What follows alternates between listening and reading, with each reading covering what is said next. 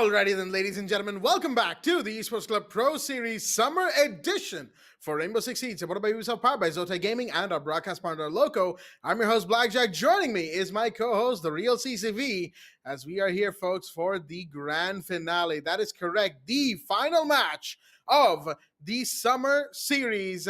Here and now, it is the age-old rivalry of the South Asian region, MercenarieZ, taking on Hunters LFO.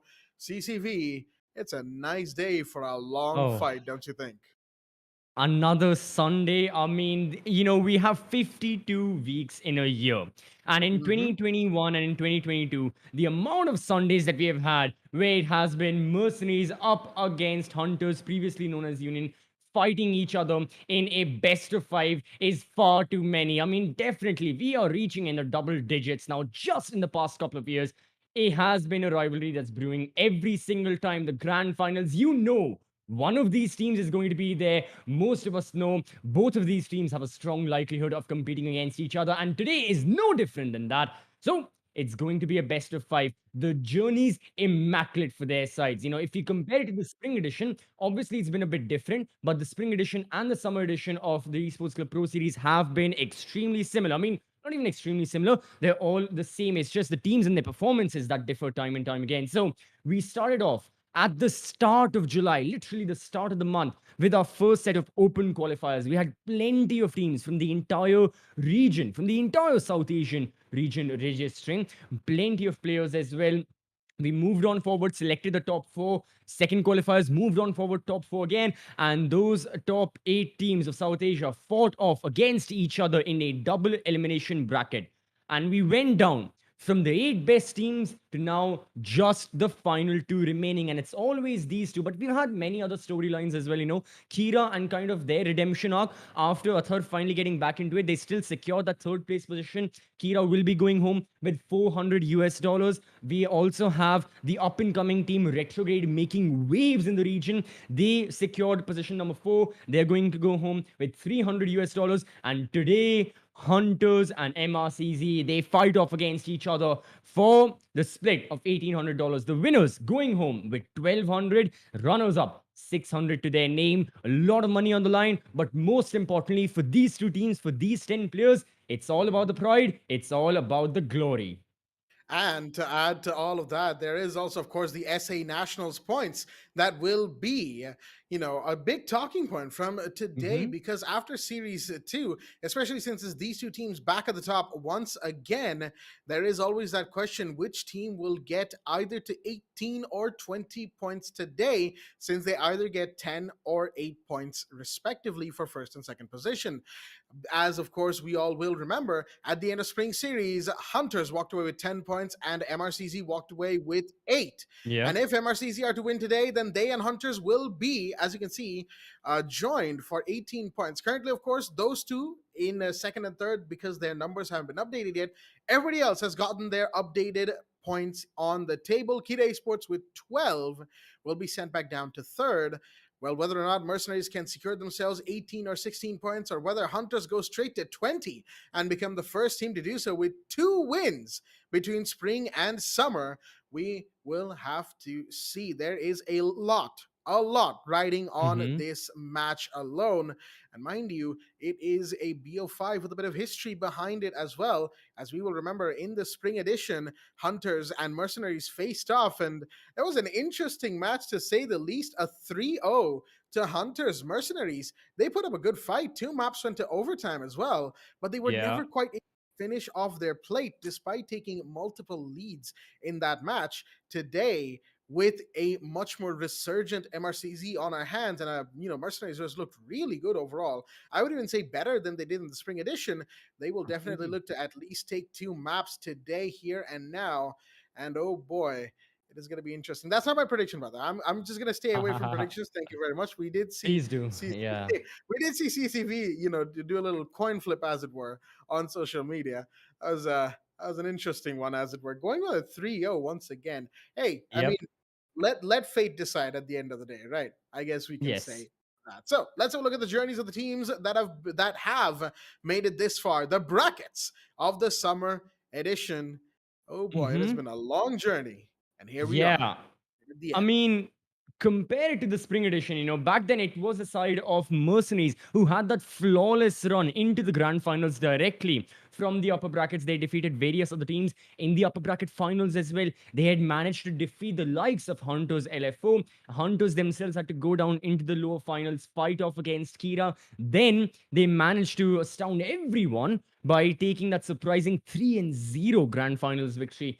And now, yeah, the positions are swapped. It was MRCZ who lost in the upper bracket finals. They fought off against Kira Esports. They won. But keep in mind, Jack, the upper bracket finals matchup as well. I mean, everyone remembers what happened on Skyscraper.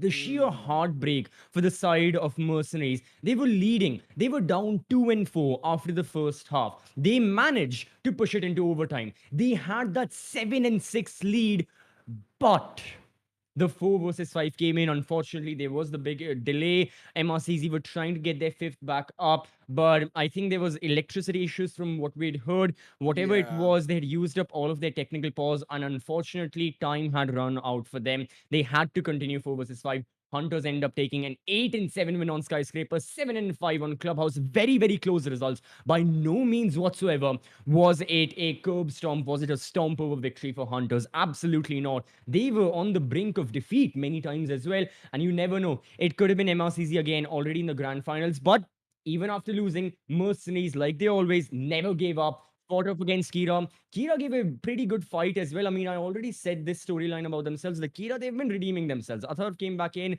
They fought their hearts out. They had the mistake in the map feeder process. Border was there. But whatever it was, Kira still, they show to everyone. Like always, just like 2021, no matter if even if they can't fight off just yet against the likes of MRCZ and Hunters, they still hold on to that third place position. This has been going on ever since South Asia was put on the international roadmap for Rainbow Six, and Kira have always been a major pillar in that place. But enough about Kira Esports. Now it's time for the grand final. So it's a best of 5, Jack. Let's bring up Yep. the veto screen in front of our screens. Let's have a look at the maps that have been selected by these teams. And as you can see right there, the maps are already very, very intriguing to look at. In order, it is Theme Park, Bank, Chalet, Clubhouse, Oregon for our decider. The last two maps, Clubhouse and Oregon, of course, SA classics that both of these teams have gone to countless times before. And at the same time, Theme Park from Hunters, Bank from MercenarieZ, and Mm-hmm. Chalet. Now that's interesting to me. Hunters are bringing out Chalet against Mercenaries. Both teams are really good there, but we have, of course, stuck to our guns in saying that Mercenaries probably still edge out Chalet over Hunters 9 times out of 10. So Bank and Theme Park, maps 1 and 2, those are the ones I'm really looking at right now. Hunters have proven themselves on Theme Park time and time again.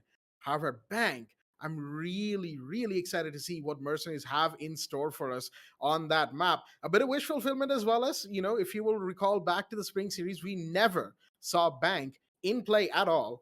So today, to see it here in the grand finals, that is definitely something that, well, I'm happy about, but I'm sure CCV is also Ah, quite happy yes. about as Mm-hmm. well. So there you have it in order, coming down one by one. Theme Park, Bank, Chalet, Clubhouse, and Oregon. And another interesting fact about this, all maps, Hunters are attacking first.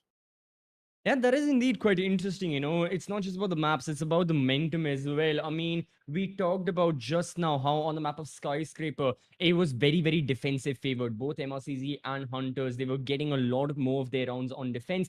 And to an extent, the similar factors play into every single map we'll be seeing right here. Of course, Skyscraper has been banned. That map won't be seen, but there are plenty maps that we'll be watching right here. Starting off with Theme Park. Now, last time both of these teams fought against each other on Theme Park, it was all the way back in the grand finals of the spring edition as well. Hunters had managed to defeat MRCZ 8-7. Again, it went 15 rounds, the maximum it could ever go. Already completed the 12 rounds of regulation, went even further, and Hunters just barely managed to scrape a win. And more recently in the summer edition as well, Hunters had played this map against the likes of Retrograde, whom they defeated 7-4. So they've had their winning ways on Theme Park. MRCZ not seen much of theme from their side after the events of spring. Bank as well hasn't been brought out. So the first two maps are definitely a lot more of I wouldn't say incoherent, but a little bit unpredictable with the nature they're going to go. For Theme Park, it's going to be an all out brawl. I am Hmm. 100% sure about it. Considering the last time we saw these teams, it went 8-7, it's going to be overtime. Already that's going to be there. But Bank, you don't really know is it going to be a curb stomp or not. Rationality suggests that obviously it's not going to be, considering just the sheer nature of these players, the caliber at which both of these teams play, not just against each other, but in general. But you can never really guess. And then, of course, we have even more maps to follow on forward with. But yeah, it is going to be amazing. We are talking about these maps, we are talking about their journeys, everything is going on. But probably the players themselves and everyone associated with the teams, they can give us some better insights. So usually we are known here to have our post-match interviews after the grand finals. But Jack, for the very first time, Hmm. we will be conducting pre-match interviews as well. So right now, our first pre-match interview will be taken by Bullet. None other than, I mean, who other than Bullet, take interviews and talk with the players, the man who has the podcast himself. And of course, it's going to be Ashrit from the side of Mercenaries who will be answering many, many questions. So that is also going to be interesting. I believe we've got everything readied up. So let's jump in. Bullet and Ashrit, take it away. Hello, ladies and gentlemen. Welcome to the Esports Club Pro Series Summer Edition. With we have I would say the coach. I can also say the captain, maybe for the side of Mercenaries and Harshit. How are you feeling today? Feeling pretty good. I'm just hyped up for this game. Like no matter what happens, it's always wonderful to play Monkey Hunters. So, Hype. so it's kind of like a habit going up against Monkey Hunters in the finale, no? Yeah, it's a very old rivalry, you could say. Like Yeah, sometimes we all they know. gain the lead, sometimes we did. It goes So, on. so, so yeah. So my first question: how's the team morale going into the grand finale up against Monkey Hunters LFO yet again in another Pro Series edition? How's the team morale? My team's all fired up. Yes. Regardless of what happened in the map bans, their picks, our picks, we Mm-hmm. don't care. Their guns can shoot, our guns can shoot. Okay. It's Okay. just all in. We are going all in. Every cylinder is up. The morale is up. All fired Like up. it's All yeah, fired all up. fired up. We are going in. I don't care. Okay. Okay. So do you feel like there was like a difference between the team performance like compared to the last Pro Series edition? Yeah, certainly improvements have been made. Improvements have been made in the back end. We have Okay. optimized how we attack, how we defend, how we can adapt and stuff. Yeah, Okay. like with time, improvements have been there surely. Okay, so in the second Pro Series season, so in the two Pro seasons so far, like your record with Hunters LFO is like 2-1 in the favor of them. So like, have you figured out the sources of your shortcomings, like up against when you're going up to stick with the original strategies or like plan and like is the second time you are facing them up against another finale? So like, do you think like are you gonna make any changes or just stick to the original strategy and game plan? Does the 2-1 include the Community Cup finals? I guess we are talking about the If two it if last it last two Pro seasons. if it does, then community finals they were, well, in terms of SSG they were what I would say funky map bans. Okay. So Okay. yeah, other than that, like we lost the best of five last time. That sucked for us, but Yeah. Yeah. we are gonna make up for it this time. Hopefully, I mean, let's see. So the vengeance mindset is there or not? I mean, we are here to enjoy the game, like as Fox says. As Okay. long as we have fun, we'll be better than the other team. So Okay. So I will keep telling my team new ways on how to tilt them for sure. But as long as we enjoy the game, it's all right. okay. So what do you think about the map picks? Are you comfortable playing on Monkey Hunters map picks? Yeah, certainly. Like in our last TC outing, we were a bit afraid to take them on their own maps, but like gradually we have gained the confidence to realize that we are not inferior in any way. Like no matter what map comes, we can take it to them. So we are not afraid of no matter what the maps come. Yeah, very good mindset, man. So what do you think about like we have seen Monkey Hunters LFO picking out some unusual map strats and you're going for those pocket strats right in the game. So can we expect same from the side of Mercenaries in this finale edition of Pro Series? I'm sorry, G2 is saving stats right now. Can't comment. Okay, okay. So in case we go all the way, how do you favor yourself winning in the decider map? How do I favor myself winning in the decider map? I favor myself winning in every map, bro. But you don't know about that, right? It can go either way. They are also a really good team, very Yeah, same, respectable same. opponent. So, So so, like, so we are like just if here to give our best, bro. No matter what happens. same man, same. Like if I just want to ask, like what map score can we see from your side if you're gonna like definitely you are here to win for the first place for the first land share of the prize pool. So what do you like think what's going to be the map score at the end of the day what we can see? Uh, I mean, 3-2 or 3-1 would be my guess. It should not be 3-0 this time, especially based on the No coin three toss zero, of no CCV. 3-0, no 3-0 this time. Especially the one based from CCV's coin toss. That will not happen. Okay. But the No, rest we'll last see. time. It's gonna be close. It's not easy. Like I do Yeah, agree man. there. See, definitely, definitely. The whole I would say the mercenary how they're looking since the starting, since the qualifiers, even in the last time, the mindset should be there, just to get that win. So anything you say, but the mindset should be there, and we have to expect some really close calls, really aggressive plays. So yeah, man, all the best to your team, all the best to the whole of mercenaries, cause yeah, you are here in for the victory, and I guess that's it from my side. Thank you so much, Ashit, for joining into for the interview. All the best for the all the five coming maps, and I'm really looking forward to it. Thank you so much. You guys are all amazing. TC has been doing a wonderful job so far. I wish you guys get to experience the least amount of rehosts as possible, but Hey, no issues, again, I can't guarantee, man. no issues, no issues. We are all. If you want to take this map to 1:30 a.m., I'm still here. I'm still here. No more about. Oh, Thank you so lovely, much. lovely, lovely. All right. See ya. Bye bye.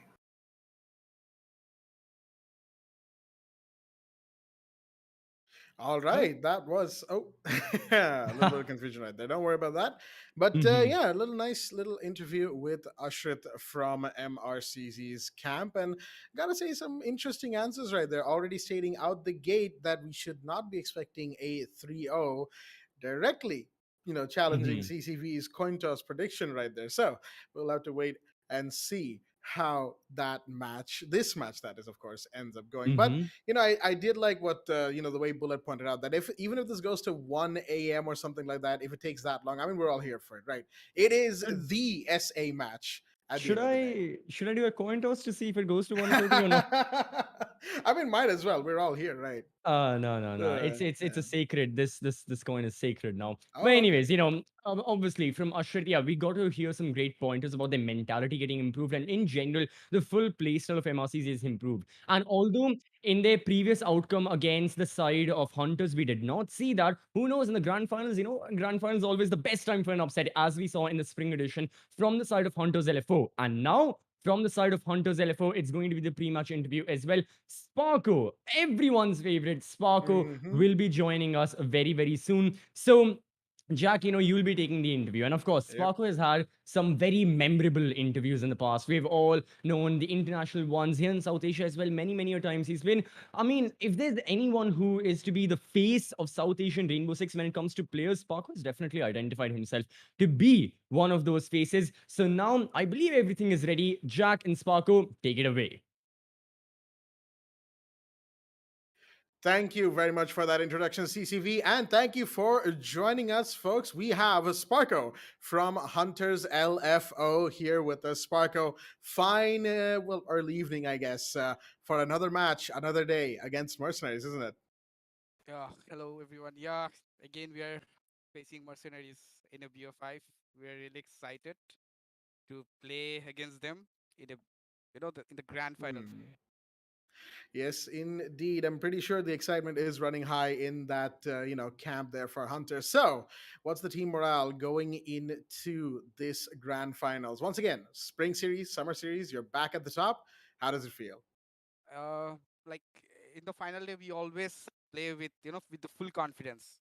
Like we don't want to play with so much complicated stuff. We just want to have fun. Hmm. We'll do whatever we like. We'll play as a team. The morale is always high. We don't care what's gonna be the result, but we will try our best to win. So it's like having fun and like winning. That's it. Well said, well said. At the end of the day, Bullet did say this, and we've said this many times before. If you're having more fun than the enemy team, you're probably winning at the same time as well. So, this is an interesting question that I do want to ask. Between the spring series and the summer edition, right? Would you say that there's been a significant difference between the performances on last edition and this edition for your team specifically? Yeah, like last time we went to lower bracket and we had to struggle a little bit because when you go to lower bracket you are playing under pressure, Hmm. because you have to go to the grand final. So this time we made it to final. Like Jittery and Sandy, Rattler, everyone. This season personally, my performance was really below. Like Ah, so these guys did most of the work. Jittery put up like Sandy. These guys like were fragging left and right. So this time I think as a team we are more hyped up like than before. We are playing with full absolutely. confidence basically. Absolutely, absolutely. That is great to see. It's been showing in your plays as well. You haven't dropped a single map in the playoffs so far as well. That's quite the achievement. Winning more than 50% of your rounds in any given match. I think it's like 60% or something. So, how does that affect your outlook when it comes to this best of five specifically? Uh, to be honest, we are like prepared. Like out of the 7 maps, we prepared most of the maps, and on the game day, we planned. Okay, mercenaries is good in this map or that map. We decide and we, you know, like proceed. And about the 60%, like yeah, as I told you, this time we made it very easy because last season we had little bit of struggling, like fragging out. We had little bit of difficulty, but this season, like in our team, everybody, was like winning the rounds, clutching. Like we played as a team. Like I don't know, some magic happened also, and boom, we made it to final. Well said though. I mean, again, like I mentioned, you guys have been performing really, really well. It's been a great honor, in fact, to cast your matches as it were. Now we did see some good, really, really good plays from you guys on Skyscraper. A couple nights ago, excuse me, in the upper bracket final against Mercenaries as well. So of course, Skyscraper is banned, but can we expect something similar on maybe Theme Park or Chalet, given that you guys are the ones to have picked that this time? I think we can see it in a live in few minutes. Some surprises maybe. Let's see if things goes well. I think we'll see some good surprises. Absolutely. We'll be looking forward for that one for sure. And final question here. Say this match goes all the way to the fifth map. That is, of course, Oregon and SA Classic. How do you think that fifth map would go if you guys were to go all the way? All the way. Let's see. For now, we are thinking to close it as soon as fast as we can. Let's see. Let's see. I don't know. We didn't think about it. We are focusing on the first map, second and third. Then we'll decide. Let's see how it rolls. Hmm. All right. Well, thank you for joining us, Sparko. And thank you, everyone, for watching this little segment right here in the pre match. And Sparko, we'll let you Yeah. go now, get back to your team, and we'll be All right. joining back to the casters. Once again, thank you for joining in, Sparko. It's Thank been you. a pleasure. Thank you. Good luck.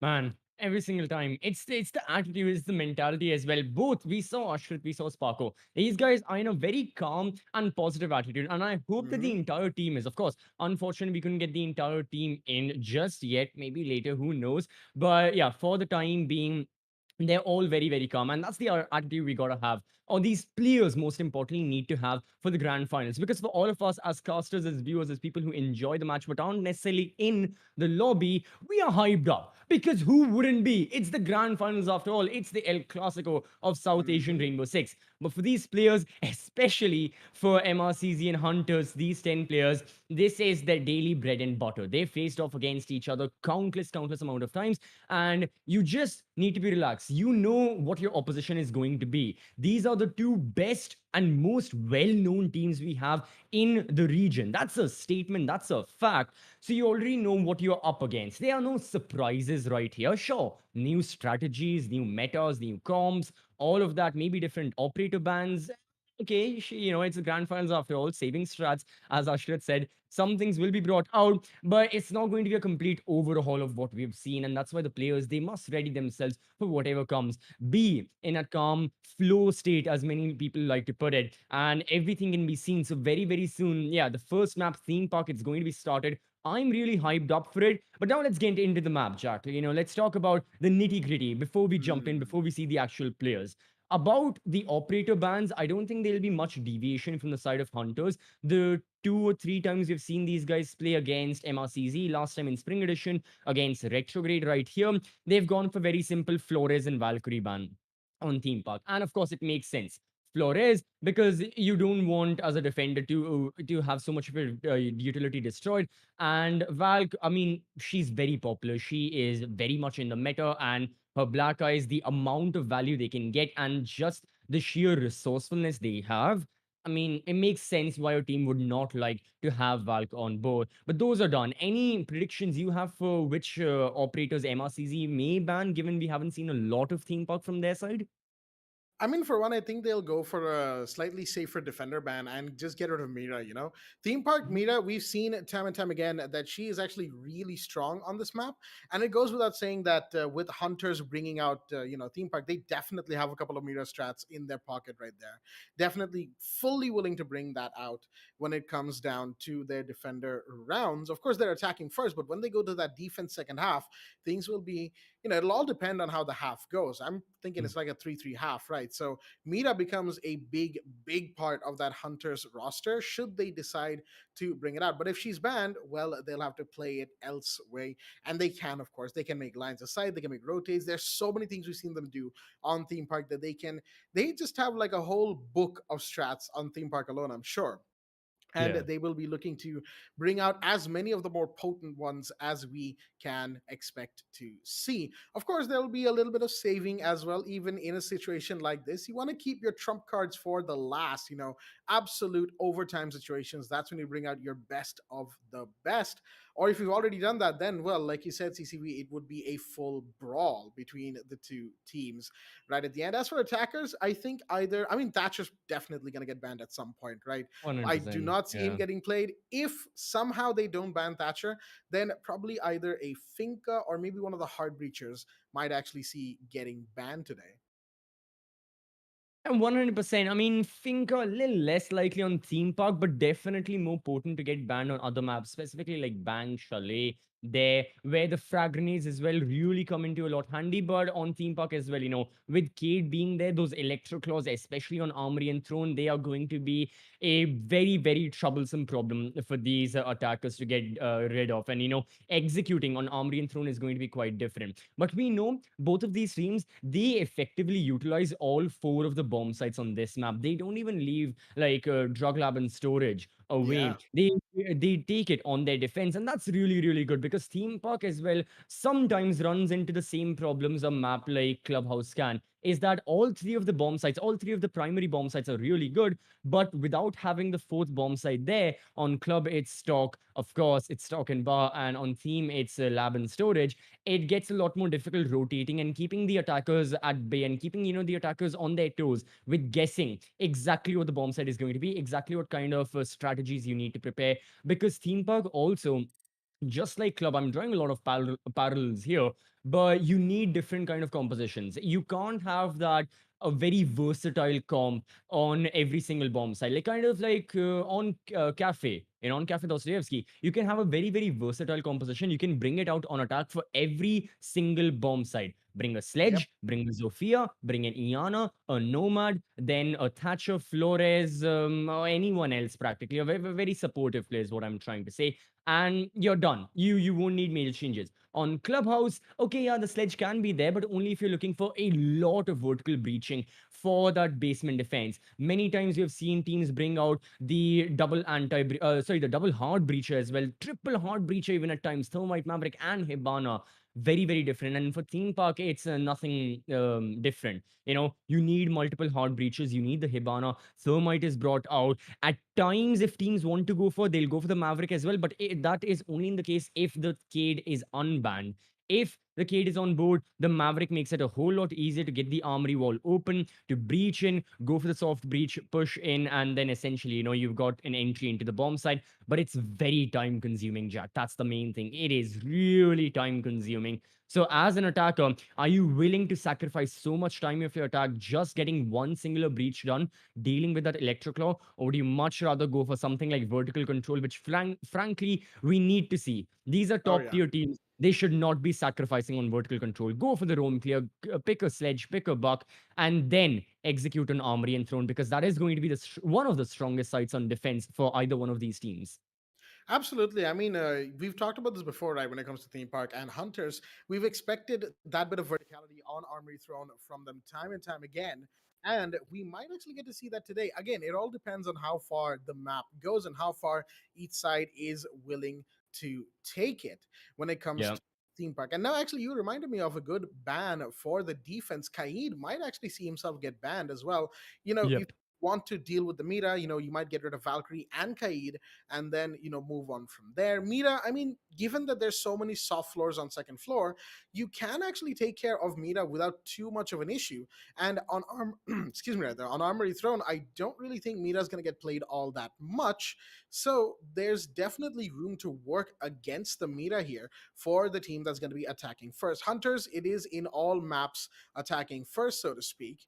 And as soon as we get the ready confirmation from our teams, we're going to be going straight into the maps. Don't worry, folks. We are very close to this match, and we hope you guys are ready with your popcorn, with your drinks, because this, like we said, like CCP pointed out, El Clasico of South Mm-hmm.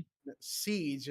We've been here for years watching these players, many of these 10 players, in fact, go at it against each other in different teams, different names, under different orgs, even.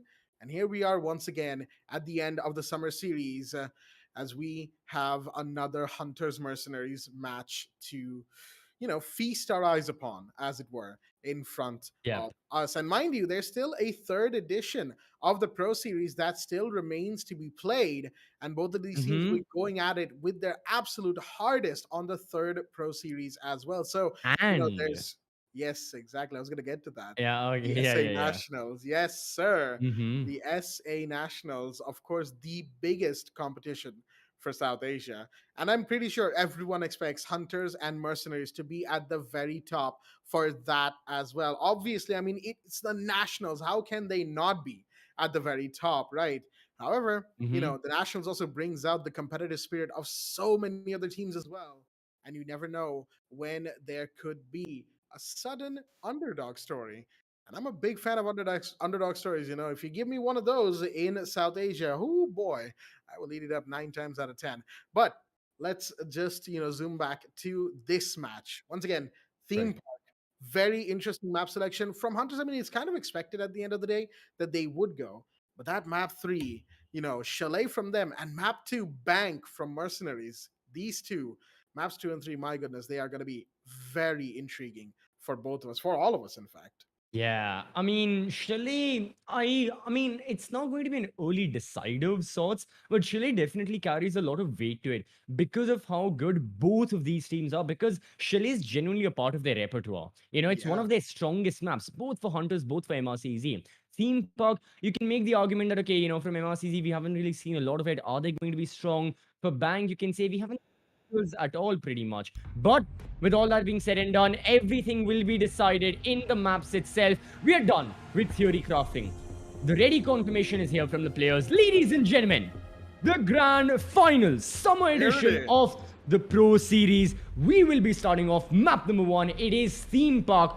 Hunters LFO have gone for this pick, and it's going to be MRCZ starting off with the operator ban phase. So, Jack, both of Mhm. us, we've given our arguments. We think Thatcher may be off the board, Cade can be taken away, but Hunters, I don't think these guys will be, really deviating from their median. It is going to be Flores and Valkyrie from their side.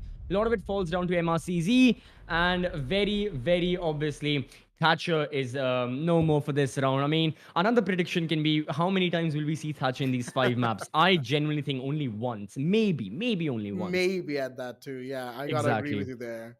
I got to agree with you there. Thatcher, I do not see him getting played. And there you go, Flores from the Hunters. No real surprises right there, of course.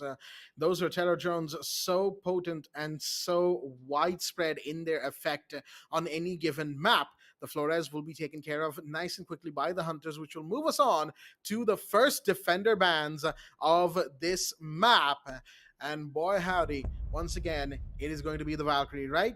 Right on the money, CCB. Looks like your prediction's definitely holding a lot more weight Hey today. man, don't no no. Okay. Last time. Okay, last time. I had to go there at least once. All right. But Flores and Mhm. Valkyrie, I mean, we did expect that from the Hunters right there. Information and utility denial, both, of course, are what those operators excel at. And then the Mira from Mercenary. So they really just don't want to deal with it. They're more than happy with the Kaid being in play, but they just do not want to go up against those one-way mirrors that the Mira brings into play. So the bans have been taken care of. Thatcher Flores, Valkyrie, and Mira. And with that, let us have a look at the grand finals. 10 players that are here in the lobby for us today from the side of Hunters LFO. In the blue attacking corner, we have Rattler, Beat, Sandy, Sparko, and of course, Jittery. And on the side of defense, orange corner, MercenarieZ have brought in Hasib, Fatar, MI7, Ayan, and Taha. Both teams going to be firing on all cylinders today. And here we go. Round number 1. It's Armory and Throne Room. Of course, of course. It couldn't be anything other than Armory and Throne Room. Makes total sense. Why it is that? So, Hunters attacking. They've gone for yet again another very versatile composition. Although I definitely believe that Rattler will be going for something different. Will be going for the attacker repick up away from the Lion, potentially towards the Iana for a bit of info gathering, because we aren't really seeing any major info gathering operators. I mean, yeah, technically Lion is one of them, but Iana just gives you so much more because of those Geminis. Not only will you see any moving players, you will see any still players, you'll see the utility placement, but no, it looks like Rattler's locked and loaded. It is going to be Lion and Finka, brought out by MercenarieZ. Sparko, the only one as the hard breacher. That's also quite interesting. The defense doubling down on their efforts with that Cade. Taha is on the alibi, and I think the alibi role is going to be very effective. As I say that, it's going to be such an efficient and a rapid kill, a double from Sandy to start things off. It's not even been 30 seconds into this grand finals, and Sandy already has a double to his name, because of course he does. This man dropped 20 kills last time we saw him against MRCZ, and he doesn't want to change that. But here's the retaliation from MercenarieZ. 2 headshots, 2 different players, the same result. 3 versus 3 now. Oh boy, trying to get one more right there, Ayan. Trying to get a second, that is, but will be taken down. Beat finds another one. Taha running around on top floor. And Sparko finding the last one as well. Hasib trying to go for a play in the hallway. Trying to, just find someone on the bathroom side. Maybe take down the ace, but not quite being able to. And with that, a very quick start as Hunters will take round 1. An aggressive start at that too, with, of course, the Zofia just getting into the building. All care abandoned, a drone in front of them probably, and Sandy with the opening double. That was huge. I'm pretty sure MercenarieZ were not quite expecting that and getting caught off guard. They were trying to scramble. And mind you, they did actually get it back to a 3v3, but they were still in the middle of scrambling and getting themselves back into a position where they could play comfortably, and Hunters were just there to catch them off once again. Sparko with those 2 kills, and of course we had Beat above. Just well played right there by the Hunters. Yeah, I mean, I'm not going to lie, Jack, that what this kind of hyper aggression we are seeing, I don't think it's very new. Now, I will apologize to everyone, in the audience watching. I haven't been keeping up with all of the pro series. I've been busy with other esports titles, but I do remember watching the Skyscraper match, and that's why I've been talking a lot about it, the 8-7 match. And there as well, we saw on the defense of Hunters and even the defense of MRCZ, these guys, they're not letting their opposition even plant the diffuser, let alone push it into a post-run scenario. These guys want to just eliminate their opposition head on, and as the defense, that's quite interesting. Because Skyscraper, even Theme Park, these maps, it's dependent on the team. If you want to play total like hold up in the bomb side, you can. If you want to be in the face, it's possible. But is this theory going to be applied to every single map that's out there? To something like a bank, where you will have to rotate back, to something like Clubhouse, where you do need to fall back as defenders. These guys, they're not, falling back. Look at Taha. I mean, already, towards break room, he wants to take those initial gunfights. Sandy gets lit up by some other defender. So already, this is just looking oh so aggressive from the side of MRCZ, and this is both going to be highly beneficial yet disastrous as well if it goes wrong. Absolutely. As all right then. Fatah's gonna find one. Can he find a second? Yes, he does. Rattler and Sandy. Those are two big drops right there. And that is your Zofia and Lion taken care of on second floor. The mute absolutely tearing through that roam clear of Hunters. And mind you, the site is Armory Throne, so they have yet to get in there. But Taha will go down jittery on the prowl at Dragon Stairs, at the top of Dragon Stairs, so to speak. Finds the alibi. Taha once again falling to the wayside for the time being. Jittery's very close to the side as well. And the Hard Breacher is still alive, but no, somebody goes to peek him, and that's MI7. Jittery will more than happily punish that. He does have an LMG for this exact purpose.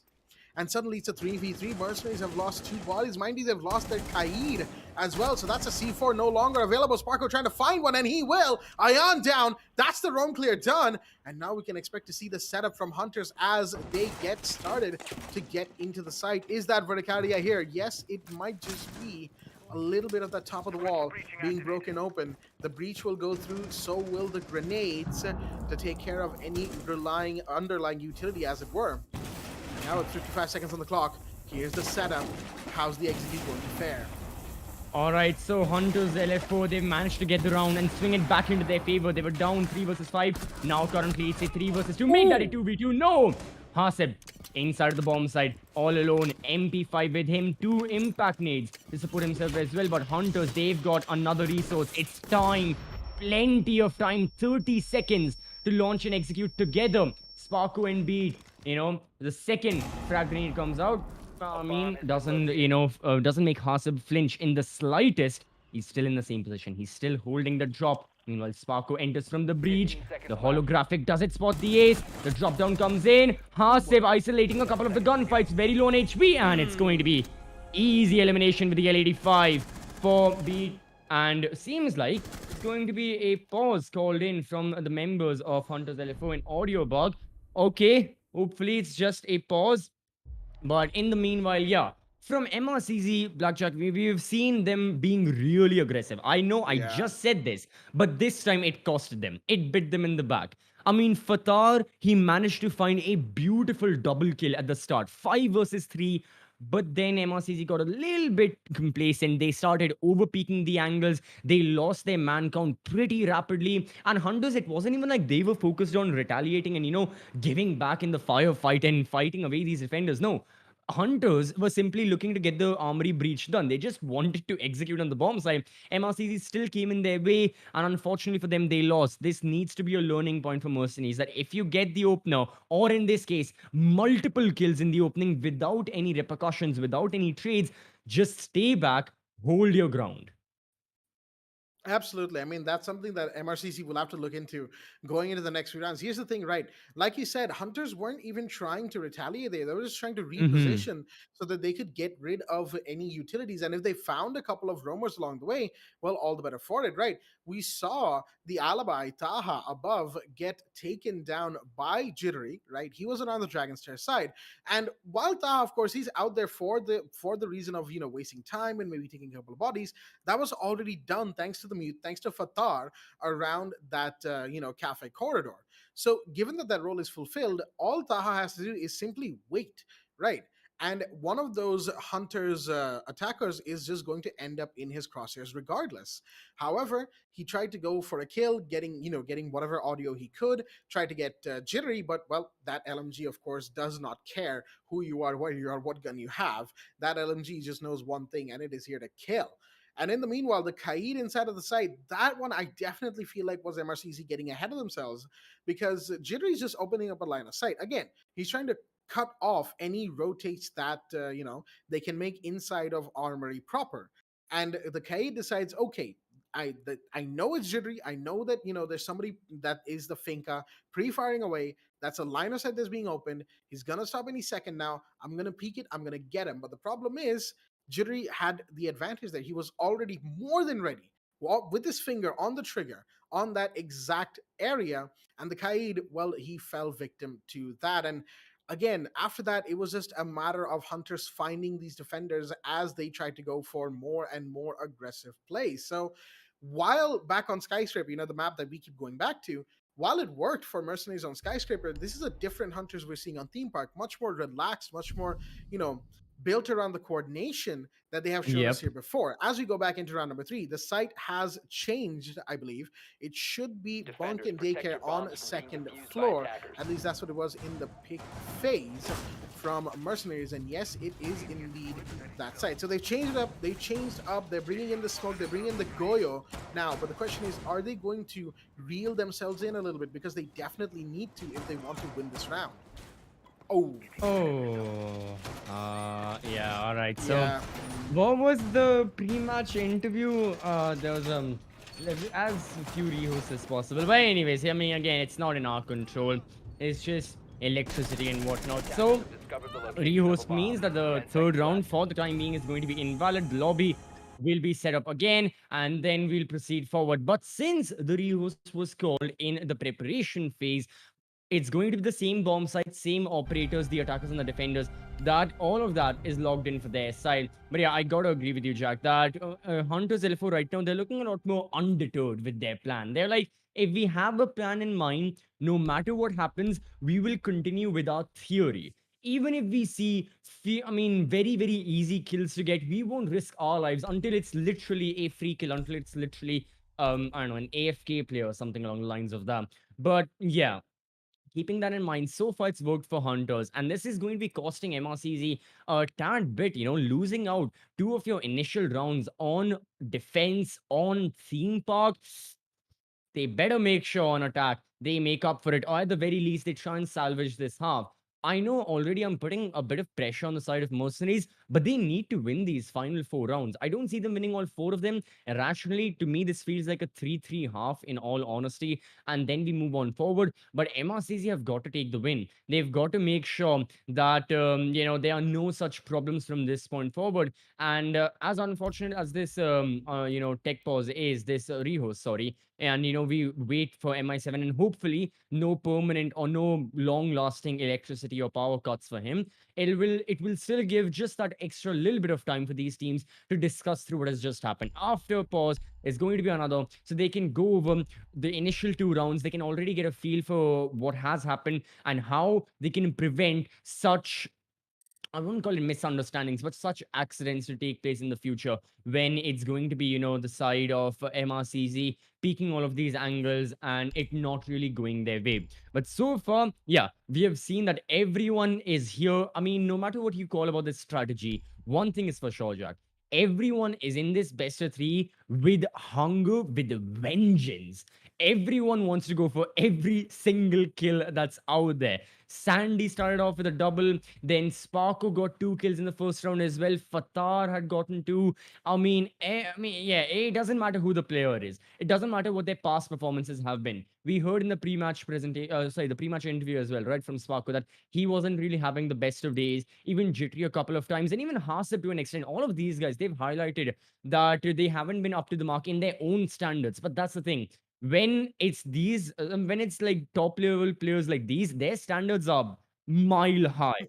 You can't even think of what their standards are. When they say they're underperforming, for us, it's like, "Nah, you're doing just fine, mate." But here, everyone wants to get in on the action. We have seen that, and it's only been 2 rounds. If we keep in mind this best of 5 is going to go the entire 9 yards, the entire 5 maps, with the amount of rounds that we'll be seeing, I am sure some player crosses like the overall like 80 kill mark or something along the lines of that. If it goes to like 5 maps, obviously, if it ends before that, um, I don't think that'll be happening. But who really would ever predict this best of 5 ends in like a 3-0? I don't think there's. I wonder. I wonder. Though to be fair, I mean, nobody really expected a Spring Series match to end in a 3-0 as well. So at this Fair. point, all bets are off, right? When it comes to Mhm. Hunters and Mercenaries in a grand final, it could end in a Yeah. 3-0. It could end in a 3-2. If infinite overtime were a thing, we'd be here till tomorrow. So that's all the things you need to catch up on, as it were, when it comes to a match like this. But like I Right. will say, for this third round, we will be going back to bunk. After all, the Rios was called in the prep phase, not in the pick phase, so they don't get to re-pick the site, as it were. The operators will still be the same, so the alibi, the Goyo, the smoke, the mute, the Jaeger will be once again in play for this next round. I am, Right. we've seen a lot of Goyo when it comes to the second floor sites. We see a lot of Goyo, primarily because those canisters can delay for so long. And this is like, I think it's like what, 20 seconds each.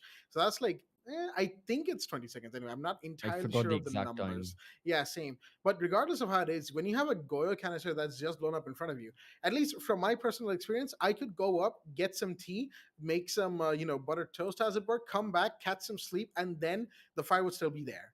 So Hmm. it's an eternity that fire stays for. But you can, if you're a speedy operator, or even if you're a 2-2, you can run through it. You'll take damage, and the next gunfight you take is going to be a dicey one. But if you want that risk, you can run through it. I mean, you could also run through Yeah. smoke, but hey, who's counting? Unless you're a smoke in basement church arsenal alone, and everybody's above on I'm talking about the clubhouse map the other day. Okay, Hmm. hunters were having a field day with that one, but Yeah, we saw. we saw, yeah. But other than that, right?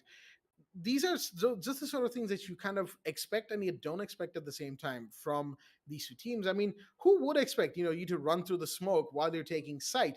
But you could be Hasib and just get in there, as it were.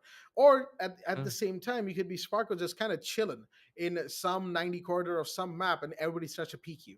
Right. And like you said, like CCV said, that their standards are by and large higher than ours, right? Far and above. Hmm. So to them, what looks like a bad day is like a good day to us. So we can't really say how they will be performing or not performing. And Sparkle's got a fair couple of kills in these first 2 rounds alone, right? I Two think like rounds. Yeah. I think he's in on 4 already, right? He hasn't died yet, at least to my knowledge. So Yeah. No, he that's hasn't. already a very good start. But Hmm. then, say once the series ends and he's on something like, I don't know, 50 kills at the end of 5 maps or something like that, and then you ask him, like, so how was your day? He's gonna be like, it was all right. It could have Like been better. It's it could have been always better. the Yeah. classic answer of every single kind of. I mean, especially in South Asia, dude. Having seen so many esports titles, no matter the genre as well, it's always like we could have done better. We could have done better. It's kind of like those over enthusiastic, exam toppers who even after they get like 499 out of 500, their parents or themselves are like, we could have done better. We could have gone for Hmm. 501. But Hmm. again, their standards are there, and I'm.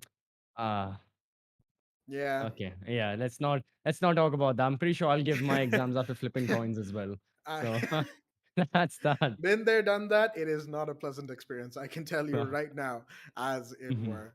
But no, all jokes aside, folks, we are very much excited to see what we have or what the teams have specifically in store for us here now. Theme Park already off to a strong start for the Hunters and a 2-0 to start. I mean, we've seen this before, right? On Skyscraper, again, going back to that map, but it's the most relevant piece of information we have right now. You know, going back to Skyscraper, it was what, a 4-1 in the first half, right? 4-2, Or then a two. Yeah. 5-2. Yeah, Hunters Hmm. took it up to 5-2, and then Mercenaries sort of they seem to like really get to know what Hunters were doing. And as soon as Right. that it clicked, something clicked for them. Because after that, they pushed it all the way, even taking a lead at 7-6, would Like, you believe it? And even on Clubhouse, right? It was once again a 4-2 first half for the Hunters, and then it became a 5-4 for Mercenaries. But again, somewhere something happened that they just couldn't quite finish it off where they really should have. And Clubhouse was their map pick as well. They were playing so well against the Hunters, right. but Hunters then suddenly took 3 rounds in quick succession and completely denied Mercenaries any potential round win from there on out. So we've definitely seen Hunters have strong starts, but rather weak middle sections of the map. And that's something Hmm. they'll be very eager to avoid. And, going to the as it were, the pre-match interview that I had with Sparko, you can see his overall mood was he wasn't really tense. I mean, he's been here 1,000 times, right? So he Exactly. knows the enemies he's going up against. He knows the team he's playing with. So obviously, him being relaxed makes sense. At the same time, he also had a quite the jovial, like cheerful attitude that too. Like, yeah, yeah, we're gonna go out there, we're gonna have a fun time, and that's exactly what everyone's out here to do. At the end of the day, win or lose, it is all about having fun. And the more fun you have, well, the better you will feel as a team and the better your chances are of actually winning because it keeps your morale up, keeps Right. your mindset up, right? In the long run, Hmm. those things become very important when your energy is down. That's the thing that's actually keeping you going, as it were. Mostly the same applies to the 2 a.m. rank sessions where we're all sweating our foreheads off. But Yeah. real life analogies aside, I will say, Hunters, I do like the energy they have here today. Same with Mercenaries. I like the energy Yep. that Ashid showed us in the pre match. So, that energy going into the match, it will be very much visible, especially given the round count, right? That will play a big factor in how we see these teams perform. Absolutely. I mean, yeah, both these teams, they've got to be at their best when it comes to morale as well. And especially in the best of five. I feel like, again, with every single time MRCZ and Hunters LFO, it's deja vu all over again. And I know for a fact, at least once, some time ago, I have said this point in the grand finals of either it was the South Asian Nationals or like the 2021 editions, or right now in the spring edition grand finals as well. I've said this to some other co-caster that physical and mental exhaustion is going to play the largest factor here, especially when we go into the final couple of maps. And with Rainbow Six, sadly, it's amplified to another extent because of the amount of unfortunate, rehosts or tech pauses or whatever we see. That takes a toll on the players as well. As viewers, even as casters, we can understand like it's a bit annoying for us. It's just that, okay, no, we aren't going to be seeing the match for a while. It's going to be a stop on entertainment temporarily. But for the players, it's a stop on all of their momentum. It's a stop on whatever they're trying to build. And keeping that in mind, this has really become one of my most used words for the past couple of days, momentum. But I only use it for the reason it's very important, especially in esports, in traditional sports as well. You'll hear many a times sports teams associating their form with how they're playing, their previous matches, etc., etc. And even here with the analogy and with the example you gave, Jack, of the rounds that going in certain teams' favor, be it MRCZ, be it Hunters, it's really dependent on that momentum. It's really dependent on everything that they're putting into those rounds. The initial kills can go in their favor, their strategies work, and eventually it leads to this amazing result where they're taking those wins. Or no matter what you're trying, no matter where you're peaking the angles, no matter what happens, you still lose. And we already saw just the tiniest example of that, where in round number two, Fatar got that double kill at the start, killed Sandy, killed another player. I think it was Beat, could have been someone else. Apologies. But still didn't go the way of MRCZ. Unfortunately, it didn't. Hunters managed to take that round win. So keeping that in mind, that yeah, momentum will play a large factor when it comes to how these players are going for. And they've got to keep the morale up, the attitude up. Everything has got to happen, even if it's a losing situation. One of my favorite examples that comes to my mind is different game. It's I mean, I'm not going to say the name. I mean, say the name of the game, but like there used to be the old MIBR SK Gaming roster with Fallen and with Taco and everyone, right? There was one of the maps. It's a very like famous clip on YouTube. Unfortunately, I'm too young for the clip to have watched it live because yeah.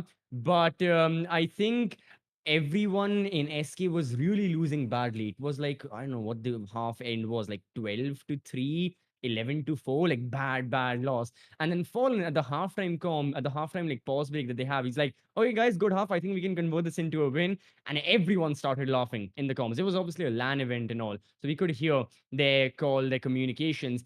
Yes, the team did end up losing the map, but you need that morale up. And as IGLs, as coaches, everyone has to do that. For MRCZ, a lot of pressure falls onto Hasib.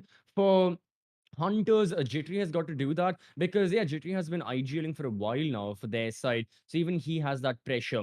Being the entry fragger nonetheless, having so much pressure and responsibility on his shoulders to get those skills. I mean, it's every other day we see a Jittery 5-10 clip, montage dropped on Twitter, and every single kill is like, how does he manage that? How does he do that? But anyways, yeah, we've been rambling on quite enough. It would be lovely if we could, get an update about the lobby situation, what exactly is happening, and any update that we can relay to the viewers as well. Because yeah, now we are nearing the end of our logistical talking points. This is where the Yes. rambling part. This is the rambling part starts. And but still, man, look, it's the grand finals. No matter what happens, the power, the atmosphere is still going to be associated with it. And it's like I had said all the way back in the first match we'd seen of Hunters, against Shaheens in the qualifiers, the 5-hour best of three that was there, is Oh that yeah. only because of these down segments that are there that made the map so, and that made the entire best of three so much more special. and that made the entire match so legendary in the way in the way Hunters took that win. And Shaheens, unfortunately, they just couldn't qualify for this edition of Pro Series as well. Really heartbreaking stuff for them, but we'll see them next time for sure. I mean, yeah, no, the Shaheens definitely, were not expecting to be defeated right then and there by Hunters, but Hunters this time, they're just taking no prisoners, right?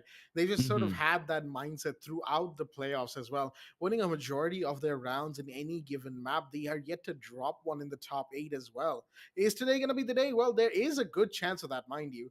It is, after all, Mercenaries, but then again, Hunters didn't even drop a map against Mercenaries. They came close to, mind you, it was very close for a minute there, and the heartbreak for MRCZ, thanks to, of course, the power outage and so on and so forth. It kind of just happened all the way at the end. It's just that kind of stuff that happens. The region Right. we live in, it's going through quite the time right now when it comes to these things. So we don't really know as to what is the lobby situation. I think we're getting an update. Yes, we are, and it seems like we've gotten everyone back into, as it were.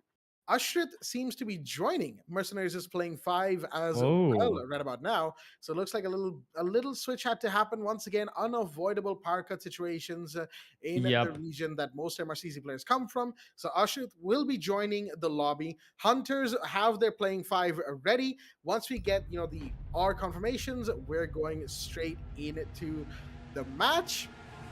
And once we do, folks, it will definitely be quite the game to come back to. Indeed, it is currently 2-0 in the map count, as it were. And we are going to be, just waiting on that ready confirmation once again. And, a little bit of a hiccup happens in the back end, stuff that we normally get to see here and there. But it is what it is. 2 rounds have been taken by Hunters. It's 2-0. And we're going to be going to Bunk Daycare in round number 3 here.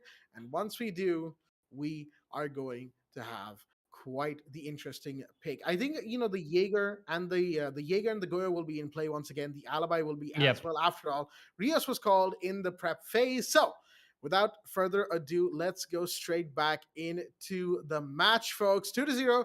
We've currently got it on an admin pause because the lobby kind of started before everyone was ready, specifically Ushrit. As soon as he's back, and it looks like he is, we're going straight back into the round. All right, so we're back up and running. Yes. Yes. Oh boy, it's just been 2 rounds. It's just been 2 rounds. Good Yep, God. yep, yep, yep. Huh. We're going to be here. We're going Okay. to be here. Oh, really? We will be. It's yeah.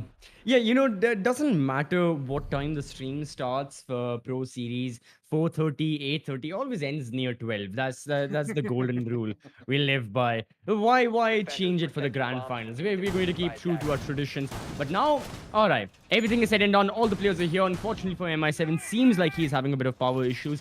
Hopefully, he'll be able to return for the second map or for the following maps, whatever we see, or he joins as soon as possible. But yeah, for the time being, Ashton is going to be the 5th. So yeah, I guess MRCZ were ready for this. They knew in a way it was bound to happen. Their social media as well, they were dropping hints that we really ourselves don't know who our 5th will be.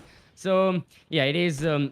It is load shedding has been a major problem, not just here, but for like a lot of the players, and even like not just players, but like other people working in like management and stuff in esports. I can vouch for that. It's been a problem. But anyways, now we're back into it. Round number 3 it is.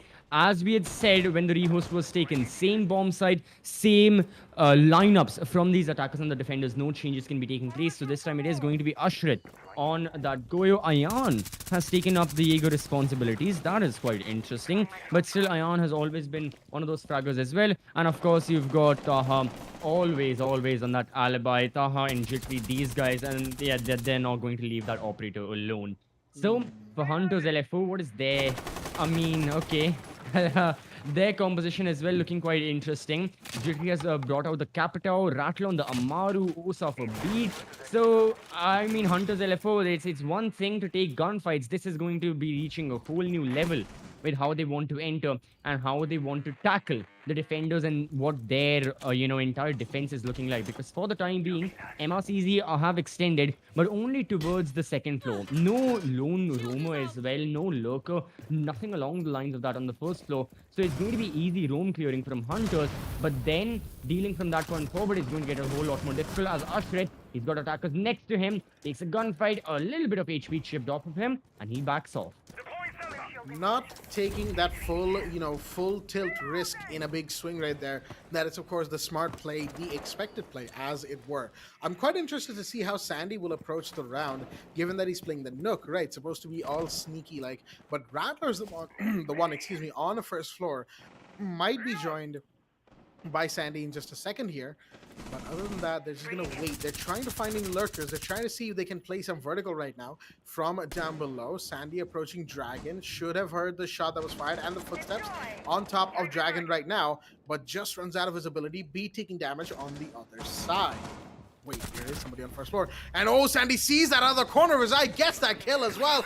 That is Fathar down. B taking more and more damage as the approaches here from the Nook. Shots are fired towards him, but of course not by much. Rattler, oh boy, this is big. Goes straight into security. This could be big as Sandy finds another. Hasib goes down. He's in here onto balcony and no one to be seen. Jittery finds Ayan and Jittery finds another. Where is Taha? He's all the way back in towards security. And this is looking like a flawless round for the Hunters, as it's all now down to Taha to get even one of these attackers. Will be able to do so. Finds one, but the plan's going down by Sparkler. It's going to be a post-plant 1v4.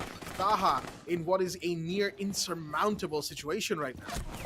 Yep, his location is known, yet he catches Sandy when he was looking. Another for this alibi. All right, things are getting heated.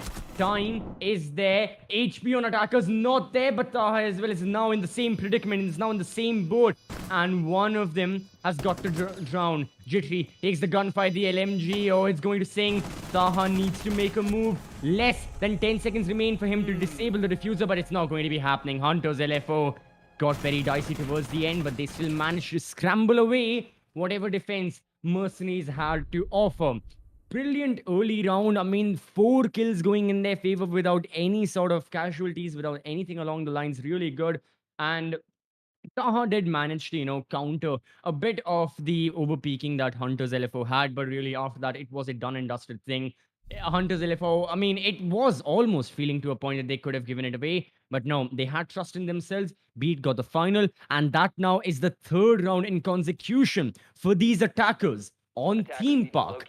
And I feel like MRCZ, they're slowly wrapping their brains around just how much pressure they're under. They're slowly wrapping their heads around, all the problems that will be there. Granted, Blackjack, this is going to be the pick of Hunters. You would credit the map going in their favor, and obviously it's a best of 5. There is not that much of pressure. Even if you lose one map, you still have that safety net. Only after you lose 2 are you like really in panic mode that win, we have no other choice. It's not a best of 3. You have a little bit more leeway, and for MRCZ, knowing they haven't played Theme Park a whole lot recently, maybe in their practice sessions, maybe in their scrims, they must have picked this map. They must have played it against some other teams, but yeah, for the time being, not much that's done. And they can understand, and I think they are aware of the consequences that may follow if they do lose the map of Theme Park. They'll be ready for bang. They'll be ready to tackle Hunters LFO head on, but you still want to take that early win. As I've been saying it, I know I'll say this word a million times in this broadcast, but momentum is going to be a major factor. And for MRCZ, giving the first map away is going to be quite different. This time, a new person joins the tally with those entry kills. Earlier, it's all been Sandy and Fathar. Now, Taha gets rid of the man himself. Sandy has been eliminated, so it makes sense. Yeah, Sandy's always on the forefront with these kinds of plays. Now he's taken away, not by his old nemesis in the form of Fathar, but it's the lonesome alibi, always roaming around. Taha currently doing an excellent job being that initial line of defense, being a nuisance for these attackers, and it's only going to get worse unless he's eliminated, which happens swiftly. Oh boy. Yep, just kind of trying to get somebody inside of that security first floor corridor, right? And he was just hugging the corner of the door, but Jittery coming around from a gong room instead finds that refrag, and better late than ever, minute 50 on the clock. Plenty of time. The site, of course, being once again Bunk and Daycare. Jittery nearly finds Fathar there. Fathar's very low on HP right now, but he still wants to swing this. Not sure if that's advisable as Rattler finds Naughty Ushret in the meanwhile. That's 2 down now with the Goyo in tow. And Hunters once again have that man count advantage. They have lost the Zofia, but that rotate is now going to be reinforced off. It wasn't a site-centric push from Hunters like it was in the previous round. They're going all over the map. They're trying to find everyone wherever they can before they execute on the map. This time, given that, you know, they've already found Sandy, Mercenaries can play a little bit more on, you know, the relaxed stance, as it were. Sandy will not be the late round nuisance that he has been for that team before. Hasib watching the bathroom, but whoever was in there is actually going to vault right out as the Salmas are going to come in. The Meat Jammer is probably not going to be able to stop them, as it were, unless it is done correctly. I think it has been. No, the rotate is going to be opened up, and Sparker's going to find Fathar on through that as well. That's one more down. It's a 2v4, but this is where the question is for Hunters. They have stumbled in this execute, but doesn't look like they will be this time. Rattler finds one more. It's all down to Ayan, the Wamai, the last one standing, and he's being surrounded from everywhere. Finds the diffuser player. One more. Oh, this could be big. This could be big. All he's got to do is play it correctly now. In the corridor, he's going to jump down, smartly done. He's going to come around the stairs. Diffuser needs to be recovered. It will be now. 13 seconds remain. Ayan could make this a huge play. All he has to do is come around the corridor side, but the pings are being given away towards the daycare door into the corridor. He's just got to approach this slowly. Bit by bit, he's coming in towards the site, looking at the rotate. Where are the attackers? One's by the corner of the door. Does he see the Lion's gun? I think he does. Impacts out, and Rattler is just unshaken. He's sitting in that corner with no care in the world. And there we go. Forcing Ayan to go into the hallway. Finds him as he went for a pre-fire. Swings out, gets the kill. And once again, Hunter shaky on the execute, but still winning the round. That's what matters here. 4-0. What a start. Oh boy, I mean, Hunters LFO. At this point for Mercenaries, just think of the second half. Think of your own attack. I guess that's always the salvaging factor in a full map. We've already seen it plenty of times. You know, last time both these teams met against each other in both the maps, on Skyscraper, on Clubhouse. That was one of the elements. But back then also, MRCZ, unfortunately for them, they had ended up losing. Now, not taking up office and initiation, interesting tactic. That also is a very head-on kind of bomb site. You know, all the attackers, they want to enter from security, they want to enter from cash, breach towards office, move on forward. But MRCZ are like, no, that's a little too forward for our comfort. We want a little bit of wiggle room in our defenses. So I guess that's why they've gone for, oh, well, they've gone back to Armory and Throne Room. And yet again, no major changes in their composition. I mean, okay, Ushret is going to be on the Mozzie. Cade will be taken up by Hasib. No Melusi this time. No Jaeger as well. Ayan is on the Vamai. So practically the same comp, just, yeah, a Goyo not there. Sorry, yeah, Melusi not there. Instead, it's a Mozzie. And makes sense why MRCZ have gone for it. I mean, they want a little bit of information denial, especially for their roamers and towards the bomb site as well, to prevent any such instances happening. But Hunters LFO, wherever these guys push forward with, they are finding those skills. So let's have a look. It is going to be the solo roamer right here in towards storage. Fathar, oh, he almost spotted in attacker, shoots the claymore, destroys it, and you still have a very spread out defense, and it's a spread out defense that works on towards Gong. Hasib gets the opener, and it's none other than entry fragger Jittery himself. So 2 frag grenades off the board. Beat is the only one who remains with that utility, and now the attackers remain with only 4 players alive. Now that is a big drop, if ever I've seen one. The Finca no longer. And mind you, Cash Balcony, there is another operator to be watched out for. Ushrit as well, knowing full well that there's somebody on top and will get taken down. Sandy, beautiful headshot right there. Beautiful peek as well. But does he know that there's 2 players right below him? I don't quite think so. Fathar down here, as well as the Wamai, we saw means that there could be a late flank at any given point that could be absolutely brutal. But wait a minute, those Candelas just went off. Which way was that? I'm not entirely sure. As the site, of course, is armored. Grenades out. Rattler's got to be careful of that, knowing full well that there's somebody in the bathroom. Rattler wants to push this, but he's got to be careful of this. Taha is in here, free-firing away. Nearly found Rattler right there. The shots are fired, but no, the sledge comes in to save the day. Taha will be down. And now it is minute 15 on the clock. 70 seconds remain. Mercenaries have lost 2 bodies once again. This is where Hunters need to clean this up because Rattler barely has any HP remaining. That's barely a sliver. 5 or 10 HP, something like that, which means that the rest of the team will have to pick it up. They don't have Jittery for the end of the round, as it were. Mercenaries have a little bit of breathing room here. Verticality is going to be established. C4's out. Will that find one? Yes, it does. That's beat gone. No more verticality from the sledge. And that makes it much more of a dicey round for the Hunters. Yup. Now Hunters LFO, in terms of breaching as well, they may just have to brute force their way in. Sandy will have to go through split, and it is going to be, you know, the western side breach that opens up, and it means that the hallway is now up for grabs. The attackers entering. Sparko eliminates Hasib. The player who got the entry, now dead. 6 feet under. 20 seconds left on the clock. Hunters LFO, they've got to prevent themselves from dying.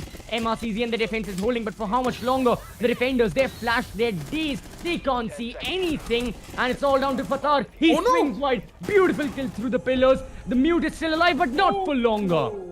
It is going to be Rattler.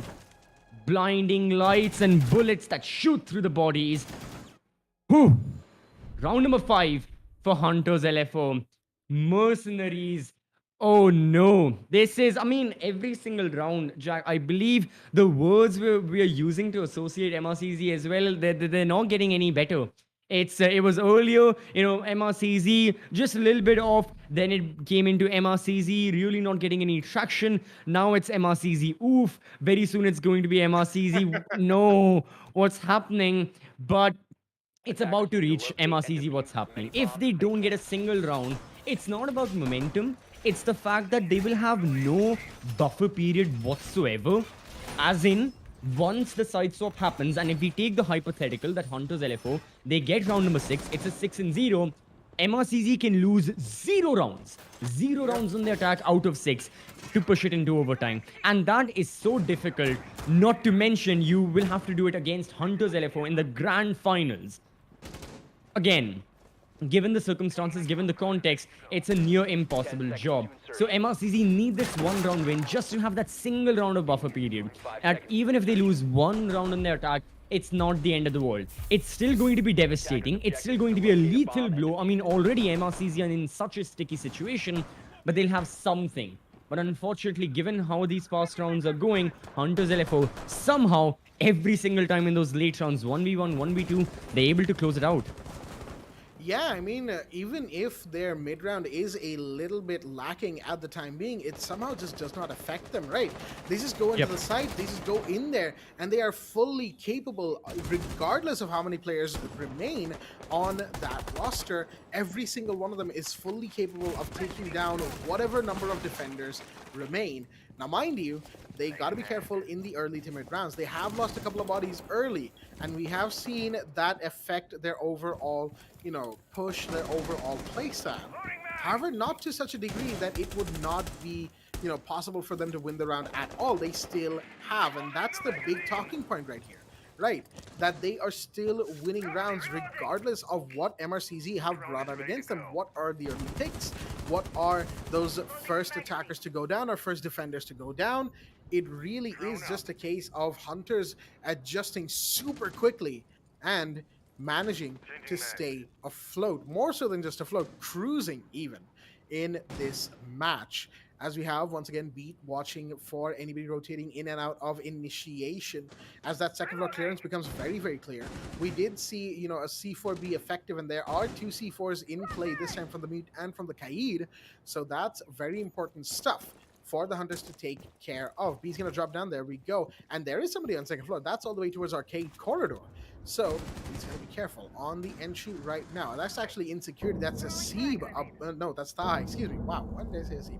That's Taha above. and waiting for a kill or two as the breach. Will that be tricked? Oh, only barely was not. And that's once again Armory opened up wide. Shots are fired, damage is done, but no kills just yet. As I say that, one goes down, and they're gonna try and look for another one right here. Maybe. Sandy's gone down, mind you, and there's only 45 seconds remaining. Yep. I mean, now from the side of Hunters, they really have to start accelerating. They gotta go 100 miles an hour if they want to execute onto the side, but this is looking dire. MRCZ for the first time have really got their hands strapped tightly around the necks of Hunters, and they want to choke them out of this round. They don't want to give them any opportunity of winning. What? What? How? Huh? Headshot? That's Alright, one. okay. Fatar eliminates the Pinka, but in doing so goes down himself in this trade. It's now a 1 versus 2. All the pressure onto Sparko. Less than 10 seconds on the clock. The Thermite has no choice but to enter the bomb site. All that's happened, it won't be for anything. He gets one. Can he plant the diffuser? He's sticking it. Ashrit, he's got no smoke canisters. He has to push forward. Sparko, does he have time? Yes, he does. Oh, Ashrit. Ooh. It's going to be both the players during the interview. They were like, we're calm, we're collected, but this was definitely the most anxious. Both of them must have been. But MRCZ, they muster up the courage to get their first and only round in their defense. It is going to be the diffuser getting disabled. 1-5 is the score. My goodness, what a first half that we have just had in a Hunters versus MRCZ match. Would anyone have predicted a 5-1 first half? No, I certainly would not have been able to, folks. That is for sure. And mind you, we consider Theme Park as such a defender-sided map on a normal day, right? That, Yeah. you know, the fact that an attacking team first half can go 5-1, and it's now that Hunters are on the defense. This is insane from the Hunters. Sure, they lost the round, but mind you, how close was it at the end of the day? A 1v1 in the post plant, and it had to come down to the diffuser being disabled. So, all things considered, Hunters still played their minds out in round number 6 right there, and it was only because, you know, at that minute 5 mark that they actually lost, you know, those bodies, you know, Sandy and then Jittery, who, again, Jittery, how do you win these gunfights? Please teach us at some point. But Yep. regardless of the jokes and whatnot, the fact that Jittery won that gunfight was huge, but he didn't have enough HP to contest at the bottom of Yellow Stairs. That's when he went down, and after that, things were just not really quite there for the Hunters. They couldn't quite consolidate the same way we've seen them do so many times. So all things considered, it was good on the Mercenaries to have wasted so much of their time, but I will say Hunters setting up also took so long there. Not really sure what was up. They probably were, you know, sifting between their strats, like, oh, should we do this, should we do that? Not quite, didn't quite end up with what they wanted to do, and so the round was lost. Hell, they'll be happy with a 5-1. I know I would be. As right now, round number 7 is the first Hunters defense round. Yep. Now, Hunters LFO are ready with their own defenses as well. Quite different. I mean, Azami brought out yet again from Jittery, and Hunters LFO really go for this, like, impact denial. I think one of the major things we see those schema barriers being used is even if an impact or a breach is opened up by MRCZ, they block it off. Again, I'll preface this by saying, you know, when we saw that skyscraper match between both these teams, Jittery was on the Azami. He was impact tricking all of the places and all of the corners. He was, you know, Castle was being picked right here. No matter what operator it is, same result. It's going to be back and forth between these two teams. Sandy went down, Ashrit follows. Ayan also eliminated. And again, in an instant, even though Hunters were dealt the initial blow, they swing back. They land a solid 1-2 punch on the side of Mercenaries, and the bout still continues. 3 versus 3 now. Where are the positioning of all the players? They're all spread out all over the map because we still have 90 seconds to work with. MRCZ, they've lost the Maverick, they've lost the Ying. So, execute, I mean, it's not going to be any different because there are, well, no anti-breachers on the side of Hunters. Quite interesting. what they've opted for. Mute was there, but it's going to be very easy with those frag grenades, with the plenty of frag grenades that Taha and Hasib have to get rid of those Mute jammers. No cage. So even if the Maverick is gone, the breaches will not take a lot of time. But this map clear surely is taking some time. Minute on the clock from Barrel. Fatar will be moving on forward. Yuki is ready with the impact trick. No, it doesn't happen. And now MRCZ, they've got clear line of sight into the bomb site. Oh boy, the site has been blown wide open, and Hunters are about to be put into the question, into the blender. What is the MercenarieZ attack that is going to be coming in just a sec? Azami Kiva Barry, excuse me right there, is facing the Thermite right now. Fatar doesn't want to push because he knows full well that there's going to be somebody behind that, and it is, of course, Jittery. Grenades out. This could be big. Jittery just about getting away, but no, gets shot down. He's in a DBNO state. Flashbangs are out, but Rattler still finds a seat nonetheless. There is a Warden in play, mind you, as Fatar finds Jittery. That's the kill, but Sparko right around the bomb chassis gets one. He's still safe from the other one as well. This could be big. Diffuser is dropped. 7 seconds remain, and Rattler will get the final kill from across split. He's been sitting here, lying here prone the entire time, and gets the final one as well. Again, Hunter so calm, so composed against this attack of mercenaries. Nothing seems to shake them, no matter what they do. And now they are map point 6-1. I know you said, CCV, you know, that it's a BO5. You still have another full map to really bring yourself into the 4, and that's probably what mercenaries are doing. But here's the thing. Losing map 1 on 7-1, that's definitely, no matter which team you are, that will definitely affect your morale. Yeah, I mean, it's really bad for the side of MRCZ. Now it is going to take a little bit of toll on them. They will have to shake it off after the event of the first map, because honestly now it's such a difficult job to come back from this. I mean, as for the rational opinion, you know, you have to rule out MRCZ of this game. Of course, we have seen lot more insane situations happen. We have seen comebacks. I'm not going to say it just yet, but everyone can understand that MRCZ on Theme Park, they're not looking the best. And when it comes to the veto so far, Hunters LFO have outsmarted MRCZ, but you never really know. Mercenaries can make that comeback on bank, and suffice it to say, they let Hunters go for this Theme Park pick for that very reason, is that they're like, okay, if you want to take out the first map in your favor, very well so. You know what? It's fine. We'll have our own map choice, and then we'll be evens. The BO5 will be a best of 3. Doesn't matter to us. And for MRCZ, that's the only mentality they'll have to apply. But it takes a very strong will, and it takes a lot of determination to have that mentality and to execute it as well in the minds of all 6 of their players, not just 5. You know, considering Ashrit is here as the sub, everyone needs to make sure they're on level pages. Everyone needs to make sure they don't have regrets about how Theme Park is going, about what the result of Theme Park will be, no matter how devastating or how curb stomp-ish the loss may be for mercenaries. You know, even if it's a 7-1, doesn't matter. Focus on bank, That's pretty much it. Yeah, I gotta agree with you there, you know. Whatever this map ends up being, I think Mercenaries' full focus is going to be on bank. In the meanwhile, Sandy's going to start things off by finding Ayan. My goodness, that is a Sophia gone. You know, Hasib playing the Finca is probably going to be next on the chopping block if Hunters had their way. And that is definitely something that MRCZ will need to avoid. Hasib will have to, you know, hang back for just a second here as he lets Taha, you know, Fatar, maybe even Ashrit go in and get whatever they can for this round. Ashrit, unfortunately, not really having that much of a great map right about now. And a lot of the same can be said for Ayan, not really performing to the level that we've seen him before in the BO3s in the playoffs. However, we're going to have to wait and see how the course of this round goes. They are going to be attacking on Bunk Daycare as it were. No surprises right there from the Hunters picking this site.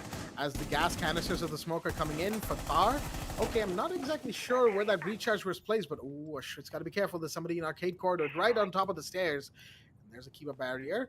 Hasib, right by exactly. I was gonna say Sandy's in the bathroom waiting for somebody to enter. He'll see him, and that's the Finca down. There goes Taha. There goes Fatar. It's all down to Ashrit with the last dregs of the Finca boost ending there, and so will his life. A Flawless. flawless round. Could you believe it? I certainly.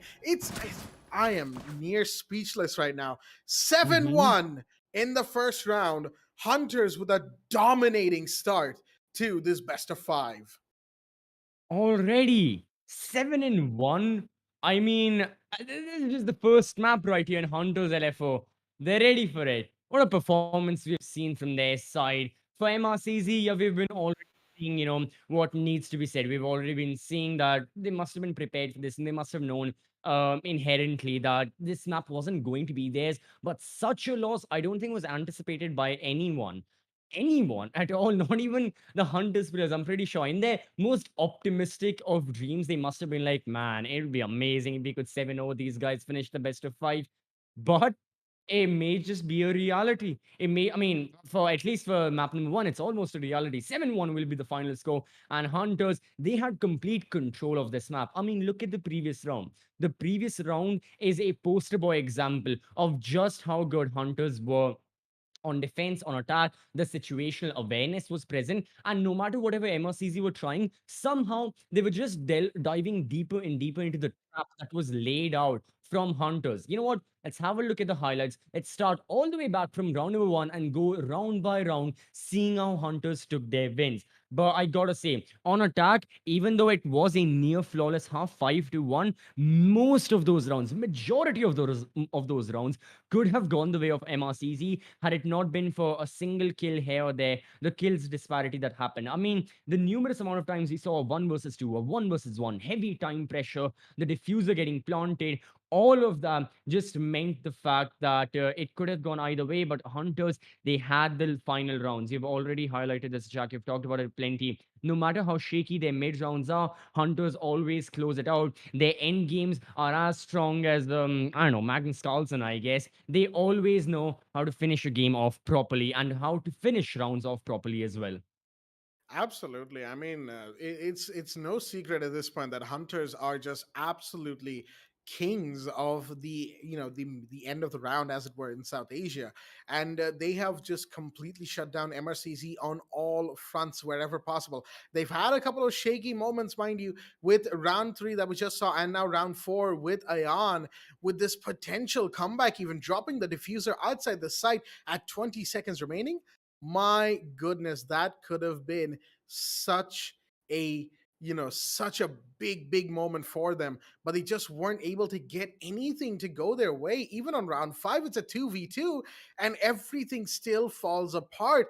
Sparkle was down, there was no way the diffuser could have been planted, and yet Rattler, through the ying, through the smoke, manages to find the last kill anyway.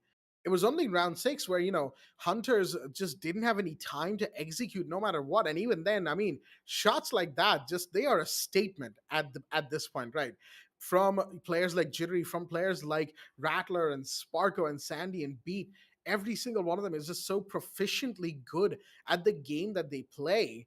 Even for mercenaries, it becomes a tough ask at that too, for them to just turn things around somehow, some way, for them to win these rounds. It becomes a monstrous ask, especially when hunters today, they are very clearly feeling themselves, right? There's no two ways about it. They are absolutely in form, absolutely vibing to the result. However, they Hmm. will also be very apprehensive of that bank pick from MRCZ. We don't see it too Yeah. often.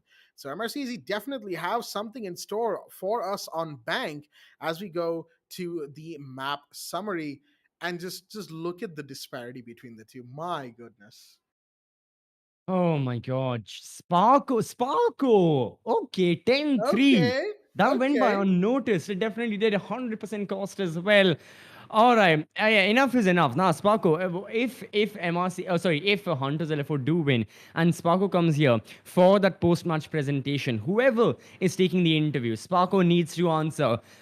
He shows up just when his team needs him the most. The entire Pro Series, this man is like, oh, I'm having a little bit below average performance. My teammates are really pulling the efforts, and now he does this. A KD of over 300% cost. Sure, he may not have any opening kills or anything, but he didn't need it for the majority. Sparko, was playing the ace. He was playing the support for, yeah, for what, out of the 8 rounds, in 5 of them he played the ace, in one of them he Yep. played the thermite, and he still managed to drop 10 kills and only 3 deaths. Good God. Even on the side of MRCZ, we had some standout performances. Fatah really gave it his all. Hasib, not to mention, with the opening kills, he was someone who stood out towards the very end. With those opening kills, he kept on getting and kept on getting 3-0. But opening kills just weren't enough. I think that was one of the major things for MRCZ. They have the majority of OKs going in their favor. Most of those kills did favor them, but the rounds, as we can see from the tally, 7-1, didn't really convert into round wins. Mercenaries have to figure that out. They've got to make sure that their late round works, no matter how good their early round and mid round gameplay is. But with all that being said and done, it is going to be map number 1, 7-1 scoreline.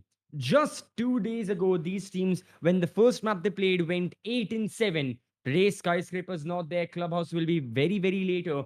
For now, Bank, the next map chosen by the side of Mercenaries, and they really need to do a miracle right here. They really need to go for the opposite run. They need to get a 7-1, 7-2 for themselves to really equalize the battleground, not just in terms of quite literally equalize it by, making this best of 5 or best of 3, but also to metaphorically and, for the sake of their own mind, essentially, to get back into the game. Because no doubt MRCZ, no matter how much they must have expected a loss like this, or how much they would have been like, we may lose the map of theme park, as we have said, Jack, this definitely is going to be quite devastating. So in the little time both of these teams have, they will talk over what happened on theme park. They'll rectify their mistakes. They'll refine their gameplay. They will ready themselves up for the map of Bang. In the meanwhile, all of us watching as well, we'll be taking a quick break. So don't go anywhere. Stay tuned. Keep watching, and we'll be right back with the second map.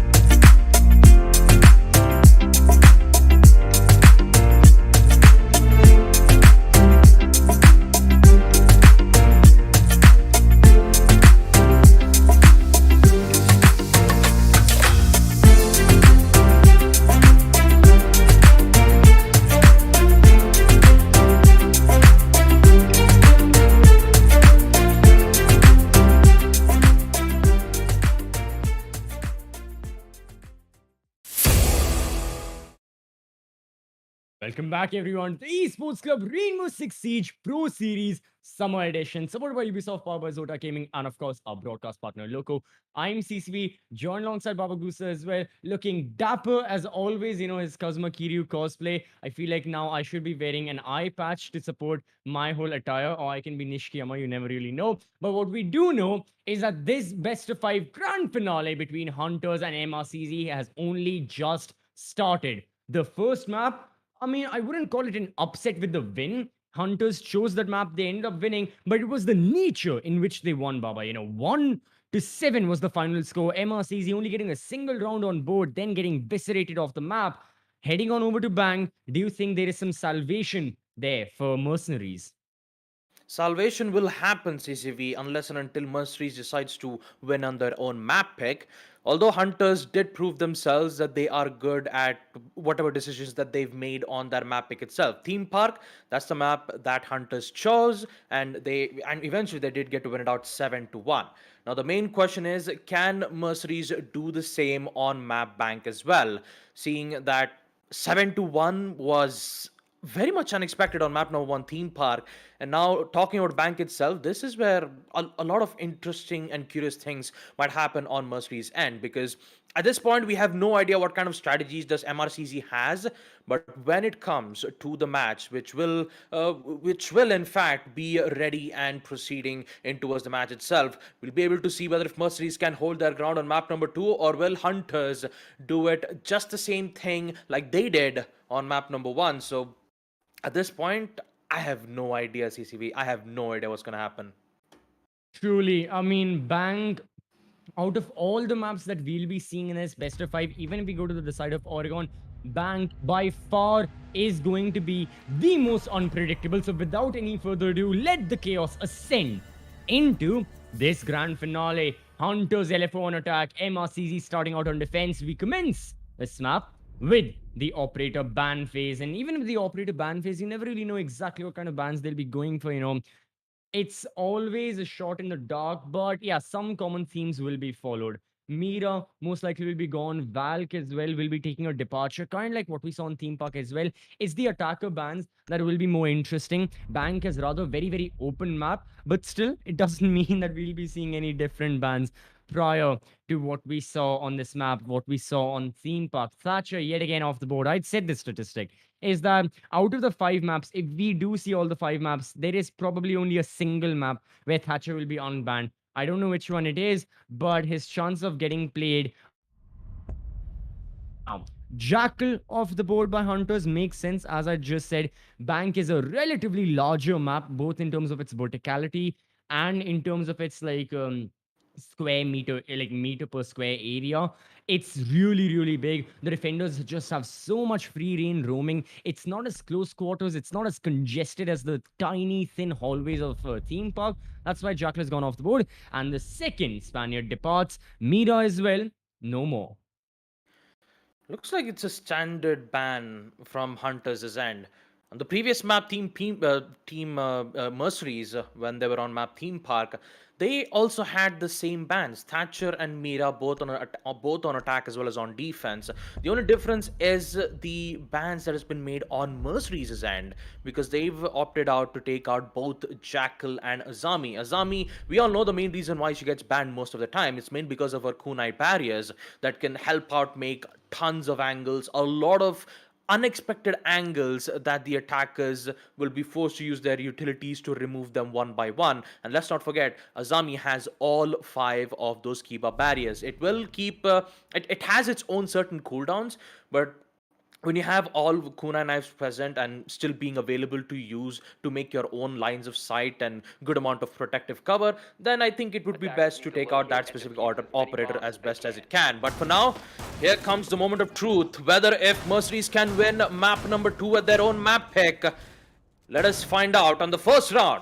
Being on basement CCTV room / lockers, the site where MRCZ will be opting out on being on defense first.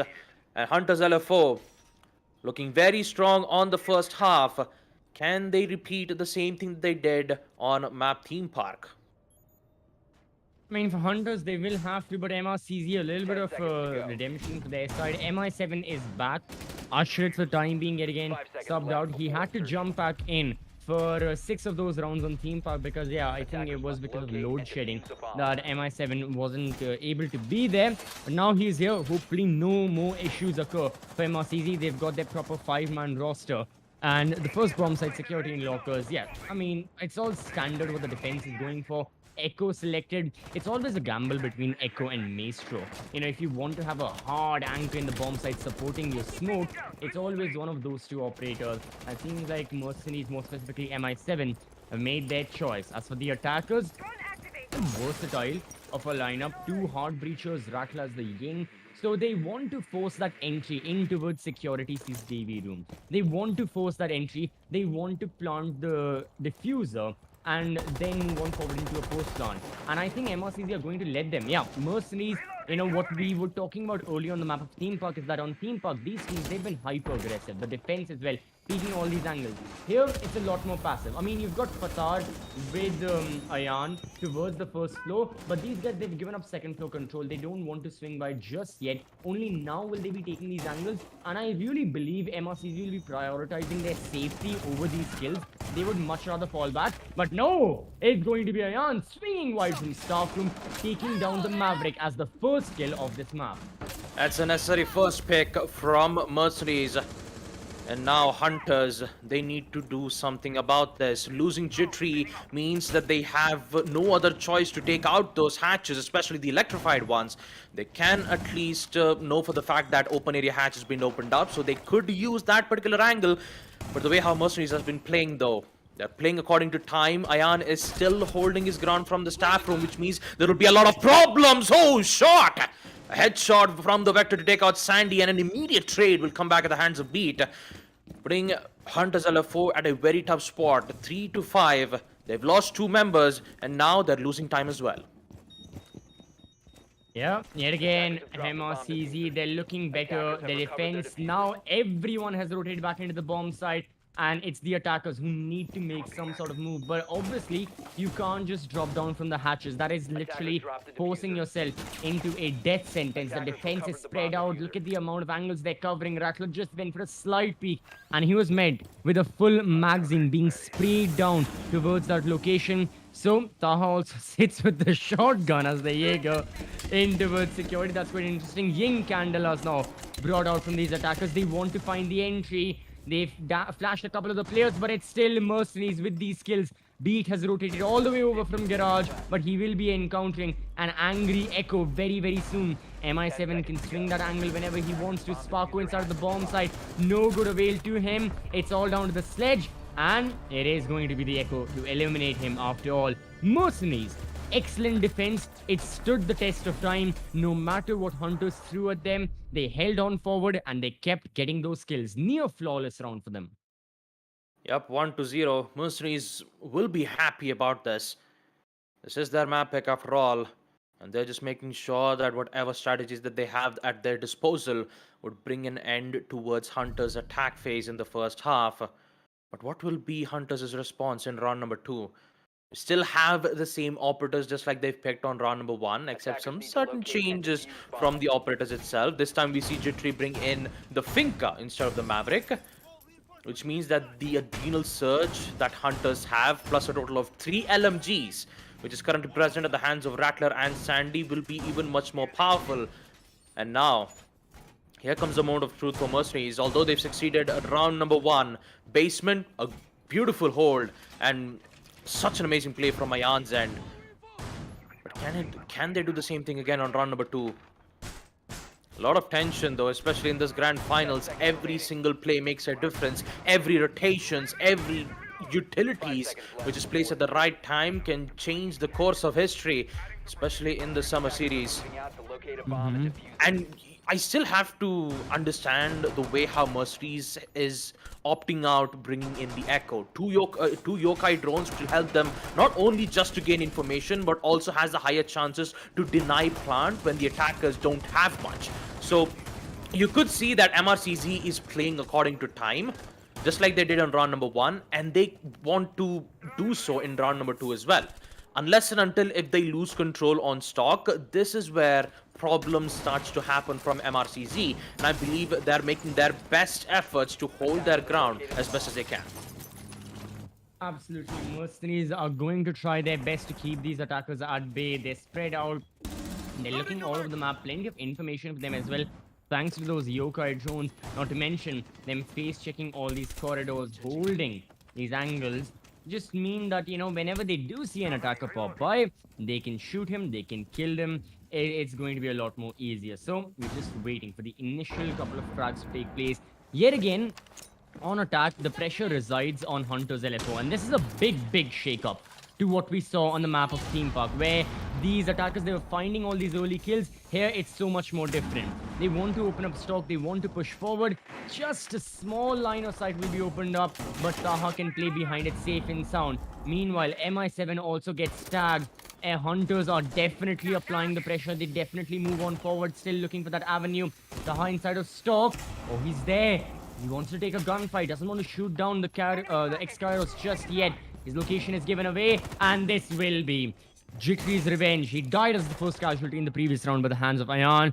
Now, he's back to winning ways, and Hunters LFO, yet again, they've got the man advantage, but we know MRCZ in their defense is very strong, and they down the Finker, only for her to be revived again. Defense still holding on forward, but how much longer can Mercenary survive?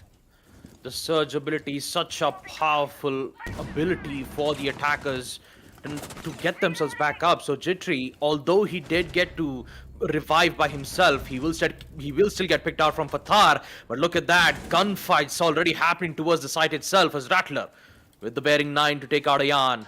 2v3. This time you could say that Mercenaries are in big trouble. But they still have those smoke gas canisters plus a C4 from Fathar's end to see whether if they can hold their ground. They don't have the Echo, but they still have those yokai drones to give them information. But it's too late. Post-plant will happen, and now Mercenaries needs to get control of their situation. But no, it's a bit too late. Beat gets one, Hasib gets the other, which means he's all by himself on a 1v2 situation. Can he succeed with the SMG clutch? He still has 2 smoke gas canisters, but unfortunately he doesn't have any walls being opened up from the wall side of CEO, because Rattler, he arrived from the window side. This is good. This is really good. 1v1. Now it's all down to the gunfight between Hasib and Beat. Now where is Beat currently? He's taking Time's ticking, but Sandy is still there for the cover. He was just patiently waiting. He thought that maybe Hasib would fake it out and see whether if he could, you know, pick out the attacker off guard, but he did not. But in the end, we will see Hunters LFO succeed round number 2 as well. A job well done with the execute 1-1. And in round number 3, being the site on staff and open area, things might be a bit shaky if Hunters gets things under control. Absolutely. I mean, Hunters LFO need to get the situation under control. Sure, they won this round, but Mercenaries, they're looking so much more confident than they were on the map of Theme Park. This truly is going to be their home ground. Their defense is very good. And they're taking a page out of the book of Hunters. It's that no matter what the result is in a bomb site, keep switching it up. Now they're going to staff an open area. They don't want to go back to CEO Lounge just yet, because I think they need a little more time to rectify any mistakes that were made. And obviously after this round, security and lockers will be opened up anyways. So for MRCZ, yeah, constant changes. This time Taha not on the Vamai, on the Oryx. I mean, Taha first went to the Jaeger on basement. Now he went and then he went to the Vamai on second floor. Now it's the Oryx. So many changes being made from Mercenaries. This is really good to see. This is what a grand finale team should look like. They have their ready-made strats tested out in their practice sessions, in their dry runs, whatever, ready to go. Not much is changing from the attacking composition, but again, that makes sense. It's the attacking composition after all. You need to be quite versatile. From the defense, Fathar is now on the Warden. Yeah, there's a lot that's going on. It's a very dynamic setup that these guys are going for, and I'm here all for it. We need to see more of this from MRCZ if they want to get the first half in their hands, which they really should. They should be looking for a 4-2 or something along the lines of that, potentially even a 5-1. But the attackers are looking for a quick take. They're done with wasting the time. We already heard one Ying Candela go, but now it's the Ying that goes away. Rattler's the first to depart. MI7 follows suit. Even more so, Jittery is back in action, especially with his LMG. 2 kills already as he gets to take out Fatar and MI7, both of the important operators, the Vamai and the Maestro. He won't be able to use his evil eye cams to use his laser to deal a lot of damage towards the attacker's end. But on the bright side, he could at least give vital information from his end. So what he can do is just provide Taha necessary information so that he could at least have some advantages from his roaming capabilities. They have good amount of information though, but at the loss of Rattler, Jittery somehow manages to take both players out of the round, which will give a lot of chance. And Taha, this might be the chance. He might be able to head in for that run out. And Sparko is currently rappelling towards that window side. He's a bit concerned knowing that there might be players from the banana place, but little does he know that one of the players, Taha, he's still playing there. He knows for the fact that the claymore might be placed in from the main entrance, so he's not going to do that. But a lot of times you can get around from that particular spot. Grenade, for a moment though, I thought it would give them the confirmation of the kill, but wait a minute, Sandy's already in. He's at the open area. He's got the opening. Hayan's down, so does Taha at the hands of Jittery once again. And what is this cleanup from Jittery? 4K. A 4K at the hands of Jittery's LMG will give the win that Hunters needs. And my god, is he on fire right now. Round number 3. At this point, I think it should be best for us to bring us the fire extinguisher if things go hot, CCB. I mean, things have definitely been going hot, and I can vouch for that, not just in this game, but it feels like the previous map of Theme Park has been affecting from me. If anyone looking at the caster cams has had doubts about my hair, it's what sweat does, tons and tons. So things have been heating up for some time, but it won't be long before things are really set ablaze, and we may need those fire extinguishers, because this map of Bank, it won't be surviving the siege any longer from the attackers, eh? Huh? That's a good one. I see what you did there. I see what you did there, Yes. CCB. You know, at this point, you could say that mercenaries are the one who needs the fire extinguishers because they're the ones who's currently having a lot of room temperatures. So if they have to decrease it, maybe they need to find a cooler way to handle it out. I mean, it's the rainy season Yep. after all. You could use the power of climate into their hands, but hey, you're at a digital place, right? There's rain? If there was rain on Map Bank, imagine No, the no, I amount was talking of about myself.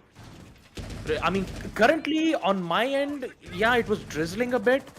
So But you live next to the coast. I mean, that's a guarantee. I mean, almost, right?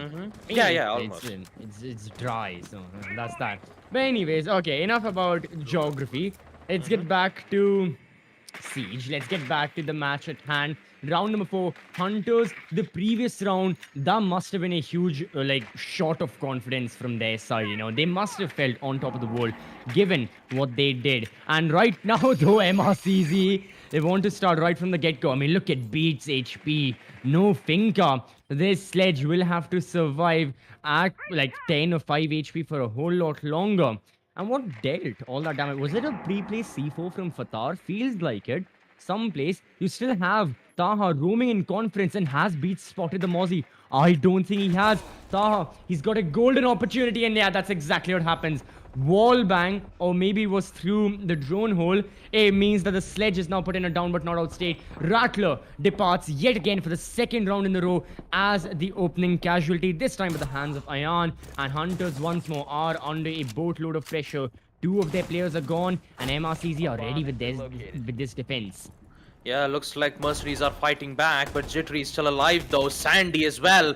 They've succeeded in equalizing it, and MI7 almost a wall bang attempt, but look at that, Jittery mealing the wall to see whether if he could get the shot, but that timing itself from MI7 going down at the right time will at least gets to save his skin. But is it more than enough to survive? Not for long. 3v2. Jittery comes back yet again with a headshot. Take out Taha. Now the entire roam clearance has been contained from Hunters' end. Now all they have to do is to see whether they can take out Hasib. He has all 3 smoke gas canisters. He knows exactly where the execute is happening. And that 30 seconds denial will be huge for MRCZ. All it needs is just perfect timing. But look at what Sandy's doing right now. has the hatch control. Maybe he could figure out a way or two to destroy some of the important utilities, and he will do exactly that. Concussions, which means information will be given. Jittery, on the other hand, will decide to go in for a different method, and I believe that he will be going in towards the main stairs. And MI7, good shot. I wish I could have seen that in his player of view. Sparko goes down, equalizer 2-2, and they only have 20 seconds. Oh, there is MI7 next to the hallways, and Chitri, he's ready. He's got to swing wide. Sandy drops down towards CCTV. He also wants to go for some kills. The pressure is building. That's the castle gone. Now the smoke all alone. Position known. Hasib with 3 seconds. Can Chitri close it out? No, he cannot. It's going to be the shotgun. Mercenaries. What a clutch win for Hasib. Look at that. Close quarter combat. Swing wide. Oof. Really good shot, and seems like a tactical timeout will be taken by the defense. And yet again, makes a lot of sense why they've opted for it, because this is a lot more back and forth than we've already seen, than we already saw on the entire map of Theme Park. I mean, MRCZ, they only managed to get a single round on that map. Here, they've gotten 2 to their name, but still a lot more to do. As I'd said, for their side, they need a 4-2 half. They cannot skimp by on this first half in any margin. Their defense is really looking stellar. They've got to continue with this. But over to, the tactical timeout, we can see the scorecard as well, and many differentiating and kind of alienating performances. I mean, I think the biggest example is going to be Sparko, the man who had a 10-3 scoreline after the 8 rounds. Here, after 4 rounds, still not off the mark. Rattler as well with a single kill, Beat with 2. It's not like MRCZ are not out of it. Taha also wants to get off with these grounds. And this is one of the things with the support players, Taha, he's been playing every operator out there. I mean, in the 4 rounds we have seen, this man has not repeated an operator at all. For Sparko, he's been on the hard breach time and time again. Ace, Thermite, Hibana, every single one. So I'm not saying these guys, they've got to be the top fraggers like they were previously, but start getting a little more kills. I know Rainbow Six is a very utility heavy and information heavy FPS title as well.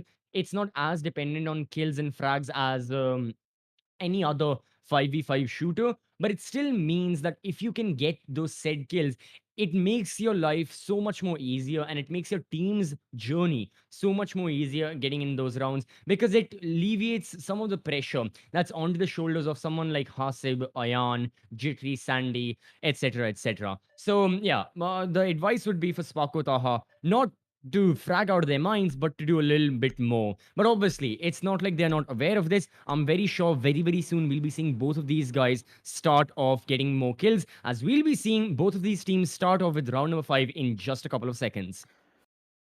Yep, this timeout, which has been requested for Mercenaries, will be crucial for them in round number 5. They have got to know what kind of counters that they can give out towards Hunter's End. And if I talk about counters, you have to say it's either Jittery or Sandy's End. Those LMGs are very much powerful. And when you see Jittery bring in the Finca, Adrenal Surges, 2 frag grenades, you even have a Gone 6. So much utilities, so much support that you can give, and even more so higher chances of succeeding and challenging in 1v1 gunfights thanks to her LMG. All it needs is a single shot to the head, and that is more than enough to get the confirmation on the kill. And you could even see that in the scoreboard itself, right? Jittery and Sandy are always the openers on the early rounds. They would somehow succeed in taking out Taha for most of the rounds, even more so, high likely chances where they did succeed in removing Fatar out. Now, when it comes to Mercenaries being at a disadvantageous position, say for an example, if they are at a 2vx situation like they were in on map Theme Park, if they were on a different, if they were going up against a different team, if I just give an example for Kira Esports, Mercenaries, they were always in a 2vx situation, and they'd always figure out a way to make a comeback and win the round. That did not happen on map Theme Park, right? Every single time you saw MRCZ be at a disadvantageous position, either if it's a 2v3 or a 2v4, Hunters, they always shut it down.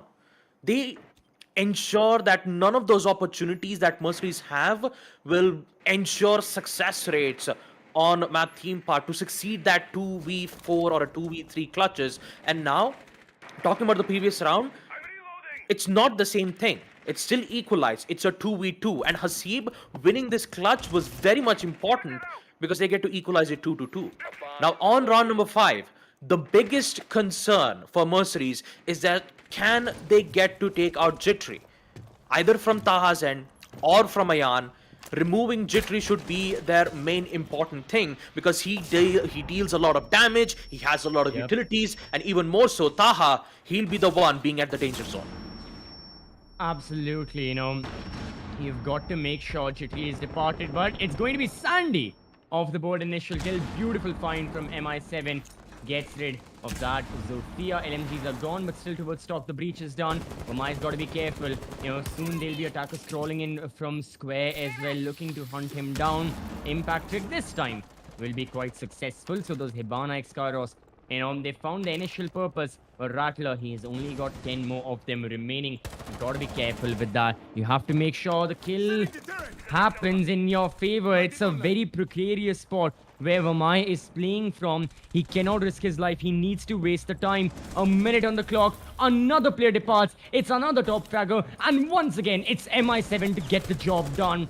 Really good round for him. Now he is eliminated, but I feel like the Echo has done more than enough of his responsibility and put more than enough of his fair share into this round to let his teams now take the win. 35 seconds, pressure building on these players, on these attackers specifically. Hunters LFO, they're all over the map. All of them have to converge onto the bomb site. The diffuser is with Sparko, but Sparko is in nowhere of a place to plant the diffuser. Rattler goes down from spiral stairs. Beat's position is given away. It's being held by Ayan. He's watching for it. Sparko needs to divert the attention. The sledge has got to swing by. Less than 10 seconds on the clock. The ace goes into the bomb site. Fatar is down, but everyone is down and outed for Hunters LFO. The third round now to the side of MercenarieZ.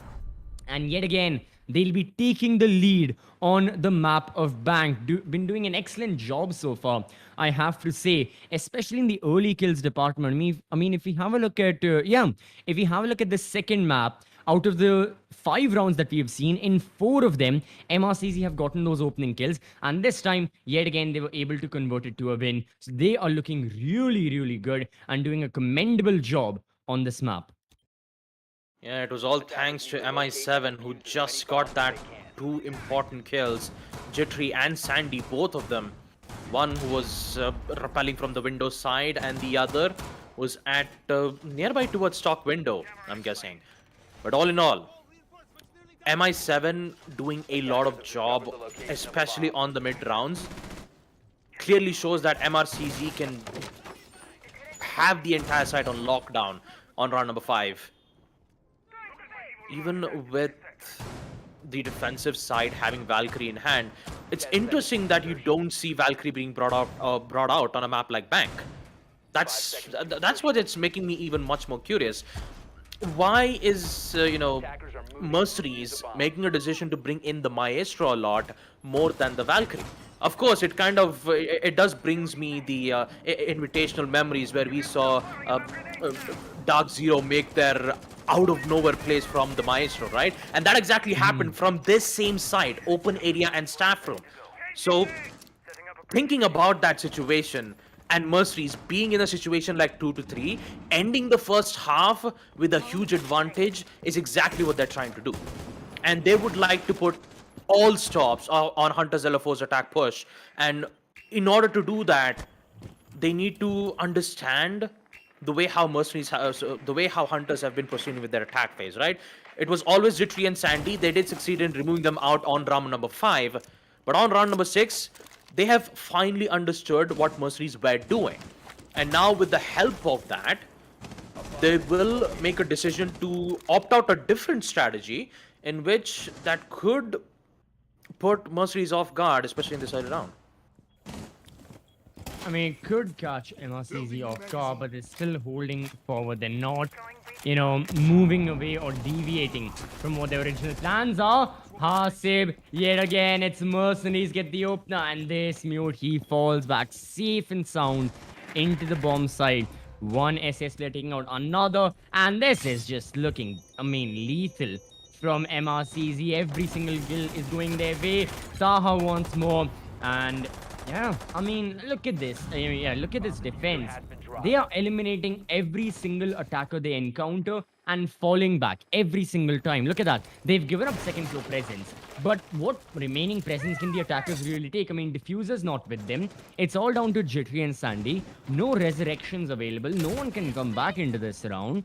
So they just have to wait and watch and see what happens. But no, unfortunately for Hunters, the thing is that this round is also gone. The half isn't going to go their way. MRCZ will surely look to secure this. But Sandy has something to say about it. 2 versus 4. Zofia, no stops, no breaks. Keep on moving forward until either Zofia is eliminated or the entire opposition is. So, yet again, Hunters will be asking themselves, okay, we're two guys. We need to take these gunfights. Wherever we take them, we're bound to lose them out. Still give it their all. And I think they'll be using this time to talk things through. But Sandy, he doesn't want to talk. He just wants to fire bullet after bullet after bullet. Empty the magazines. He's still alone. He's got to find the players. There's no way he can plant the diffuser.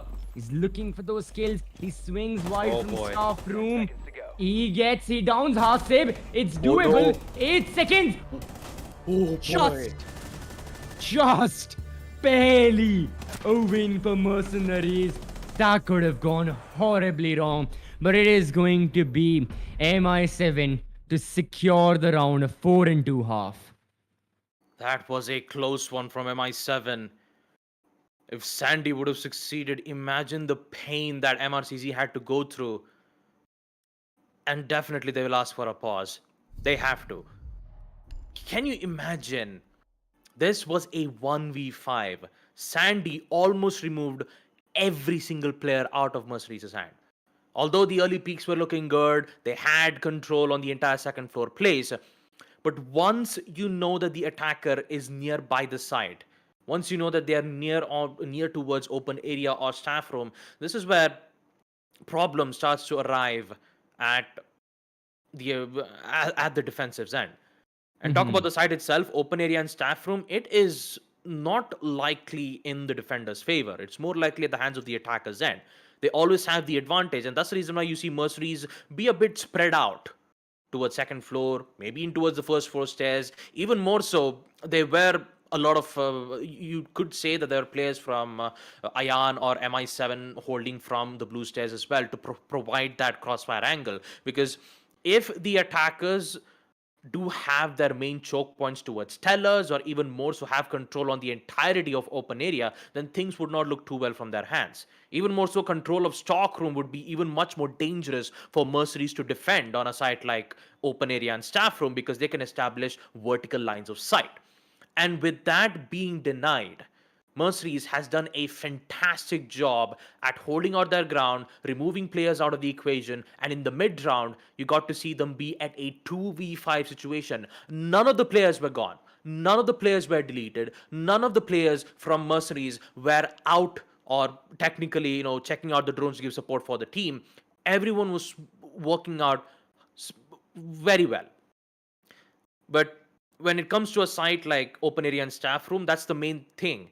When any certain attacker gets control on a certain chokehold, like the Tellers one you saw from Sandy, almost we would have seen a 1v5 ace clutch from his end. It would have been a clip on the grand finals in the summer series, folks, but unfortunately MI7 had to deny it. He had to ensure that this victory would be at their hands, and he did it evidently so. This will give the huge lead that Mercenaries wanted in the first half 2-4. And now in the second half, with the role swap being in play, now we're going to see what Hunters LFO can proceed with their play. Yeah, and now it's time for Hunters to be on their defense, choosing basement lockers. Not that much of a different strategy, but Hunters are definitely looking for to, not give that much of map control or to play against the map control for MRCZ. Sandy on the castle, Legion being brought out by Jittery, of course, Echo now going to be a standard pick. I mean, yeah, out of every single time we saw security in lockers, it was either Echo or Maestro that was brought out by these players, and Echo was a mainstay even on CEO Lounge. MI7 was present, Maestro, same case for him, and it makes sense why Sparko is going for that. So yeah, you get plenty of utility. As for these attackers, right now, okay, Hibana, Maverick, and Ace, quite interesting. Triple triple hard breach. But I believe they will be changing that once they realize the site and once they can, have an effective plan in place. For Hunters, what exactly is their plan? Where do they want to contest?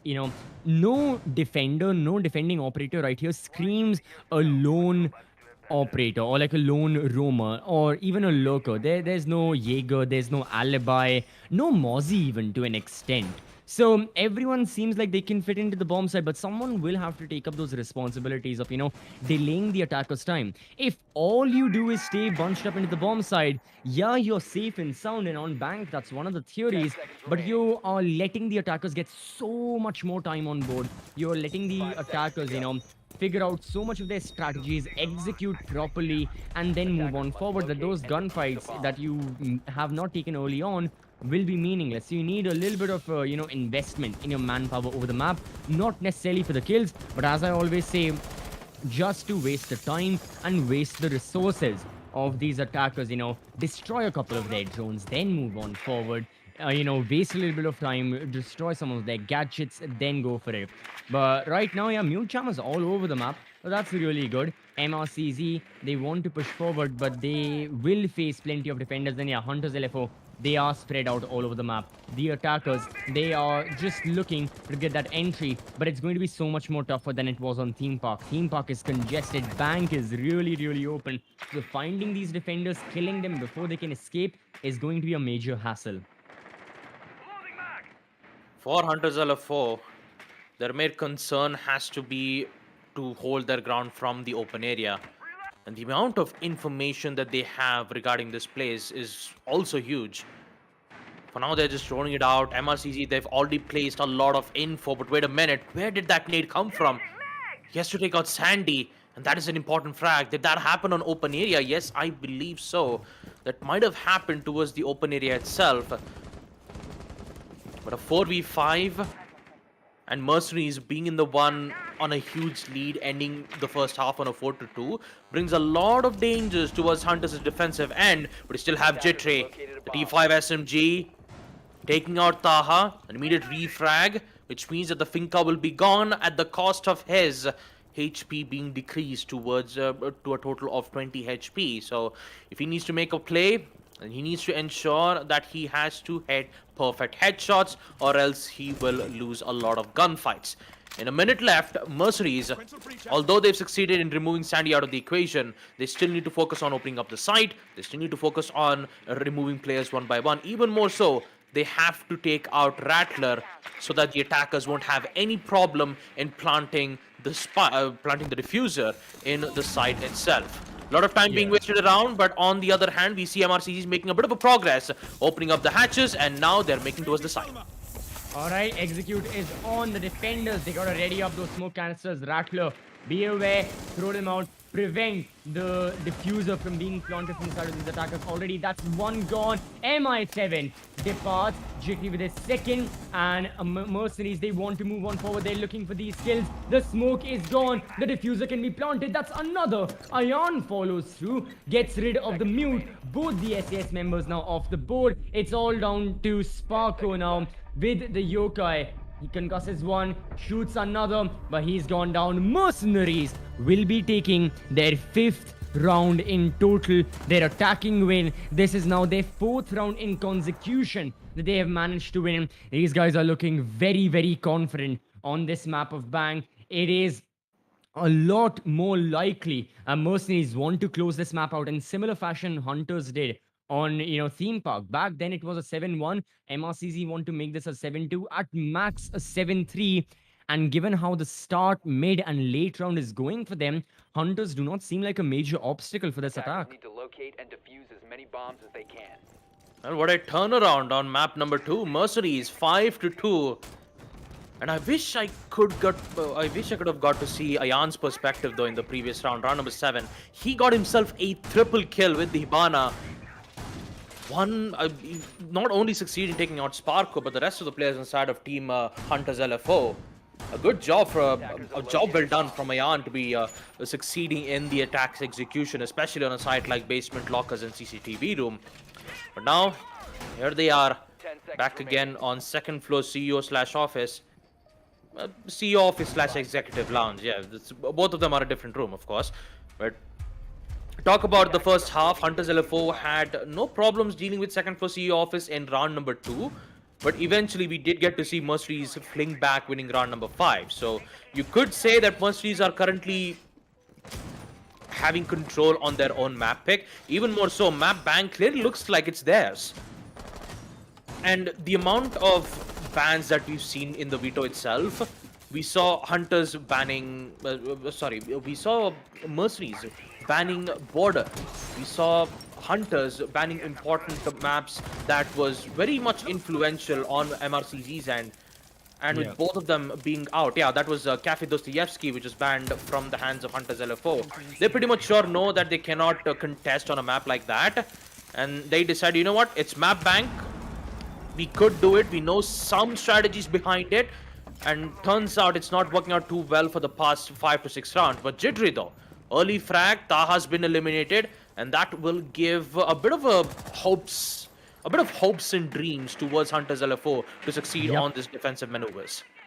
Absolutely. After 4 rounds, the opening kill this time goes in favor of Hunters. So 100% will give them some hope of, continuing with this attack and moving on forward with this map. But it's not going to be easy. If MRCZ get another, they will have that match point. And MI7 is now going to be backing down. 7 kills now. 10 for Ayan, 9 for Hasib. These guys are giving it their all. So, again, the attackers, they are not able to move forward. A major problem for them. They don't even have any smokes to their avail. We've got flashbangs from Hibana, but yeah, no smokes being brought out. No Capita out there, of course. We wouldn't really dare to bring a Capita right here. No Sens as well to go for their green screen. It just means that MRCZ, they're having a little bit of a difficult time dealing with what the defense has, but getting these kills, now they surely do. Hasib reaches into double digits, 10 kills for him. Ayan goes down by the hands of Sandy, and Hunters, yet again, they're keeping these attackers at bay. But how much longer? The attackers will have to make a move sooner rather than later. 40 seconds on the clock. There's the crosshair placement from the Castle. Rattler takes a bit of HP, deals a bit of HP. The diffuser needs to be planted. It's got to happen right now. But MI7 is gone. The diffuser resides with the ace. The ace is off the board. And a run-out kill from Sandy means that with 2 towards the end, Hunters LFO get their third. Yep, Hunters LFO are starting to fight back. A run out of that too at the hands of Sandy. The trade games that you've seen on that previous round was perfect. It was perfectly played. Even more so, it was a 3v3 situation. It always came down to the push that they need to make on the side. And Beat plus Sandy has done an amazing job at holding the site. A job well done for Hunters LFO. They'll get to win second for CEO. But now, since the site itself is locked, they need to wait for 2 more rounds for it so that they can go back and defend that site once again. Which means that they'll be back on basement CCTV / lockers. They could have gone with first floor open area and staff room, but it's a bit risky for the defenders to be holding out on a site like that, because open area, there is a lot of long angles that the defenders cannot contest. And mainly because of that, it's best to ensure that you win sites like second floor and basement, because it has, especially on a map like Bang, it has the higher chances of winning, especially on the defensive side. So whenever there is a lot of mistakes that has been made from the site on basement CCTV / lockers, say for an example, if you see a lot of presence being made from server room instead, I can understand that just by knowing who got the early pick. If the smoke had been eliminated on defense, then that means MercenarieZ, that means the attackers end, they don't have any much more problems. But look at the drone. Ayan knows exactly where Leeson's location was. He thought of going in for a spawn peek, but instead he decides to fall back. And with that information being given, MercenarieZ, they have their eyes on this man right here. They have the entire eyes on second floor, even more so on the main entrance itself. So Hunters LFO not being able to succeed removing most of those intel gathering drones will cause a lot of problems in the near future. And when I say the near future, I meant the execute rounds. Absolutely, those execution rounds and that execution as well. Oh, it's got to be pitch perfect. And again, it's Jittery getting the opener. Fatar is gone. This man has been finding opening after opening. And he only adds to his tally. Oh, no stop for this Legion. A third. Wait. What do you, huh? Everyone just speaks. Everyone just dies. This is just Jittery's home ground. This full like 15-20 seconds that we just witnessed is definitely going in a highlight reel or something. It's getting uploaded on Twitter. The fact that he managed to get 3 different kills in 3 different parts of this map, all while roaming around, all without support, just goes to show the sheer mechanical skill this one man possesses. Insane stuff. MercenarieZ now this round almost about to be wrapped up. Their lead is getting extinguished further and further, and Hunters are definitely on their tail. They gotta get back up and running very soon. Shiver me timbers, as MercenarieZ said, especially with the triple kill being made from Jittery. If you, Attackers recovered that was a really good one. But yeah, talking about it, Yeah, MRCZ left at a 2v5. This is not looking good from their end.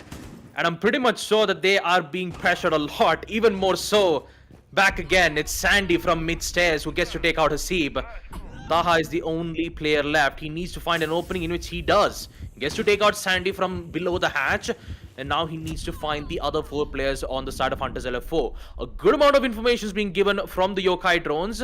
And a timeout has been requested. I believe the timeout has been asked from the hands of MercenarieZ because it is a necessary one, because Hunters LFO, they just got themselves an opening on round number 9 thanks to Jittery's amazing plays, a triple kill from the T5 SMG. And now with the constant information that the Echo Sparko has been giving it to their teams, they know that it's the Finka. All they have to do is just wait for Taha to drop down from the hatch and let the trap do its work. What will happen? Smoke gas canisters, Taha using grenades, but all in all, something needs to be done. Operators, you have run out But of time. in the end, it will be time which will give Hunters LFO the win that they need. Round number 9, CCTV room / office. That round was entire Jittery's round, folks. And the amount of chilled moments that MercenarieZ has right now, I believe that's the main reason why they're taking this time out. They need to control themselves. And remember the fire extinguisher that I talked about? Yep. Maybe they used it on themselves. Now they're at a chill state. It's. I don't think a fire extinguisher has like liquid nitrogen or something, and then a chilled state. I think it's more of like. I mean, you could use a liquid nitrogen to have ice creams, right? There are Kind things of, like that. yes. Yeah. Yeah. There's something like that. It's again, I'm not a science student. I can't really say for certain exactly what liquid nitrogen does, but it makes the smoke thingies. That's quite cool. I always found that cool as a kid, you know. And I used to see that there's this one show. I don't know. Okay, if I say this, I don't know if all the people watching they'll be like, CCV, you're so young. No one can relate. But there used to be this one show. I think it was called FAQ, like Pogo Channel or something. I always did like those science experiments, and yeah, that was a core part of my childhood. And it had like those liquid nitrogen experiments. Wait. Was it FAQ or was it MAD? No, it was F. I'm pretty sure it was FAQ. You may be talking Oh about something yeah. else. No. Again, FAQ. Yeah, I know FAQ has to be the science stuff that you get Yeah. on the channel itself, and then you had Yeah. MAD, which was completely Oh, that was artistic. So arts. Yeah. The Mad with Rob. Oh, yeah. yeah, Yeah, I remember and that. really does bring back nostalgic memories though. But for MercenarieZ Okay. end, I'm not quite sure it's bringing them nostalgic memories for them though, because it kind of Uh-huh. gives them the nightmare memories that they have back in the August majors. Remember? Huh? Uh-huh. UG versus MRCZ, they were fighting it off. They got to win their first. But the main nightmare was from Hunters LFO, because I still remember the final majors. Hunters actually had the chance to get a spot on the Six Invitational. Do you remember that, And CCV? then they And and then MRCZ just closed the doors and said, "You are not worthy." mm-hmm. And boy, oh boy, the amount of rivalries that you see between Hunters and MRCZ is just mind blowing. They're just Yep. constantly at it over and over again. Sometimes Hunters does something and sometimes MRCZ does something. And for now, Jittery is fired up. He has 14 kills. I could say the same thing to Ayan as well. He's been performing fantastic. 10 kills on attack, and now it is 4 to 5 in the second map. Mercenaries, they are not looking good. This is their map pick. At first, I thought, yeah, they got the advantage. It's 4 to 2, and then suddenly, Hunters, they fight back. And imagine if the timeout that Mercenaries had just used ends up to be a failure and Hunters gets to handle the situation on round number 10. Imagine the amount of chaos that we're about to see in next round. It will be huge. Attackers are I heading have out. no idea what Yep. will happen next. Oh, if they can equalize it, good God, it's going to be no mercy whatsoever for either one of these teams. Not just no mercy MRCZ at this point. Whoever gets that early advantage, they'll be looking good because that's one of the statistics. I mentioned this. Out of the 9 rounds that we have seen, in 8 of them, Baba, the team that's gotten the opening kill, they've managed to convert it into a round win. Out of 9 in 8 of them. That's a major statistic. So these teams, they better focus up in these early rounds. They'll be, like choosing the theme of that entire round and choosing the flow of a said round as well. So you've got to be careful with the gunfights you'll be looking forward to take. And right now, yet again, MRCZ and their attackers, they want to move on forward. They want to slowly get control, drone everything out. Fatar going from basement. Oh, this can be lethal if Hunters aren't prepared for it. Very soon, we'll be seeing those early gunfights taking place. Mercenaries don't want to waste any time. It will be Ayan and Fatar getting one to their name. In the bomb side, the attackers have already entered. Hunters LFO. Oh, for their side, they are collapsing and there's no way they can regain control. All down to this Capcom now. Yep. All it needs to do is just be unexpected, and that will give MRCZ their victory on round number 10. I still, if I had the comms on MRCZ's timeout round, like, what were they thinking, right? I just wanted to Exactly. see from their from perspective.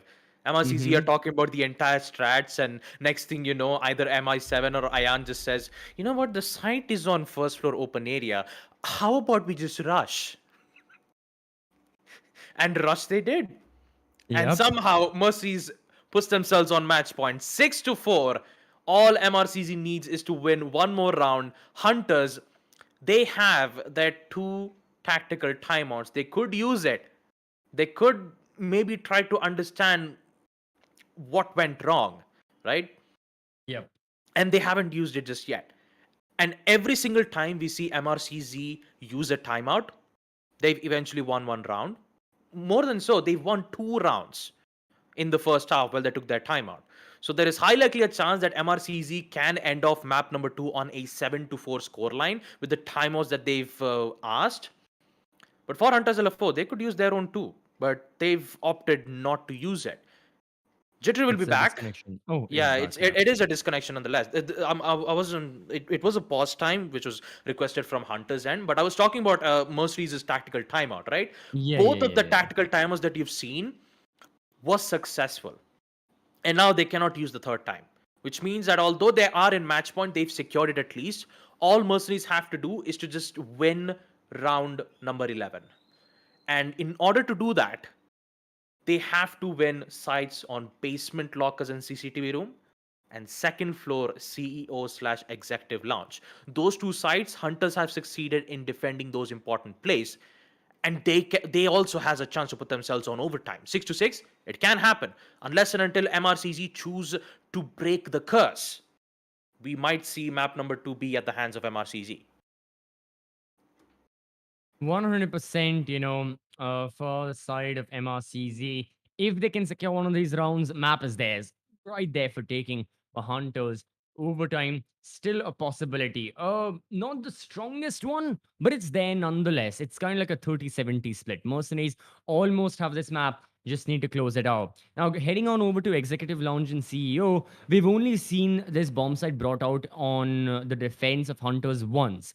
They went for they went for a little bit of a different play. The Aruni was there from Jittery. It was Aruni, Jaeger Castle, and then Melusi. But yeah, okay. Here it's a little bit different. So it's going to be Vamai and Jaeger that's brought out.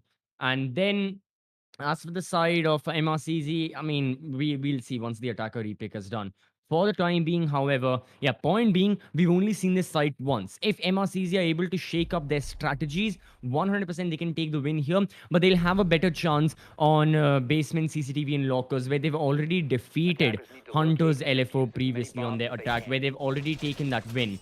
But you never really know. Any of these rounds, they can go in any factor. I personally am really relying on that initial kill, because now 90% of the times, out of the 10 rounds in 9 of them, initial kill goes in a team's favor. They take the win. I talk about this statistic a lot, but it's because it matters a lot, and I hope, me putting it in this kind of perspective is that in 10 rounds, 9 of them, the team that is getting those kills, they're getting successful. Yeah, I think everyone can understand seconds the left sheer before insertion. impact the initial kills carry with them for these players, for the rosters, for the momentum, and for everything else in between. So, with all that being said and done, it is going to be the attackers locked and loaded. Mercenaries on the brink of their win. Can they end it off right here, right now? That is the biggest question. Mercenaries, they are so close.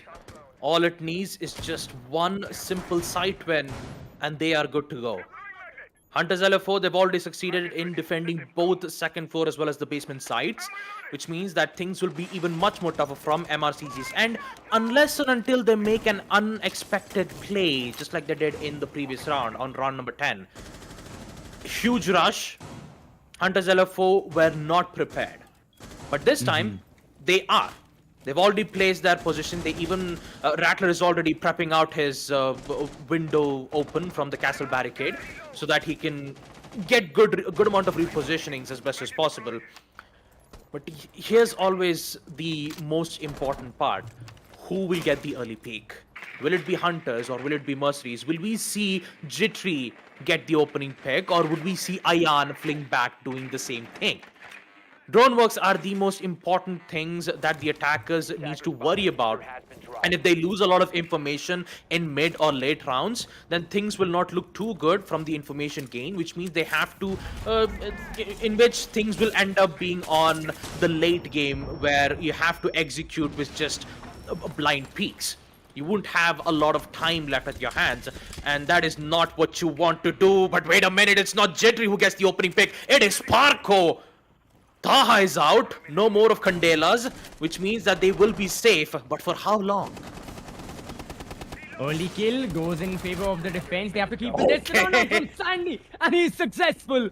Hasib also departs, and I'm sure Sandy, it's a death sentence for him. This man has practically, made sure he's going to die, but his teammates are putting in the work, and Sandy may just still be alive. The attackers can't reach towards server room in the nick of time. He is not only diverting their attention away. I mean, look at MI7. He's not focused on the bomb side. He is worried about the Melusi. What a play from Hunters LFO. Good God. Sandy did an excellent job just moving on forward, getting the run out, and just diverting everyone's attention. And that's when Hunters swung wide as well, securing all that. So it's MI7 now.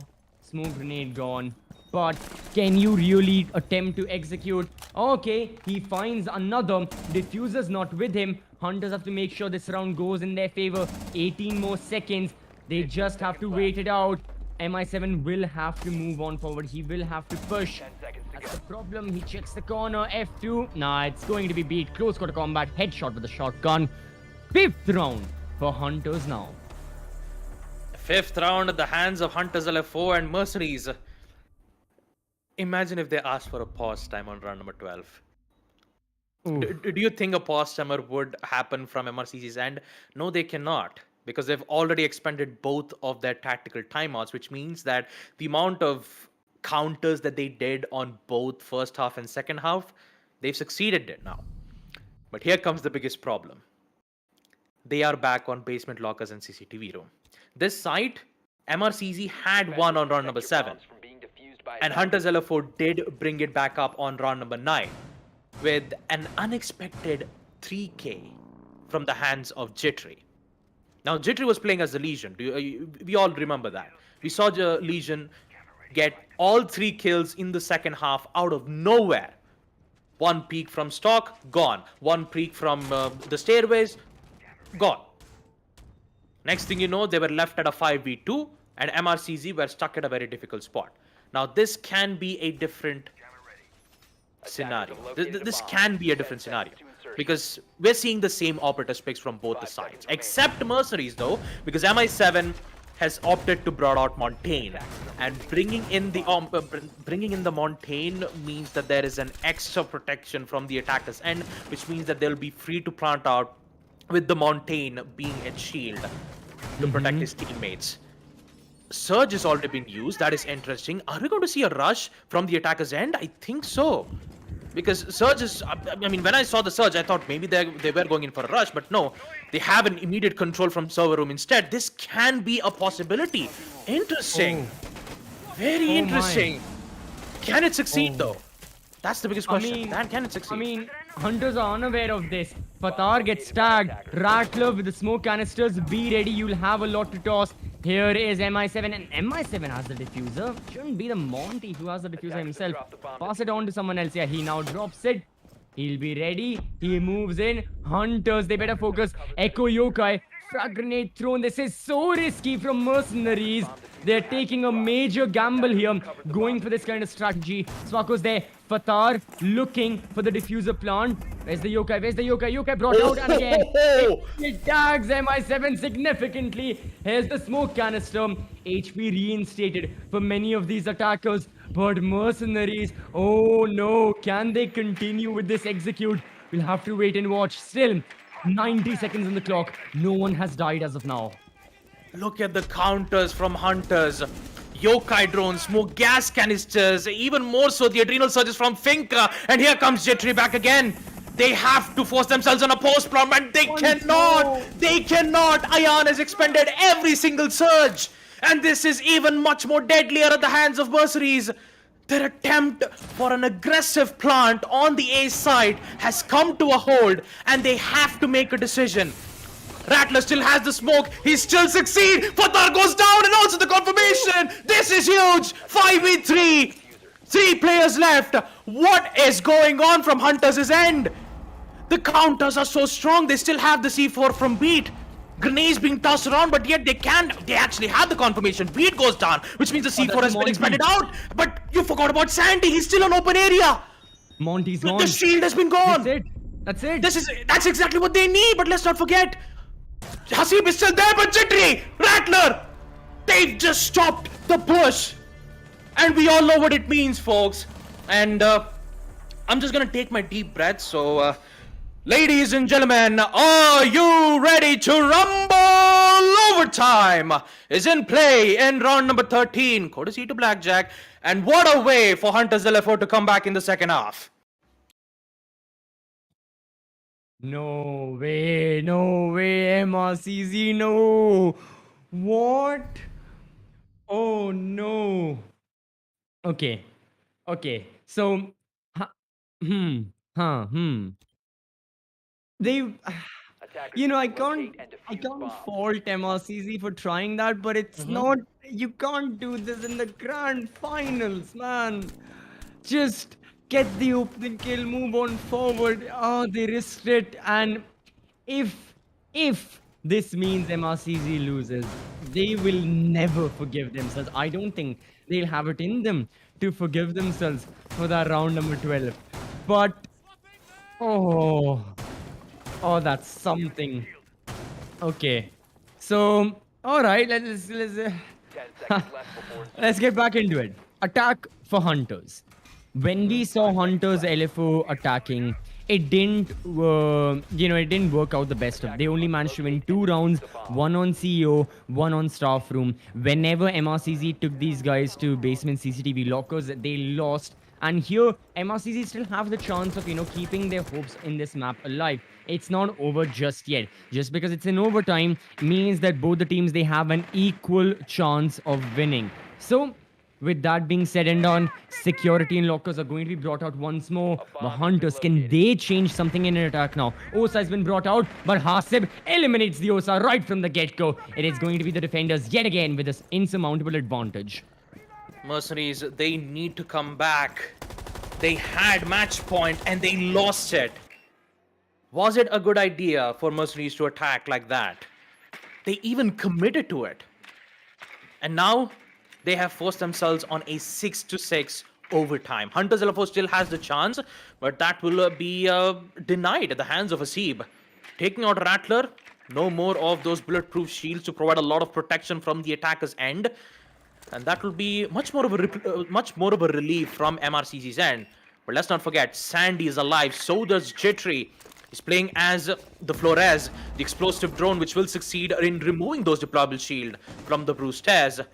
Now all he gotta do is just push, but does he know the whereabouts from Goyo? He does not. Ayan is just patiently waiting. He's just waiting for the sound cues. Can we see him push aggressive? No, he's still being patient. Ayan knows that there might be 2 more players, but it's too late. They're already from basement downstairs. Parker is also looking at it, and what a grenade from Fatar! Back up! But also the trade game's looking strong from MercenarieZ. They just have to hold their ground, and here comes Jittery. Taha is down, so does a lot of players at the hands of Hunters LFO, but it's still equalized 2-2. Ayan needs to do something about this, but no! Jittery just flung back! Triple kill, Ayan goes down, and it's all at the hands of MI7. Does he have the yokai drones? Can he deny this plant? A lot of tensions at the hands of MI7, Oh, they know his because he location. is the only hope for MRCZ. Yellow ping has come 1v2. in. They have the Yeah. information. Yellow pings are present. All they have to do is just succeed on a post plant, but also MI7 knows this. They know what kind of execution that they're going through. Jittery, patient as ever. Not a lot of information. And MI7, this is good. A headshot towards Jittery and beat. He has the grenade. Can that grenade connect? No, it does not, but it deals minor damage. He has to go in for the frag. Not a lot of time left. 25 seconds. This is nerve-wracking from Hunters' end. All the way from a 4v5 disadvantage to a 1v1. Beat is making a very risky decision of being aggressive. He needs to take it out. Time's running out. Beat still has weapon. So does MI7. But who will win the gunfight? It's MI7! Headshot! MP5 SD, which means that MRCZ are still on match point. They have secured it. Round number 13 is at their hands. And now, this is even more nerve-wracking at the hands of Hunters LFO. They came all the way. They've succeeded on overtime 6-6, and now MercenarieZ, they are back in the game. 1v1, Beat lost the clutch, and MI7 succeeds in that 1v2. Oh boy. Oh boy. Ha. Now for Hunters. 2 rounds they need to win in consecution. That's it. MercenarieZ yet again, just like they had when the score was the score was 6-4. They have match point. They need 1 more round out of 2. That is it. 1 round out of 2. MercenarieZ need to secure it. Oh, everything to play for. The map of Bang, best of 5. If Hunters win 2-0 in the BO5, MRCZ will have to win the next 3 maps without giving anyone up. MRCZ win, we're back to neutral grounds. We will be heading on over towards Chalet with the lead to be grabbed up, to be taken up by one of these teams. So, yet again, security lockers as the bomb side makes a lot of sense why they've gone for it, because, I mean, yeah, it's become the standard. And now the defense it's quite spread out, you know. They've got rotations, they've got reinforcements everywhere over the map, and the attackers, they will have to fish out these defenders. So, keeping that in mind, once again, it's about the initial kills. I'll say that. I don't know how many times I've already mentioned it. Out of the 13 rounds, 12 of them, team that gets the opening kill, they've managed to convert it. Opening kill matters so much. Every single player in this lobby now should have it in the back of their mind. Be careful. Don't give those freebies away. So, wait, it's a drop-down play from Fatar. Wait, what? Oh, he's involved. He's got the diffuser. He's got his teammate as well. Maverick is jumping in. Our Hunters aware about this. Rattler swings. He downs the Maverick. That's the initial. Yeah, Jittery is killed. But Hunters still have that iron grip. Unless this ace has to say something about how this round is going. He can be the changing factor. MRCZ don't want to spend any time. Sparko is put in a down but not outstate. Rattler with a headshot. It's still even Stevens. It's still a 3 versus 3. The bulk of this attack coming from Garage. Taha from within the vault entrance is dealing so much damage. Sandy needs to get back into the bomb site right now. His teammates need all the support possible, and we still have 90 seconds to go. Yeah, this aggressiveness plays from MercenarieZ. They are making a second attempt, and Sandy might have the opening. That's exactly what he needs. Ayan's down, so does Taha. Rattler, he's going insane. Triple kill, and Asib is looking in a big trouble. Look at that, folks. Beat comes back yet again with the SMG-11, which means the fight's not over yet. Round number 15. What a play from Rattler. He was all by himself on vault. There was a huge aggressive push from the vault hatch, and guess what happened? Denied. Round number 15, the final round on map number 2. This is it. Hunters LFO, you have a lot of chances. The chances have been expended. MercenarieZ, they also have the same situation. It all comes down to round number 15. Any early peak or any advantage that either of these teams have will change the entire map itself. If Hunters win, it's 2-0 map point on the grand finals. More likely an exact repeat on the spring edition, and also the fate that CCB had did with the coin toss.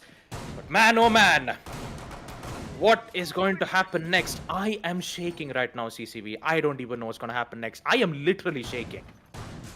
One round decides everything. I mean, okay, not everything in its fair state, but so much. Yeah, this one round. Taha. No, don't do this. Okay, No, don't do this. if MRCC lose this round because of this, I'm calling it a certified. Yeah, I'm going to say. Don't say it. Not yet. Obviously not yet. But Not if yet. MRCZ lose because of what has just happened, this accidental play at this stage, oh no. No Thunderbird, no Doc, no healing. They have to stick with the plan. Oh, this is nerve-wracking. And Taha is one of the defenders on the front line of the defense as well, holding Yes. stock all by Yes. himself. He will throw impact nades at 20 HP right next to him. Oh boy. Alright, beat Twitch drone as well. Wait, the Twitch drone deals 10 damage now, right? To the operator? No, It's now I'm not one quite still. sure. Yeah, it's still one. It's just Okay, that okay. the Twitch's shock drone has the ability to jump. You know? Okay, yeah, my apologies. It can my apologies, jump, but I'm mainly much more afraid of the nade throw that will happen on the attacker's end. Yep. I think that will happen from Jittery. A lot of damage being dealt around, but it's at the hands of Asib though. He's holding out from the court's end, and Ayan is just playing vertical on the side from below. MI7, all eyes on this guy. He made that 2 opening pick by taking out both Sandy and Jittery. Can he do the same thing again? Deployable shield's been destroyed. Ta's not looking too good. Oh no! No, don't! Not the right time to be disconnecting at a 7-7 overtime match point. You can't make this up. Oh, We cannot make this up. I'm actually heartbroken. I am No. heartbroken. No, Ayan Jittery. goes. Hunters LFO. They've got everything. MRCZ, Taha on 20 HP. The defenders and their locations known. This is not at all how it was supposed to be, but still. If there's any god listening to MRCZ and all of theirs, they better answer now. MI7, the only person who can swing wide, and he better do his best job. He won't be able to. Hunters LFO. They take an 8-7 win. But MRCZ, this was not. Oh, this is. This is not fair. Yeah. This is not fair. It was going Yeah. so well. Man. I'm heartbroken. I am seriously heartbroken, man. What Yep. a final match that we've had. 7-7. And to end up with MRCZ with Taha being on 20 HP, Hasib being And disconnected at the wrong time. yep. Even more so, man, I am in pain right now. I just don't know what to say. But yeah, that will give 2-0 at the hands of Hunters LFO. It's not fair. It is not fair. It's. It was going so good. Nothing happened on first half. Nothing happened on second half. It was just the usual pause timers, technical timeouts from MercenarieZ. The adaptation was so good. And then something had to happen on round number 15, and I just I just can't take it, man. It's the fact that it's out of the hands of everyone. Yeah. Like, no one can do anything about it. Let's, while we have a look at the highlights, we'll discuss what happened. So, Hasib disconnected at the minute and 45, 2 minute mark or something in the action phase. That's the thing. And already Taha was down. So, no rehost could be done. Taha was already in the down but not out state. And then he was revived back to 20 HP. And he disconnected probably, I mean, I guess maybe because of load shedding, internet, whatever the reason, maybe. Point being, out of everyone's control. Literally, and I mean, if this was like a report or something, you'd call this an act of God, but this was probably an act of Satan or something. What just happened? But yeah, you feel for MRCZ, man. They gave it their all, but I feel so bad for Asib. I feel so yep, bad for him. They made so much efforts on map number 2, and to end up being at this on round number 15. yeah, Whew, let's. How about we just take a look at the highlights itself? Map number 2 was so much that both MRCZ and Hunters put it on the table. Man, they were on it. Second half, actually, on the first half, it was MercenarieZ who did ended up putting themselves in a 4-2 situation. There were so many places where MRCZ chose to make a rush attempt from both the sites on basement CCTV and lockers, and even more yep, so when the site was on. Uh, yeah, both of the aggressive push were on basement CCTV, right? Yeah, the second one yes. was at the first floor open area and staff room, in which mercenaries had no problems with it. They had a successful attempt of a rush, but on basement CCTV, there was a committed attempt for a post plant, and MRCZ still stuck with it because once they've made a decision, they cannot go back. And even more so, that rush attempt that they did on basement CCTV and lockers on round number 14 was also painful from their hands because Rattler immediately realized what had happened, and with the power of SMG 11, he didn't even let MRCZ set foot on the site itself. Hmm. Both of them were going head to head, toe to toe.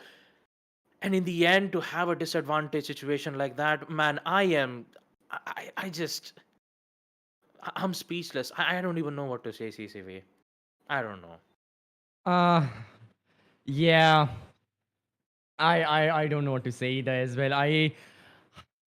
It's one of those instances where it's just sheer heartbreak. And I think that even the players of Hunters LFO, they gotta realize that. I mean, obviously nothing can change. They'll be happy they won, but it's not even like Hunters did anything bad or it was unfair. It's like I've always said, it's out of everyone's control. It's an act of God as far as I'm concerned. Hmm. But man, Hunters will also, have to feel out for their opposition. This was probably one of the best maps we have seen in a while. Bang, Yeah. we didn't see it. I mean, we saw it very little in the entirety of the Pro Series, not by these teams as well. And now 7-7, maximum overtime it was. Funky strats brought out from MRCZ. They had the opportunity plenty of times, but sadly, they couldn't. They couldn't close it out, and it's oh boy. Okay, so that's that. Yep. Mercenaries are now in the trenches. They're in the same spot they were in the finals of the spring edition because of the fact that they're down 2 maps. They need to win the next 3 maps in a row. But still, Bank was exceptional. Jittery 21-11, Jesus. Sandy 16 kills, Hasib 12, Ayan with 16. Everyone putting the effort, and it's good to see, Taha and Sparko finally get going. Obviously, they didn't have the best of days out there. Sparko 3 and 10, Taha 5 and 11, but they put in the work, and that's what matters. It was a team effort, and the score, the round count, it shows it 8-7. Oh my god. And yeah. And wait, it seems like I've just seen that on Twitter, Hasib has made the tweet that he unfortunately team killed Taha and got the disconnect. And he is saying even he doesn't know whether to laugh or cry, given just how disastrous these circumstances have been. So I can Uh, feel for him. Yeah. the feels, man. It's too much. Maybe Yep. I need to. have a H2O in my bottle and sing Dami Dami. Who knows? But all in all, what a performance from Hunters LFO. 8-7.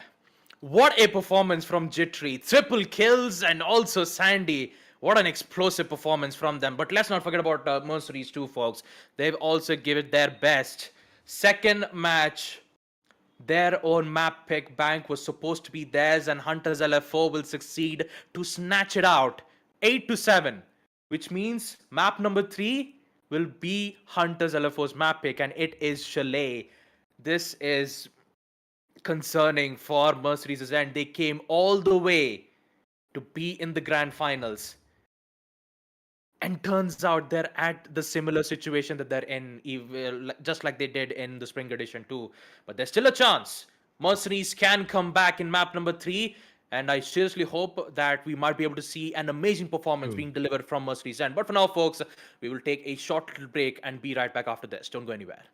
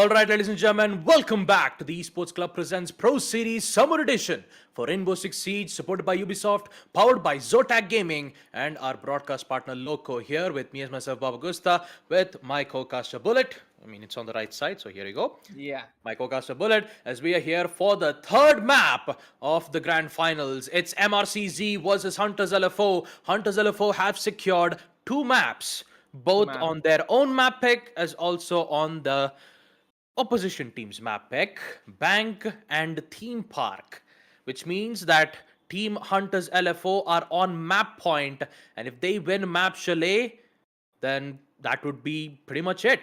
But for MRCZ, they still have a chance. They can still come back on map number 3, and if it does, we might get to see either map Clubhouse or Oregon to be the deciders. But it all comes down to this. Can MRCZ come back from a very brutal blow which was being dealt in the second map of Bank? And if they did, this would be a story that I love to talk about. And yeah, Bullet, man, what do you think about the matches so far?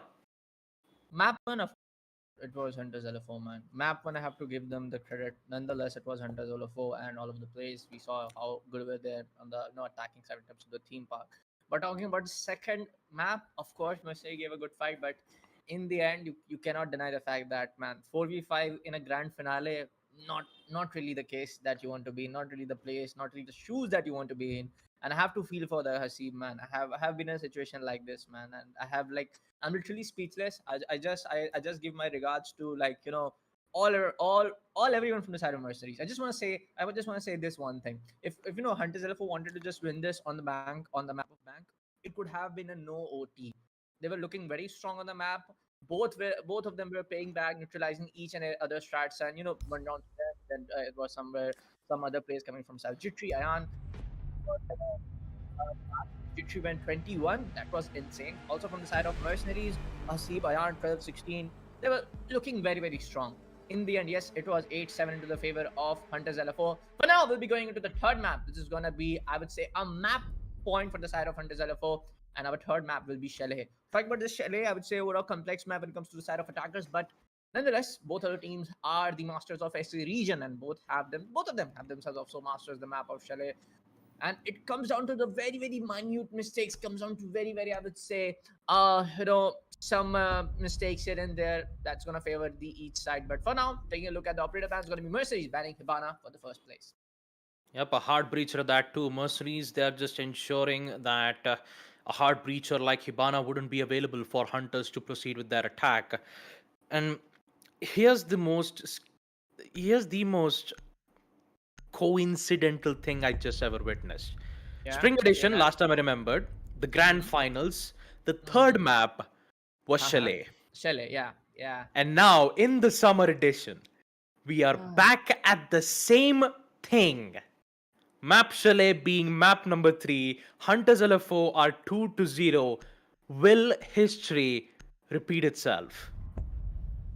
Will we see Hunters LFO ended off on a 3-0? Because that is more likely a possibility. Hunters LFO, map number 3, it is their map pick. And Mercenaries, last time I remember on Spring Edition, it did not work out well on map Chalet. And I'm pretty sure that in the Summer Edition, they have... I really hope that they've practiced map Chalet a lot, because Hunters LFO, they beat them to their game. Talk about the ban phase itself. Flores, Valkyrie, Azami, and Hibana will be the operators which won't be available on a map like Chalet. Azami once again will be banned on map number 3. It's Mercenaries, they don't want... Actually, it was map number 2. Mercenaries were the one who banned Azami. Azami, yeah. And also now on map number 3, we see another Azami ban coming in on the side of Mercenaries. So, boy, it all comes down to this. Round number 1, map Chalet. Hunters LFO are one map away to secure the first place for the series and to rack up a total of 20 points in the SA National Qualifiers. 20. 10 plus 10. There will be back-to-back winners for the series if they succeed map number 3. And Mercenaries, I want them to win map number 3, man. I want them to prove Hunters wrong. But it's just the favors, man. bullet. The favorite goes in the hands of Hunters LFO, and now it all depends on the first round. 10 seconds to I go. think you can say it all depends on the first round. How just mercenaries. They're giving some close calls on the map of Bank, man. You gotta give them the credit on how they were just neutralizing FT each other factor. Attackers are heading out That's to why we defuse saw the bomb. 7-7, right in the place. But talking about the map of Chalet, as we can see, mercenaries going for the bar and gaming room area. We have seen, there's no Mira band coming in from the side of either team. So of course you can play Mira, you can play the Mira castle strat as usual being in the place. But my all eyes are on to the side of Ayan, Hasib, especially when it comes to MSN from the side of. This is what I'm talking about. Ayan takes the first pick on me, not even letting me complete this sentence. My boy, you have it. The answer coming up. It's gonna be MSN to take a little bit of damage. I guess that was the damage being being done from the side of window itself. Sparko trying to make their move towards the side of library. Intel drone war going on from both of this from every attacker on the side of Hunters LFO. Now air jab not in the place. Onto the map of Chalet, we know for a fact that Chalet is a very big map when it comes down to rumors. The flanks are very much important, especially in those late seconds of the round. But no more air jab to play into round number 1 itself. That's gonna cost a lot towards the side of Hunters LFO. Better making way towards the side of snowmobile area. MI7, I guess he needs to just survive to use that utility called Nitro, or you can just call it C4 to just let it play when it's required. But it's very crucial. Taha also playing for the side of Mesni, and it's gonna be I guess it was Sparko. Yeah, it was Sparko and Sadi trying to make them move toward the side of library. Now Taha OP, I guess he's all alone toward the side of Mesni. Oh, it's gonna be Taha also playing toward the side of library main stairs. So yeah, all pressure comes down towards of this two guys. It's gonna be Taha. It's gonna be Smoke Fatar to just take out. It's gonna be Hasib to take out Sandy. Now it's gonna retreat coming in from the side of Jittery. Takes out Hasib, makes it a 3v4. The trades are coming in so perfect on like both of the maps. Like even the third map, as you can see, Hunters LFO taking the trades very right. It was same, like I would say, the same momentum going to the play. Sparko takes a little bit of damage with that vector. Now Sparko being very low on HP, he can get him out. It's gonna be Taha to take out Sparko. Jittery comes out to take out Taha. Jittery with a double kill, takes off Fatar, makes it a 2v2. Oh boy, where are you, Ayan? You gotta make your way. Now it's gonna be MI7 very low on HP, all alone in the side. One grenade and MI7 will be down. Oh, he's already down. And Jittery with a quad kill. Jittery, are you gonna take an ace?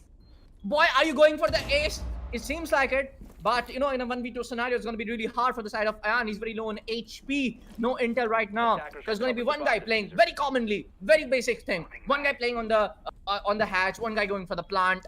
Now it all comes down to the side of Ayan to clutch this out in the last 34 seconds. Plant going down, of course. Post-pass situation will be coming up. But hey, he gets Jittery. Now it's also down to the side of Rattler. And it's going to be Jittery to take up the ace. Very good work done from the side of Ayan to shut a guy like Jittery down. Because Finka, of course, I guess he had one more dinosaur left. 50 seconds left on the clock. Rattler, you have the intel, you got the yellow ping, shots being fired upon. No, but trying to waste the time. He had to go for the kill. Rattler in a very bad spot right now. Ayan just gets him. Now it's going to be very, very crucial. He has a sound. He gets Ayan. A 1v2 clutch coming in from the side of Mercenaries. Boy, oh boy, all the efforts from the side of Jittery going down in the vein. But in the end, it was Ayan to take that 1v2. A job very well done from the side of Ayan. And this is what I said in the starting, Baba. The players to make the difference from the side of Mercenary, that's going to be Hasib, that's going to be Taha. That's going to be MI7 or just going to be Ayan. Because we have seen Ayan with the highest player rating in the summer edition of the Pro Series. So the boy just proving it just right. That, yeah, I got the first round. Just carry the momentum up till next 5 rounds as well. That early peak that MI7 did was very important for MRCG to survive, and they did so. What's even more promising was that Jittery, despite him being so under heat, 4 kills, he was about to get his ace, and Ayan gets to deny that. What's even more promising is that he gets to clutch a 1v2. MercenarieZ, this is heavily required. They've got to make certain plays like that. 1-0, very close round, and Hunters, for a moment there I thought they'd got it under their bags, but turns out Ayan was still alive, he's still kicking. 3 kills from his end, playing as the Jaeger, and an insane clutch being pulled off from this man right here. Now will it be the same repeat on round number 2? Or will it be a different scenario? A lot of changes on the operator's picks. Now we see MI7, who used to bring in as the Kaid, now has the Castle. Armor panel, such a important utility that can block lines of sight. and it's bulletproof. And this will immediately force the attackers to use any soft breach materials like the sledgehammer, the grenades, the impacts from Sandy. They have all the utilities that they need, but also they need to conserve some of them when they head off for the execute. They have the information from the bullet cams. All they need to do is to ensure that the C4 plays that all three players have, Taha, Hasib, and Fathar, needs to make those explosives count. And that will be the change factor in round number 2 itself. True, when, especially talking about the side of Hunters LFO, when you go toward the side of Kitchen, you gotta, rely a lot toward the side of vertical plays. As we can see, there are almost 4 nades coming to the play from the side of Hunters LFO, 2 from the side of Rattus, taking Sledgetry yet again with the Finca. So I guess, they will try to, push toward the side of Westman, as we can see. Sandy going in, and then you see 3 guys pushing up toward the side of the upper floor. So I guess that's going to be the case. But Rattler, GT already taking the map control for now. GT trying to go for a vertical play. I don't think so, but yeah, I guess that was what was that nade? Was he trying to take that Kaid down, or maybe he's just trying to go for the kills? But for now, we see, of course, entry being made toward the side of second floor. Still, it's gonna be Ayan playing up toward the side of Kids. Not really sure how you wanna play. Oh, there's a Mira plays on Closet. Very much interesting. Just trying to waste as much more time as possible. There are 2 guys almost playing on toward the side of second floor. Now it all comes down to Fatar to make the difference as he's playing toward the side of the back stairs. Flashbang going in. It's going to be nades also coming in from the side of Jittery. Maybe he can get a kill, but they are also trying to open up the wall at the same damn time.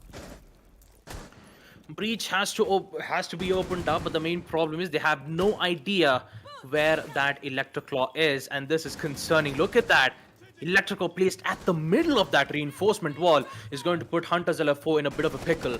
They don't have much time, 35 seconds. Every single utilities has been expended. Now they're waiting for Rattler to come upstairs and hope that they'll be able to remove that important utility, but time is wasting, and that time will start it off with Standy with the opening pick. Ayan is gone, which means that the entire second floor is at their hands, and now tension starts to rise around. Jittery, the man who loves to play as the Finca, will start with his opening pick too, but not for long. Taha is still here.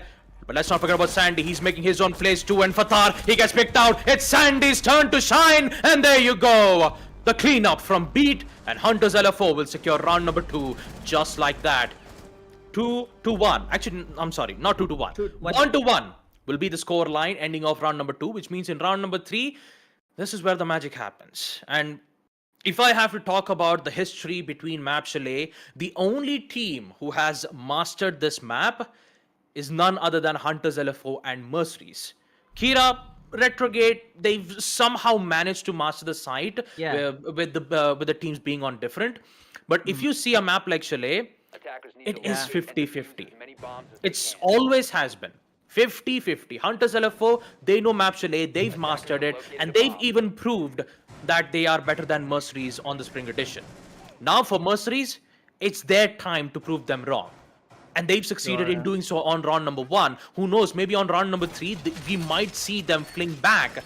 But the way how Hunters have been going on with their execute, if Jittery gets eliminated out, Sandy's still there. Sandy's causing a lot of chaos. And the amount of backups that they have on these early picks really shows that Hunters is a dangerous team when it comes to an execution like that.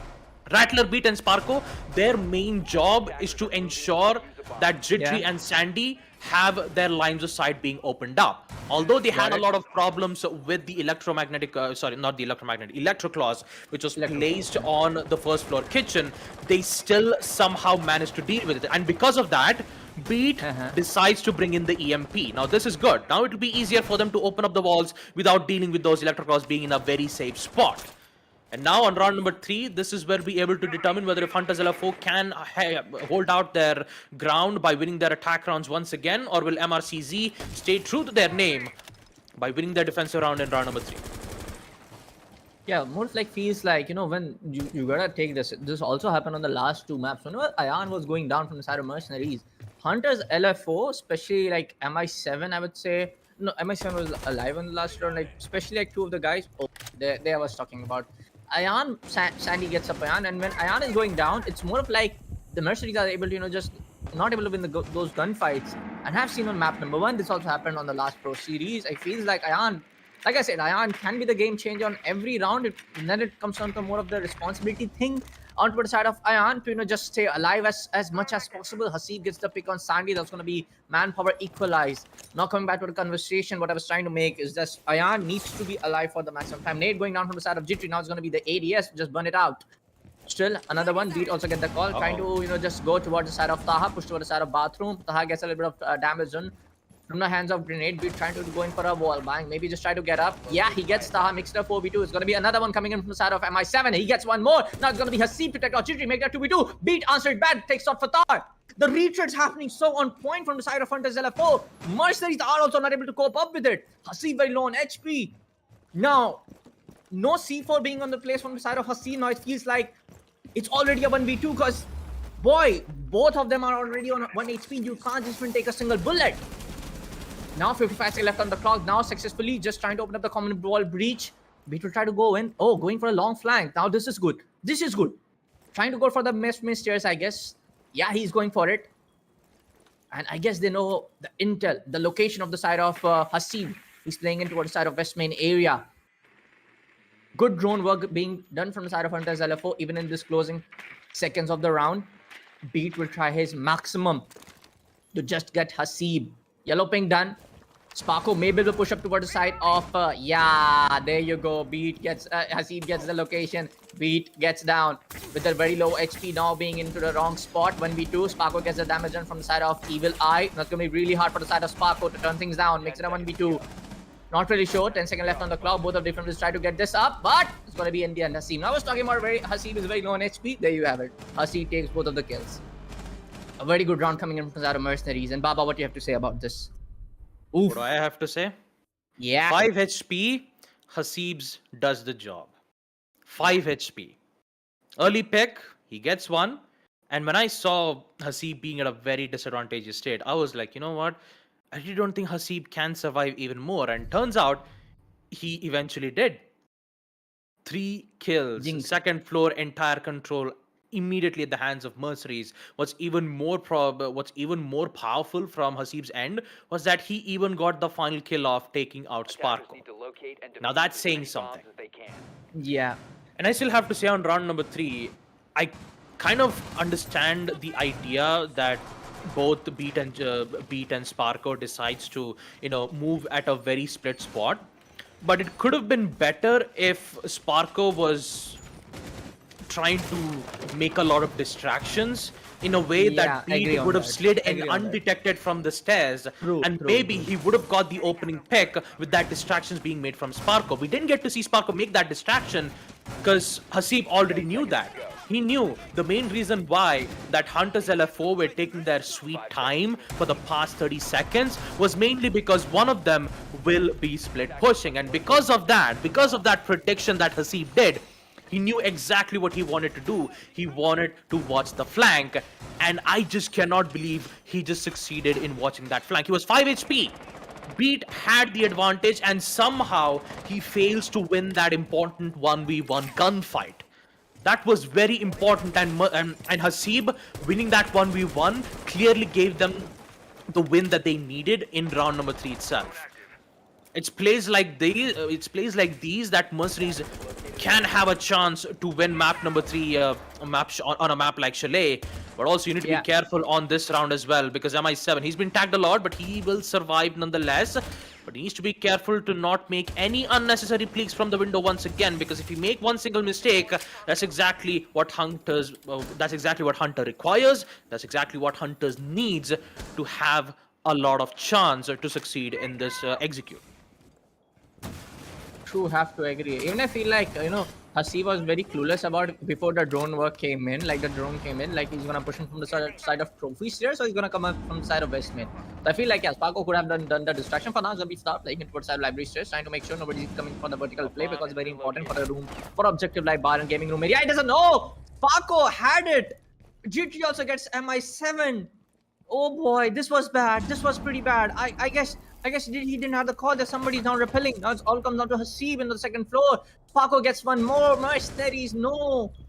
Boy, oh boy, Rattler also gets Haseeb. Now it's come down to Ayan once more. Last time it was a 1v2, this time a 1v4, but nope, he gets victory, but it's gonna be just Twitch to shut Ayan down on round number 3. Not the way. Just Mercedes were trying to just be strong. I just felt for a second like MI7 didn't get the call. There's somebody playing it towards our second window just because he came in clueless. Fatar just came in clueless. Like I have nothing to say for that now. But very unlucky for the side of Fatar to get caught out, and then again we go in for a scoreline of 2-2. Up till now, there are some mistakes from the side of Hunters LFO as well, but the execution, I would say the execution is just coming up too brilliant in those crucial rounds to try to equalize the score or even try to take a lead. For the past 4 rounds this time, what I'm trying to observe. But yet again, Mercenaries, you cannot deny the fact that Ayan plays are coming in so good.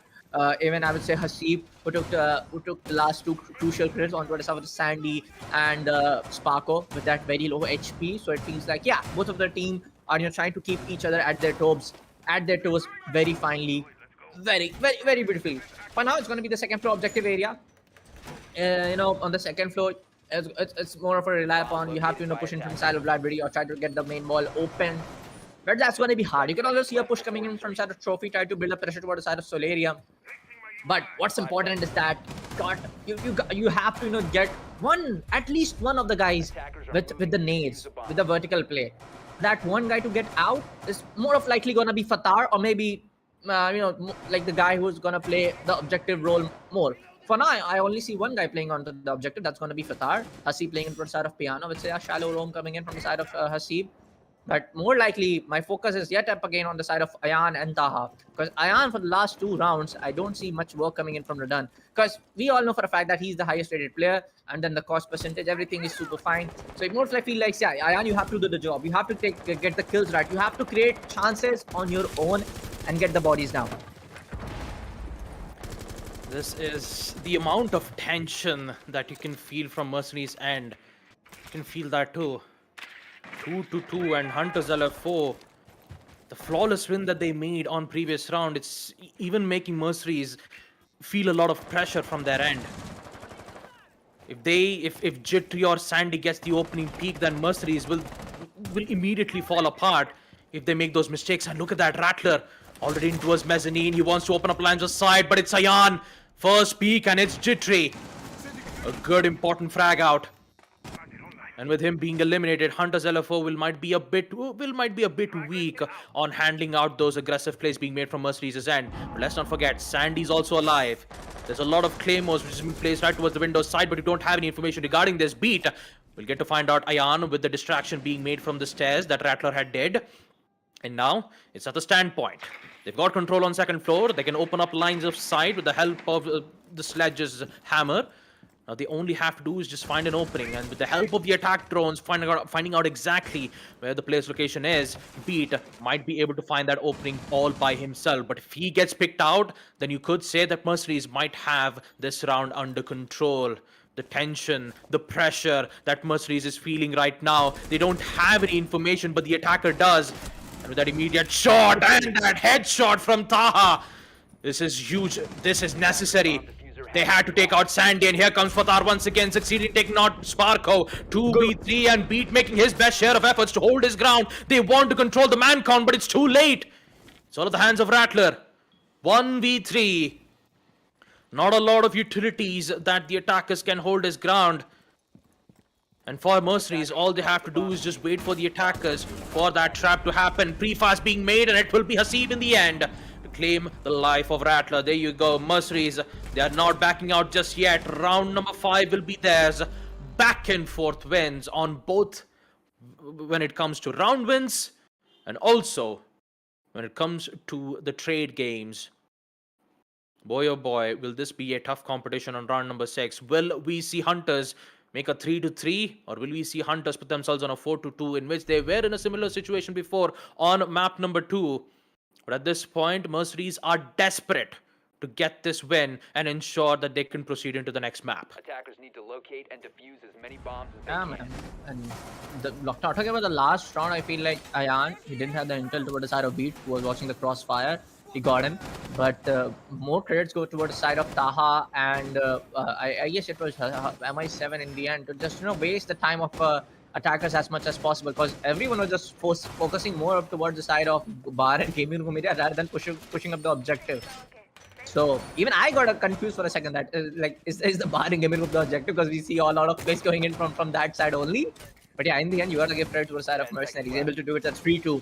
The same question what Baba did. I'm going to repeat the same. Will it be Mercenary to take the lead, make it a 4-2, try to just get into the round advantage before the swap being made, or it's going to be Hunters LFO to make it a 3-3.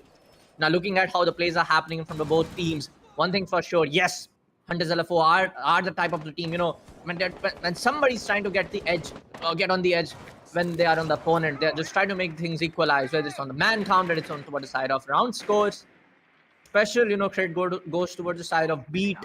And take a look what Sandy is doing at GT. Like, especially talk about GT. With Finca plays coming in at the right time, the arena surges are providing a lot of good amount of, I would say, the impact towards the overall team to just get the kills, get the opening, and then just crush your opponent down. But now, yet again, we see Bar and Gaming Room objective going in for the, I would say, third time. Yeah, third time it is. MS7 yet again, taking a little bit of damage. Probably, possibly from the side of main door itself. Fatar on the Pulse this time. Very much interesting. Because Pulse, yeah, you can play Pulse and, somewhere around you can have your second guy to provide that intel from the side of library. I really want to see the attackers where they are pushing in from. Maybe try to go at the opening. Hey, that's going to be Ayan picking up Jittery. Boy, oh boy. This time, I would say Ayan for the second time gets the opening for the side of Mercenaries in round number 6. It was on the last round number 4 for the last time we saw, but in the end, we got shut down in the round number 5 itself to take a quick trade from the side of Hunters LFO. But yeah, Finca going down. Now this can be a very tricky one from the side of Hunters LFO. I really want to see how they approach after Finca being down, especially a guy like Jittery. Very much interesting. They have a lot of information from those pulse cardiac sensors, the amount of movement that the attacker does. The defenders also have the information via the yellow pings. C4 still at hand. They could use it for a pre-placed C4, but in the end, it will be Sandy who gets to succeed taking out the Oryx. What will be the pressure? Sandy, he might be able to head in towards the main entrance door, but they still don't have control on second floor itself. And it's Hasib. He'll be downed out. Rattler. 4-3, information still at the hands of the defenders, and Fatar needs to make a play. Desperate attempt, and that attempt will be successful. Headshot. Sparko goes down, and now it's 3v3, equalized yet again. Fatar back at it again with the info game, and Fatar wants to contest this. Still has the C4 in hand, not a lot of time for the attackers to make their move. C4 already been exploded at the hands of Ayan. I believe that was a pre-placed C4, but none of it will be caught in that blast radius.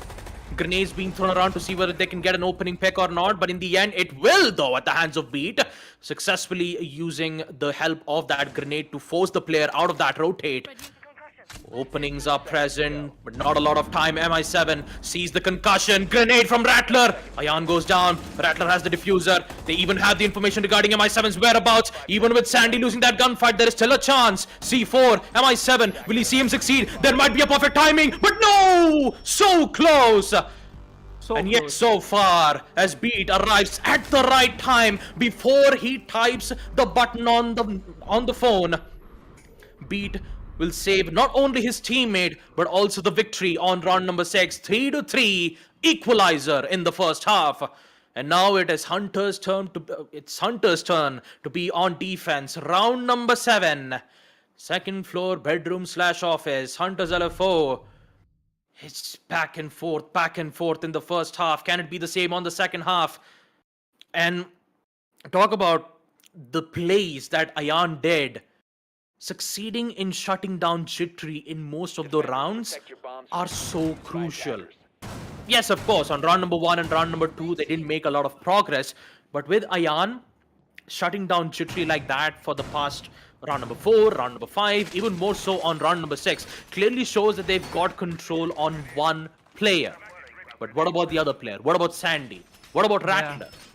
Even more so, what about Sparko and Beat? Yes, of course, Sparko and Beat will be mainly focused on holding out the support roles, opening up the walls, giving them clearance, giving them information via the attack drones. Everything has been given by Sparko, Beat, and Rattler. And the only two heavy hitters from Hunters LFO Sandy and Jittery are the ones who are doing the main job. Beat, on the other hand, he's been doing an exceptional job at establishing crossfire angles. So even if Jittery gets picked out, the refrag game would come into the hands of Beat, and he's been doing an exceptional job at doing so. 8 kills from this man right here. But let's not forget about MRCZ, Ayan, Taha, Hasib, the captain of Team MRCZ, securing 7 kills. The clutch that he did from the Mira. But now the roles have been changed. Second half, and he's making a decision to bring in the Nook. The only thing that he can do right now is knock on Hunters LFO's doorstep and go for a knock-knock joke. Yeah, like no play at this, I would say it's a very crucial round. How just swap is being made after the score count being equalized. It's more of like if you have got the nuke, you gotta take at least one guy down with you. Especially he got the intel, goes for the free fire. It's gonna be Chitty take a lot of damage. It's gonna be Hasib also do the same amount of damage for now. Peak going in. In the end, it's gonna be Beat to do the unfortunate. Oh boy, damage still being done from the side of Hasib as Beat with the unfortunate TK coming in. That was very much unfortunate. I have to say this. Now Beat try to go for a peek toward the side of the particular window in the closet area, but still not sure. There's gonna be someone from the side of MRCZ pushing that up or not. It's gonna be Sandy taking a little bit of damage from that nade. Gets caught out by the Mamai magnet. As you are the Mamai, it's your responsibility, and that responsibility is getting played very perfectly. Now Sandy just trying to just waste the time of mercenaries. Both of the attackers were trying to make their way. Ayan gets him. It's gonna be Sandy to go down. Ayana with a very beautiful play coming in. But no, it's gonna get Beat. With that line of sight being made, it's gonna get Ayan. The trades are happening in so perfect, Baba. This is what we're talking about. And this is one if Hunters LFO win this one, make it a 3-0 in the grand finale yet again. This is that one important factor. The retrades are happening in so perfect. Like you said about Beat, like you said about Sandy. Watching each other's back. It's just that one reason which I feel like Hunters LFO gonna win this one. For now, it's gonna be MI7 to get ready to search. Everyone from the side of Taha, making their way to the side of second floor. Yes, it's very late now to open up the wall, but you have to open it up because what other options you have? If you go toward the side of Solarium, that's gonna be very late. It's already 45 seconds left on the clock. Beat playing on toward the side of first floor. He has that C4. He can make all the difference in the world in this round.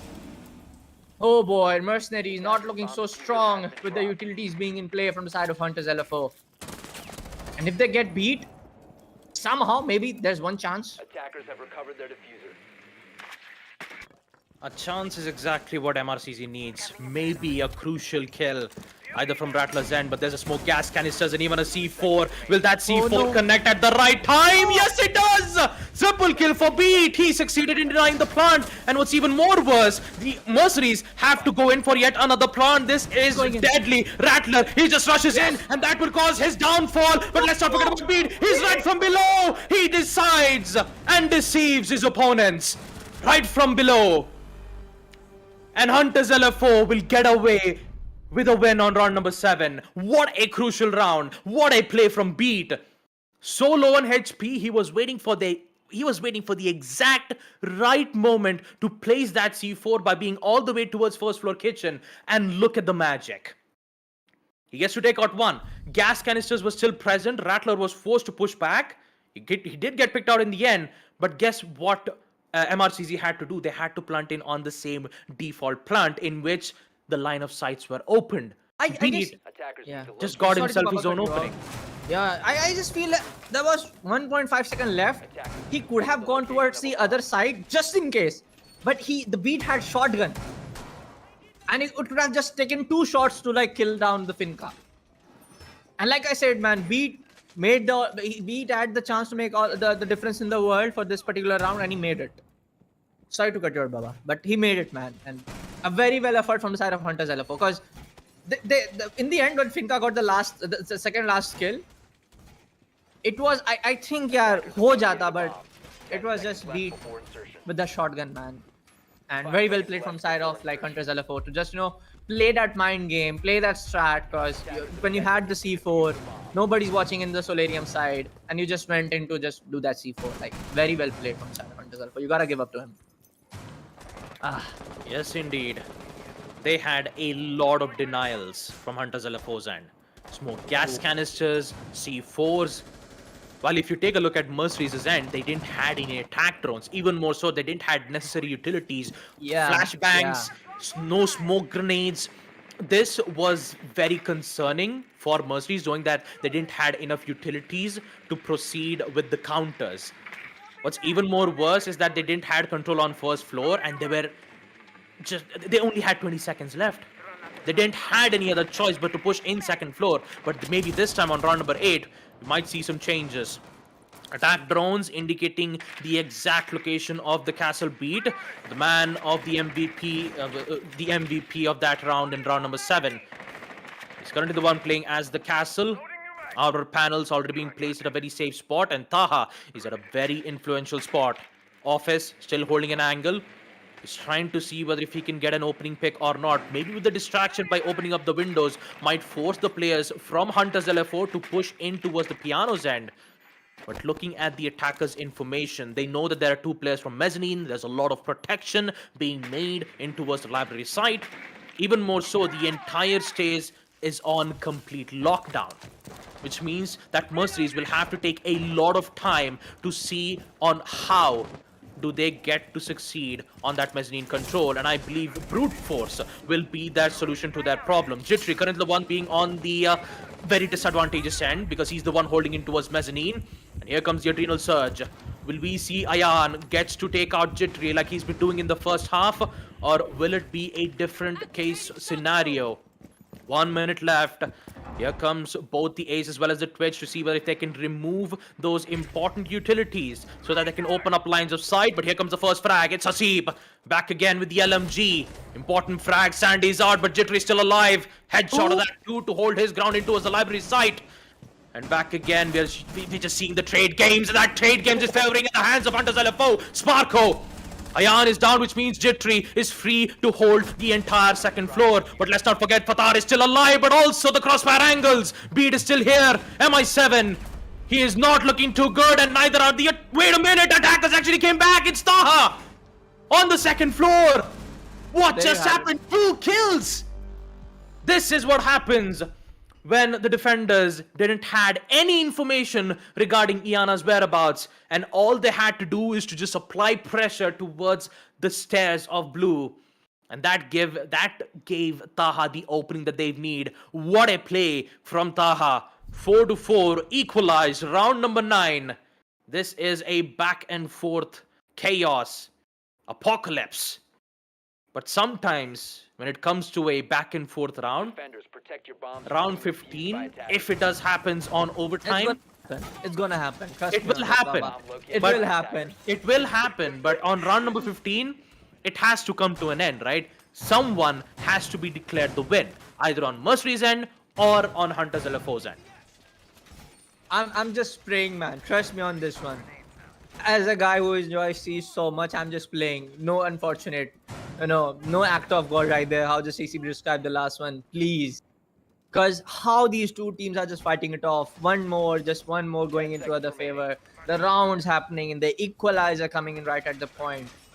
It feels like, man, they are doing their 100%, but with these unfortunate situations, nobody has control in. Boy, oh boy. I felt like, yeah, huge credit goes to like Taha, but Baba also talking about Fatar, our AK-12 guy. I just love how he just play AK-12 on the side of Fuse, like also being on the support when he plays Ace. He got the 2 crucial kills towards the side of the library stairs.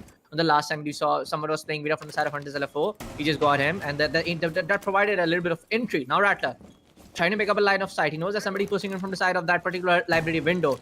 He can maybe get an SMG kill, but with the shotguns being in play, the attackers will definitely have the sound cue that somebody's playing it vertically. The hold looks very much promising from the side of Hunters LFO, but one thing I have to say, Mercy's taking a lot of time to do the execution, but on the round number 8, the execution was so perfect that Hunters LFO couldn't catch it up. But on talking about round number 7 and also like round number 4, if I'm not wrong, yeah, it was, Mercenaries to just not have the proper time and the proper man advantage to get the execution done right. Jittery is currently being spotted from the attack drones, and somehow he's constantly being yellow pinged from the attacker's end. All eyes on Jittery. Can he get to hold the ground on library, or will we see him gets to be its prey? That's pretty quiet. That's pretty much sure that it can happen. Jittery is still there. He'll be able to at least remove the important utilities, but the grenade will down him.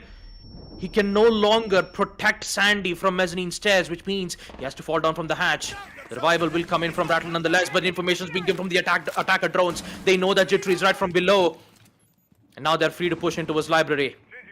Even more so, the pressure which has been given towards the hallway side is too much for them to handle. A shot, 2 shots, MI7, he's going bonkers. Even more so, Fathar comes back to join in on the fun. 1v4, and now it's all the hands of Rattler. 1v4 situation, smokes, gas canisters, SMG-11. Although if he does get that first opening pick, it is still not enough. And MercenarieZ, they will still hold their ground, and this time they will manage to put themselves on the lead. Round number 10, bar and gaming room, 5-4. And a timeout has been requested from MRCZ. Yeah. They have to think about this. They are this close, 4-5. Hunters LFO can come back and equalize it 5-5. Yeah. And they've this is- succeeded. Yeah, they've succeeded in holding out Jittery. They've succeeded in holding out Sandy. They're currently being silent in the second half because most of the time it's either Beat Rattler or Sparko who's been doing all the heavy lifting, especially on defense in second half. And the way how Fathar and Ayan, even more, sorry, not Fathar, Taha and MI7 has been proceeding on round number 8 and 9 has been so influential for MRCZ. They have to keep it going. Unless and until something bad happens in round number 10, MercenarieZ currently have control on Map Chalet, and this is exactly what they want. But is it more than enough to guarantee a win so that we can proceed to map number 4? That's the biggest question. Yeah, and I feel like this particular tactical timeout coming in from our MercenarieZ, this is the right time to do it, trust me. Because every time we see MercenarieZ taking up lead, it's going to be Hunters LFO to equalize things up. And now that to just change the momentum a little bit. I feel like it's going to affect it. And it's the tactical timeout coming at the right time. Trust me, it's the right time to do it. But I have to appreciate the efforts being made from the side of Hasib, even from the Fathar. Our AK-12 enjoy, man. I love how he plays AK-12 with that particular gun. It's a personal thing that I'm appreciating it. But yeah, I like the plays coming from the side of Fathar. The push being made from the side of Taha and Fathar together. The chemistry of this duo is just looking so perfect. But in the end, like I said, the Ayan has to make Ayan from the side of MercenarieZ has to make a difference. But for now, take a look. What's Beat doing up? 13-5. Boy, oh boy. That's going to be a really crucial game coming from the side of Beat.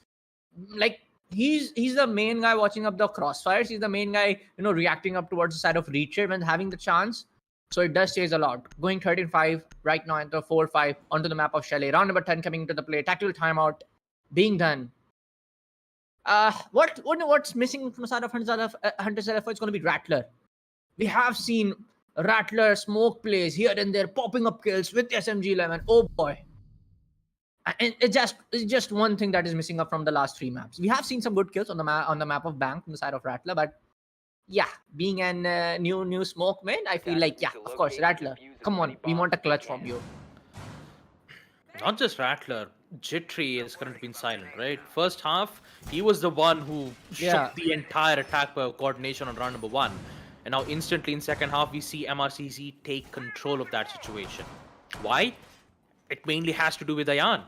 Ayan has been focusing on Jittery for more than 2 to 3 rounds, and with him being eliminated early in the round, you see him being down on round number 9, you see him being eliminated out on round number 8. It clearly shows that winning that initial 1v1 gunfights from Ayan has been so promising in the second half. Although MercenarieZ were the one who initiated a tactical timeout, that also gives Hunters LFO some time to think as well on round number 9 itself.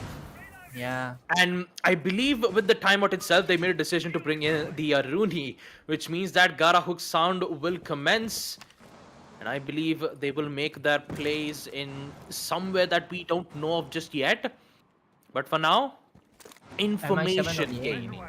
Yeah, information gain from the attack drones. They want to get clearer information on Hunter's whereabouts. And when they have all 5 players' locations being known, then and there itself, they will head in for that execute. The Amaru, the Ying, Candelas, everything's been placed, which means an aggressive push is already in on round number 10. Push is already in from the office, and now Hunters LFO needs to hold their ground. Can they hold? Can they succeed? I'm quite sure that might happen. Rattler is here, sort of sandy, 4v3, and even with neutral amount of places being used, MercenarieZ's aggressive push might have come to a halt. 3v2 for Thar. Just ensuring that they could place the plant. SMG 11, but no, Fatar succeeds. C4 doesn't connect. 2v2, MercenarieZ can still have a chance. The aggressive push that they made on the side might have given them a chance for MercenarieZ to put themselves on match point. And with that timeout being taken around, they know exactly what had happened. Fatar playing so very close. Beat is still alive, but it's squad kill at the hands of Fatar. Instantly gets denied at the hands of Beat. And now it's all eyes on him. 1v1. Fatar is still alive. It's his squad kill. One more kill, and he will secure his ace, but no! Beat gets to deny it one more time.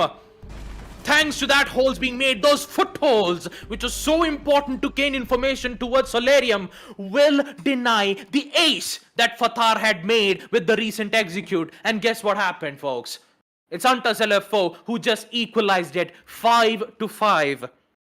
And now, Hunters LFO, they've understood the pattern. They know whenever MRCZ decides to, use their timeouts, they initially have to be prepared, whether if it's an aggro push or they're just going, they might go in for a passive push itself, because that hold was excellent. Smoke gas canisters, Beat with the 1v1 clutch. Fatar had a quad kill. He was about to pull off an ace. But due to less amount of information which was gained from the attack rounds, most of it was used at the early rounds itself.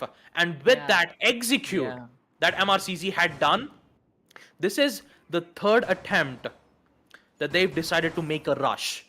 2 times, which was made on map bank. One of them did succeed, and the rest of the 2 didn't quite work out well in their favor. On Chalet, this is their first attempt of a rush, and that initially led Hunters LFO equalize it to a 5-5.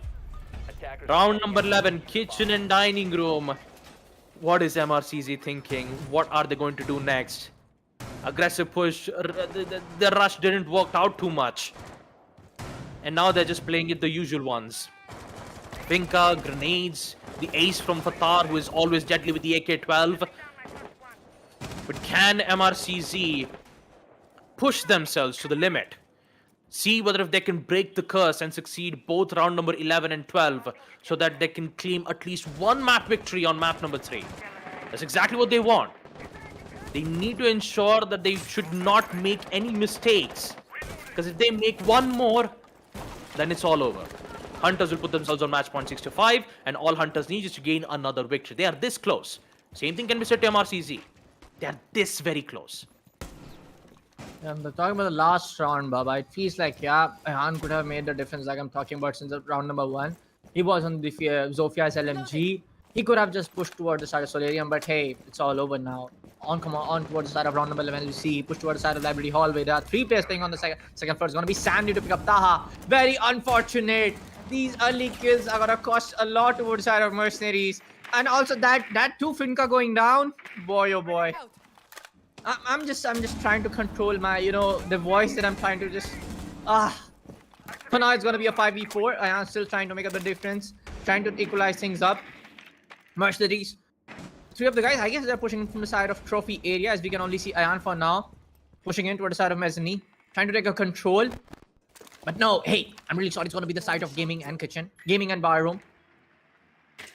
Kitchen and dining. Oh, what am I speaking? Yeah, I'm getting completely floored off with just the rounds are going in here and there. So apologies.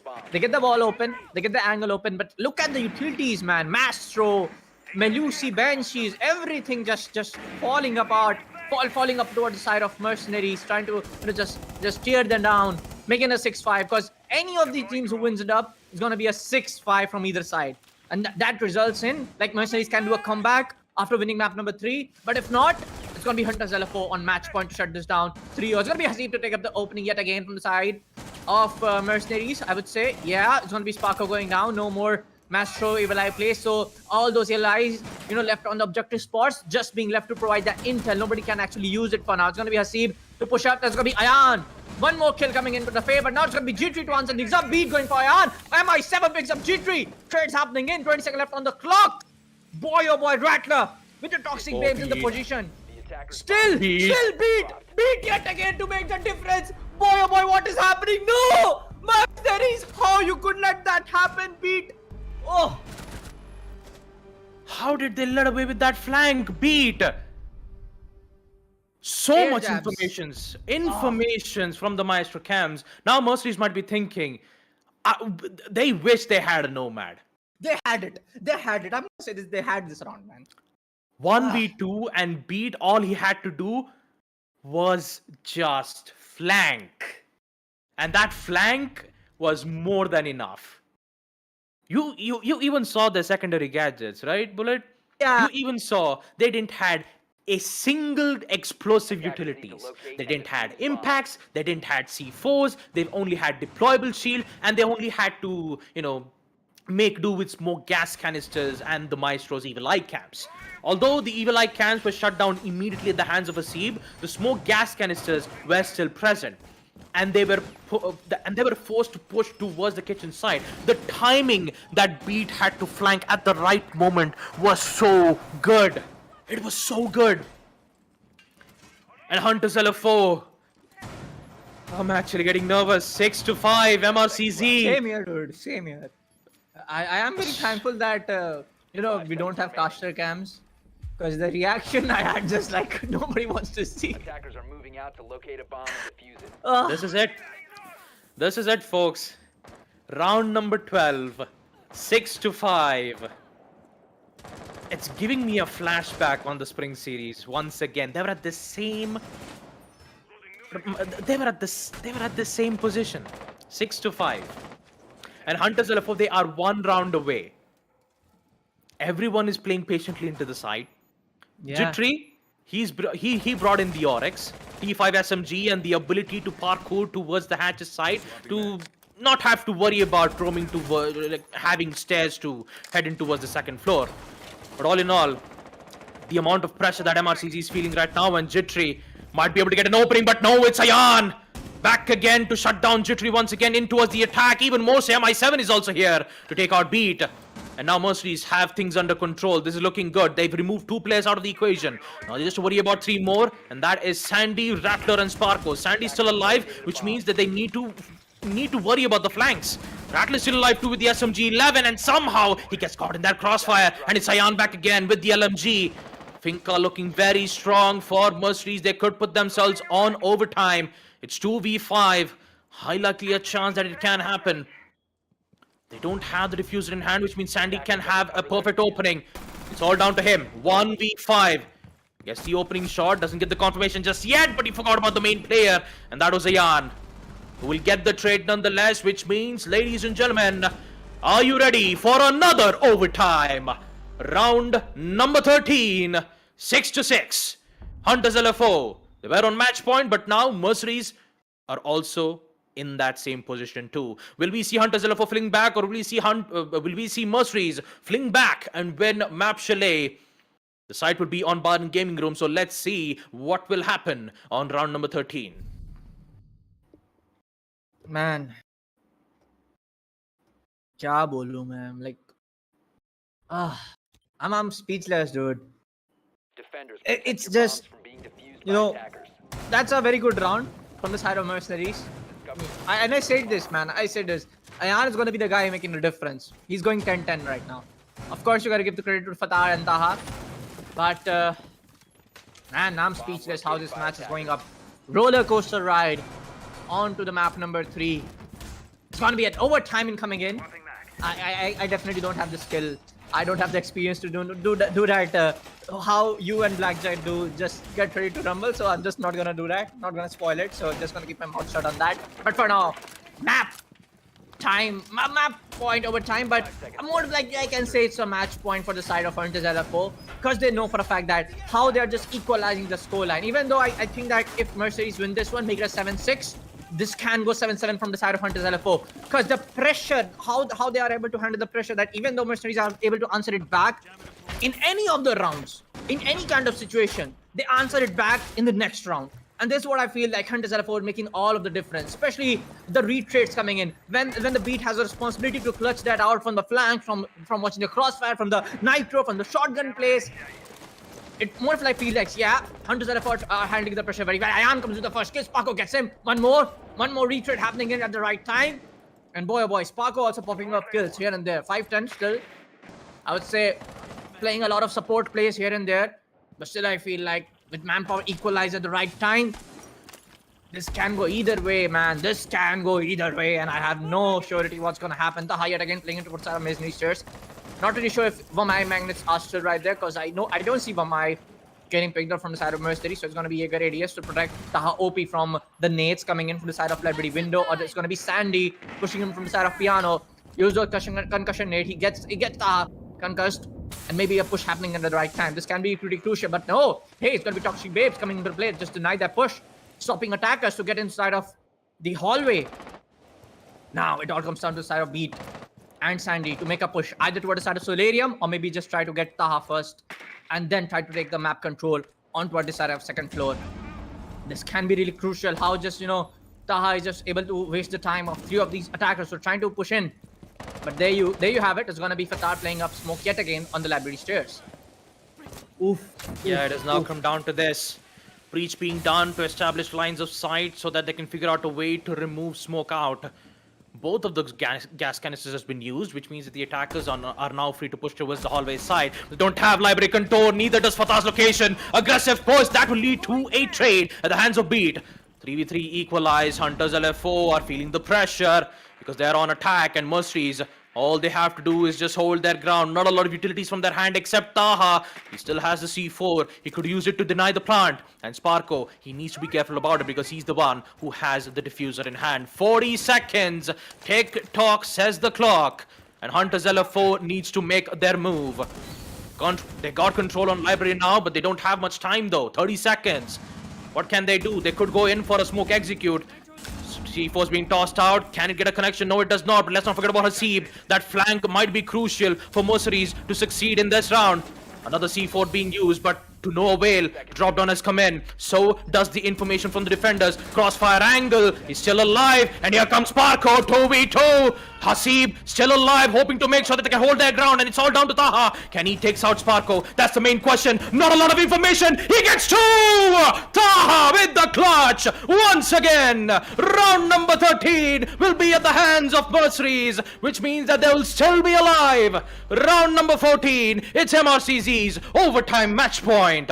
They're still here. They're still here to fight. And now all they have to do is win Map Chalet and give a tough competition to Hunters LFO. What a clutch from Taha. 1v2. Back at it again. Oh boy, will it be a tough one. Round number 14, Hunters LFO. They were this close. 1v2. 1v2. Yeah, man, I feel like the survival rounds, whether it is from the side of Taha, it's from the side of the, I would say, Ayan coming into the play. Even we saw in the previous round, Hasib taking some crucial kills here and there. Boy, oh boy. 7-6. You gotta appreciate the fact how MercenarieZ are able to hold this one up. But right now, they will be onto the side of attacking. And boy, oh boy, yet again, overtime match point. And let me remind you, for who's joining the stream at this point of time, Hunters LFO already won map number 1, map number 2, and it's the Mercenary survival map. They have to anyhow win the map of Chalet, the map number 3, to get into the map number 4. I would say Hunters LFO, yes, they have. If you look at the pattern, Baba, anytime, whether it's overtime, whether it's normal match point, MercenarieZ, even if they are able to get the lead up 7-6. 6-5. Anyhow, it's gonna be Hunters LFO to just equalize things up. And with the pattern coming up right, there's only one question in my mind: can MercenarieZ deny that observation? Can MercenarieZ just deny the fact that Hunters LFO this time cannot equalize things up on a 7-7? Not really sure what's gonna happen, but one thing's for sure: it's gonna be Ayan, it's gonna be Taha OP, it's gonna be Fatar to try their level best to just end things up and just let MercenarieZ survive onto map number 3. That's going to be Chalet as we are speaking in. We see a lot of, again, utility plays coming in from the side of Sparko, as we can see Jittery going for the Melusi. Really want to see some good plays coming in from the side of Sandy, Sparko, because look at what Beat is doing right now. 19-7.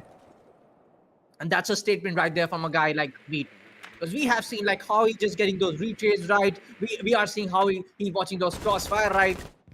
the coordination, the handle of pressure, such a way you just cannot I'm falling short in words to just appreciate the coordination of the side of Hunters LFO in this, crucial rounds, in this, pressure of a kind of like moment right there. If Mercenaries win map number 3, then that means Hunters LFO will be at the danger zone in map number 4, because it's Mercenaries' map pick.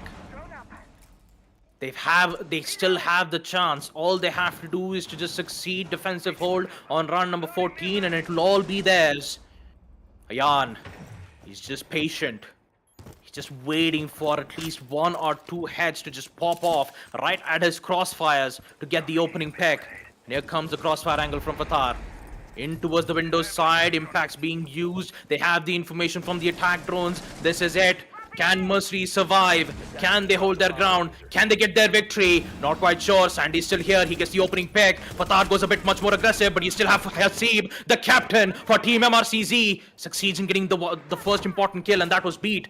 He was dealing a lot of damage in towards the defensive side by making unexpected plays, but with him being gone, there's still a chance for Mercenaries to come back. Ayan playing a very close angle, and yet somehow they will succeed. Hasib, important kill. Sandy's out. 3v4. Hunters LFO, they're losing their control on the side, but he still forgot about Jittery. He's still alive. He's equalizing it 3-3. And look where the side is. It's on first floor dining. What's even more important? Oh no, that's the diffuser down. They have the info on the diffuser. This is even more pressuring on the side of MRCZ. They need to make a desperate attempt of a play, and Ayan will do exactly that. They opened up lines of sight. They know exactly what is happening. 2v3. Hunters are slowly losing their grasp on their man count. And now they just have to hold, and Sparko loses it. It's all at the hands of Jittery. 1v3. Can this man succeed? No, it does not. Mercenaries. Round number 14. They'll get to come back. They'll get to win map number 3, which means it's not over yet, folks. We will head off on map number 4. It will be Clubhouse. This map has been picked by Team Mercenaries, which means they are back in the game, folks. What a play from Mercenaries. What a play from Ayan. Patience is the key to virtue. And evidently, it did reward at the hands of Team Mercenaries. What a performance from Mercenaries, and what a nerve-wracking moment from both these teams. What a performance, though, from them. What a performance. Lovely, lovely. And just talking about the side of, how even the diffuser has been dropped, it was, again, Ayan. Let me remind you, the guy who's making the difference in the world is going to be Ayan, just coming in, taking the both guys down. In the end, it was a 1v2, but what a lovely play. And they just denied the pattern that Hunters LFO can just equalize the score out. Because from the past, I would say 3 maps we have seen, anytime just Mercenaries getting the lead, is going to be just Hunters LFO to come up and equalize the round score. So this time around, it's going to be Mercenaries just come up, but the pressure is still right there, Baba. The 1 map lead is still right there. And talking about the map of Clubhouse, we have seen, personally have not seen a lot of players coming in from the side of, I would say, Hunters LFO playing on Clubhouse. But talking about Mercenaries, yeah, they can, get a little bit dicey onto the side of Clubhouse, but not really sure as a caster what's going to happen. And what's just better, what's happened, I'm going to say this on stream, we just crossed over 100 plus viewership on stream. Thank you so much, everyone, for this kind of support towards the community, towards the scene, towards everyone from the side of the Esports Club. Thank you from myself, from the bottom of my heart. This means so much a lot as a Siege fan in our region. And boy, we'll be taking a short look at the highlights. But what an effort being made from both of the sides. Yes, I would say Monkey Hunters and end of the, I would say on round number 9, round number 8, get a little bit, I would say, lost their composure, just trying to shut this down real quick. I just thought that adrenaline rush just got in their head. But the efforts being made from both of the sides, and just Mercenary to deny that pattern here and there, it was just way too brilliant. And it all comes down to the 4th map to decide the fate. Whether it's going to be, we seeing map number 5 for the first time in a Pro Series edition, or it's going to be just Hunters LFO to shut this down on a 3-1 score line. Oof. And this entire map was just back and forth wins. 1 win from Hunters, then that means it's MRCZ's turn to win round number 2. There was an attempt of an rush, which was made with the timeout itself. But since Mercenaries had won map number 3, this clearly shows that Hunters LFO are currently the one facing the danger zone. Just like I said in the previous league. Map number 4, Clubhouse, this is Mercenaries map pack. And if Mercenaries wins map number 4, then we all know what it means, folks. We are heading off to the deciders. Talk about the match summary itself. 8-6. MRCZ will deny overtime. Hayan, Hasib, Taha. Look at that on the leaderboards. 13, 12, and 11 kills. Talk about Beat, the man who's been making a lot of ridiculous plays, clutch plays. He is definitely the MVP of that round. 19 kills, 71% cost, and look at Sandy, 5 opening picks. That's how dangerous Sandy is when it comes to those picks itself. And Jittery, although his performance was amazing on both map number 1 and 2, in 3, looks like he gets to lose a lot of gunfight up against Ayan. Ayan was just constantly pressuring him into the second half, and turns out, I believe it eventually did work out at the hands of Team Mercenaries. 8-6. Will we see a different scenario? Will we see Hunters fling back on map number 4? Because at this point, you could say that Hunters LFO are currently not looking too good. Although they did win map number 1 and 2, they still have a chance to win map number 4. It is Clubhouse after all, but you still never know what MRCZ is planning to do at the side itself. There will be tons of changes, tons of differential, a lot of confusion moments that Hunters LFO might have to think about some way to take out the amount of comeback that MRCZ has. And I've got to say, MRCZ, there is high likely chance that they can win map number 4. But there's just one thing I want to say, like where you said MercenarieZ can do it. I just feel like, Hunters LFO, when it comes to the overtime match points, are just able to handle that pressure so well. Mercenary needs to have that. Because even after like equalizing things up, it was a very close round for the side of Hunters LFO. We could have seen this, going in round number 15. We'll be taking a short break, guys. Again, I'm gonna say this yet again. Thank you so much for all the support. I just saw it going on 100 and 118 watching, and I just thank you from bottom of my heart. And we'll be taking a short break. Go nowhere. Make sure to share the stream. Make sure to like it, and we'll be right back after a short break.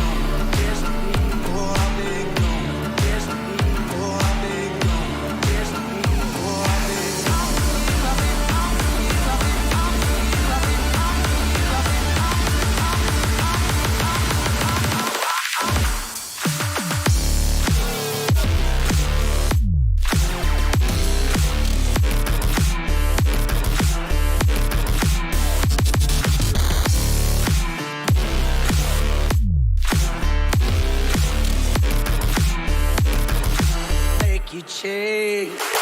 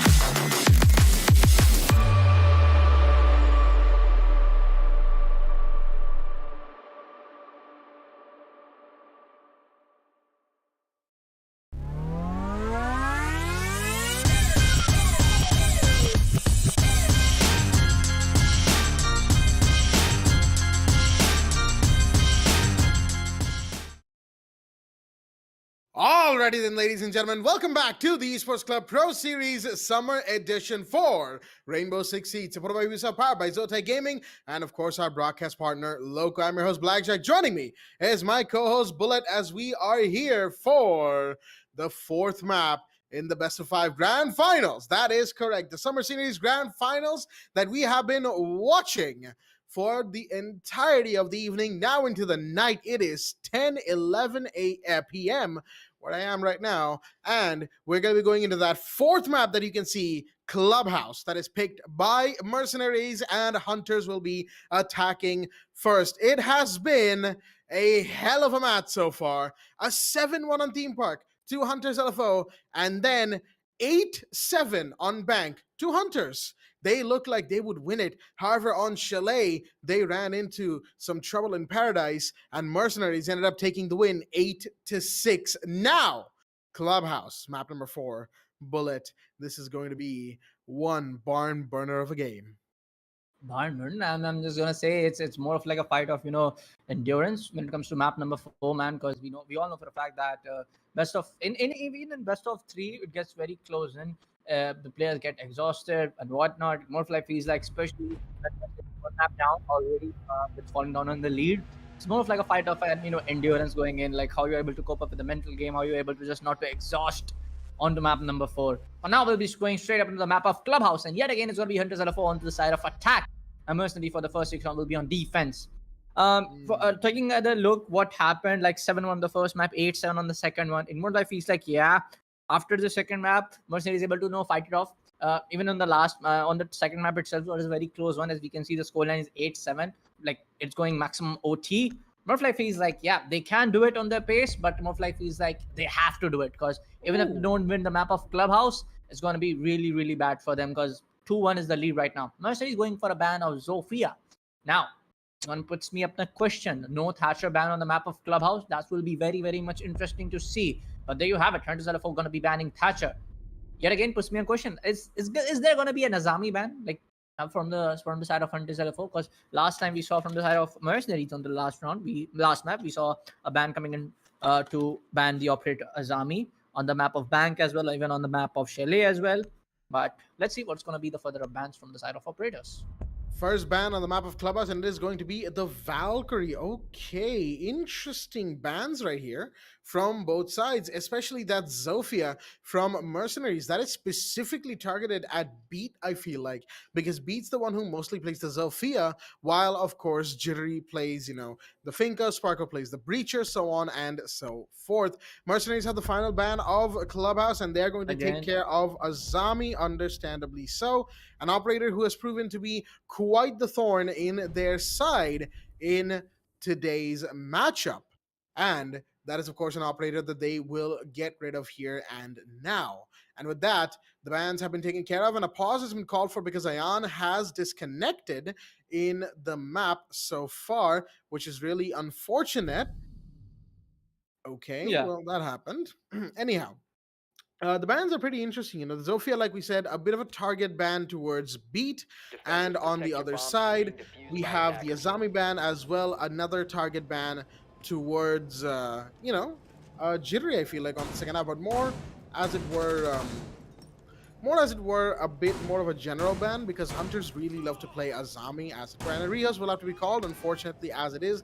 They did ask for a pause, but a little bit of a technical difficulty happened, so it is what it is. We are now going to have to rehost while we wait for Ayan to reconnect to the lobby, folks. So it'll take a second here, but don't worry. The bans are done, and the match has been going on for a while now. So we've got plenty to talk about, as it were. Anyhow, now the bans, as it were, I am very interested to say that Kaid, for once, on Clubhouse is actually unbanned. That'll make opening the hatches very, very difficult, and Maverick will become pretty much an essential pick from here on out. Maverick, Flores, Twitch, operators that can deny utility from a longer range, as it were. Ranges that the Thatcher would have otherwise covered, but hey, he's banned. And guess what? CCV might have been wrong on the 3-0 prediction from his video on Twitter, but he is correct on so far on the on what he said in map 1, that Thatcher will probably see him in one game. And well, guess what? We saw Thatcher in Chalet, and he's banned all other maps so far. So that's the bans. Of course, Valkyrie, I mean, it's a given. Valkyrie gets banned pretty much nearly every other map or so. Those black eye cameras, too good. Too good at getting information, too good at netting kills. And of course, it's pretty solid kit. C4 MPX. MPX not the best gun in the world, but hey, it gets the job done. That's all you need. C4 and black eye cams. Exactly. And that's all you need, right? Yeah. A game that also has a one-shot headshot. All you need is that one bullet. It's a point-and-click adventure at the end of the day. Anyhow, we'll have to wait for the first round. Once again, like we said, Ayan did disconnect in the ban phase right there. So Yeah.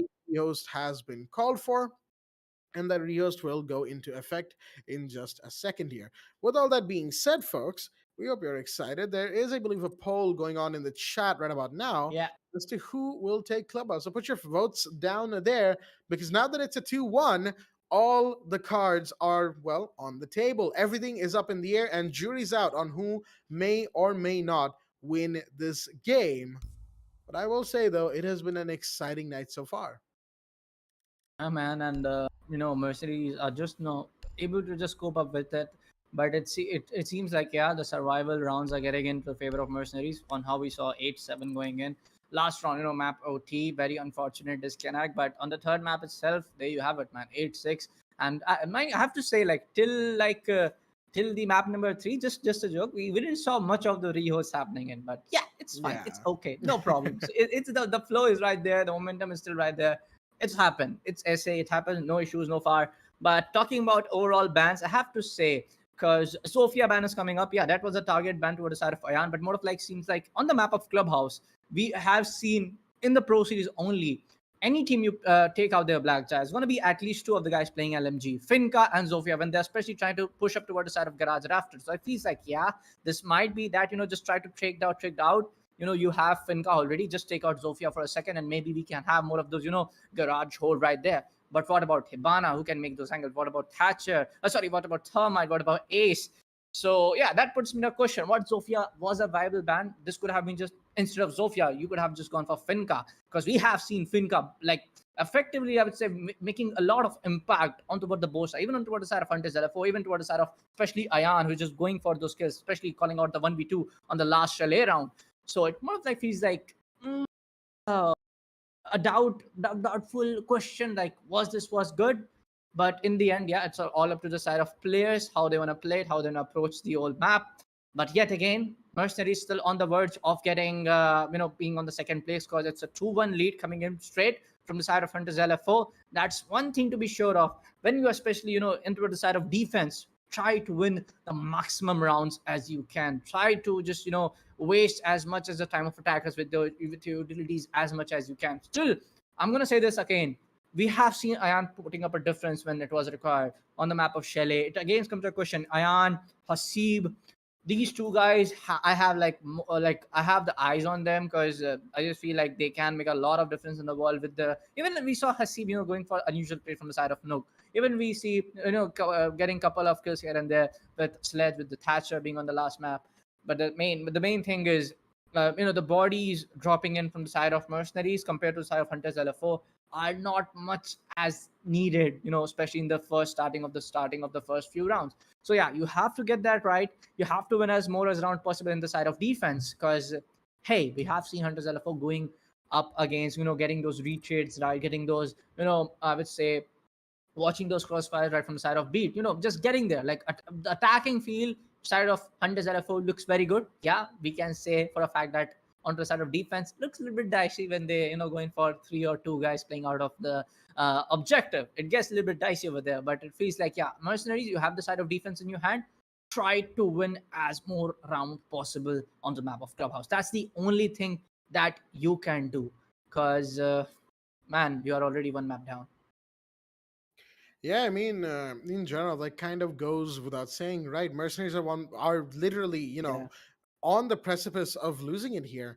Even if they did take Chalet, they have a long road to go. They still have to win this map and then another one, basically doing a reverse 0-3 sweep, as it were, in order to try and win out this, this match, this best of 5, these grand finals. Yeah. And that, of course, is a long and arduous journey. And against Hunters LFO, Hunters that are firing on all cylinders, that is, of course, very, very difficult. Now, I am very interested to see how Hunters will approach Clubhouse today as compared to how they approached Clubhouse back a couple of nights ago in the upper bracket finals. That was a BO3.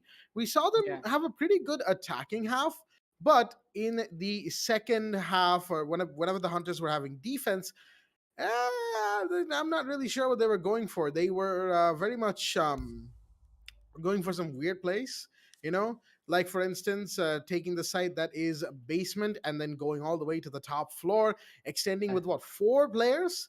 And we saw mercenaries the first time they saw it, they just took everyone out. And as soon as one player would go down on top floor, the fifth player inside the site from Hunters would just go up. Like, site was defenseless entirely. Mercenaries didn't realize that. The second time that Hunters did that, mercenaries realized, wait, there's only the smoke inside of the site. We just have to get in there. And they did. They took Rattler down, and that was that for that round. So I want to see if Hunters want to really continue, because we saw a bit of that on Chalet as well. And we'll talk more about that. But right now, let's go back to the match, folks. We've got the players back in the lobby. Everything is set. The bans have been taken care of. So we'll be going straight to round number 1 between Hunters and Mercenaries. Thatcher, Zofia, Valkyrie, and Azami are the bans. And with that, round 1 is going to be underway on Basement Church and Arsenal Room.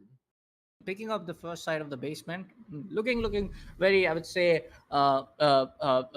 very stick to a one point. Like we have seen, it gets very hard to push up to the side of Church and Arsenal, especially when your attack is distributed towards the side of Blue Room, even towards the side of main stairs. You got a responsibility of taking the hatches out. So yeah, we can say for a fact that it gets a little bit dicey. But Hunters LFO, talking about their attack overall in the last 3 maps, it's still strong. And this puts me in a question, Blackjack. Can Mercenary just deny them? Can just Mercenary win the maximum defense rounds in their favor? Well, only time can tell, man. Well, that is true, of course. Only time will tell how Mercenaries are going to play, how they're going to fight against Hunters right now. We've said it time and time again at this point that Hunters are very much 1 round away from a victory here. One map away from a victory, right?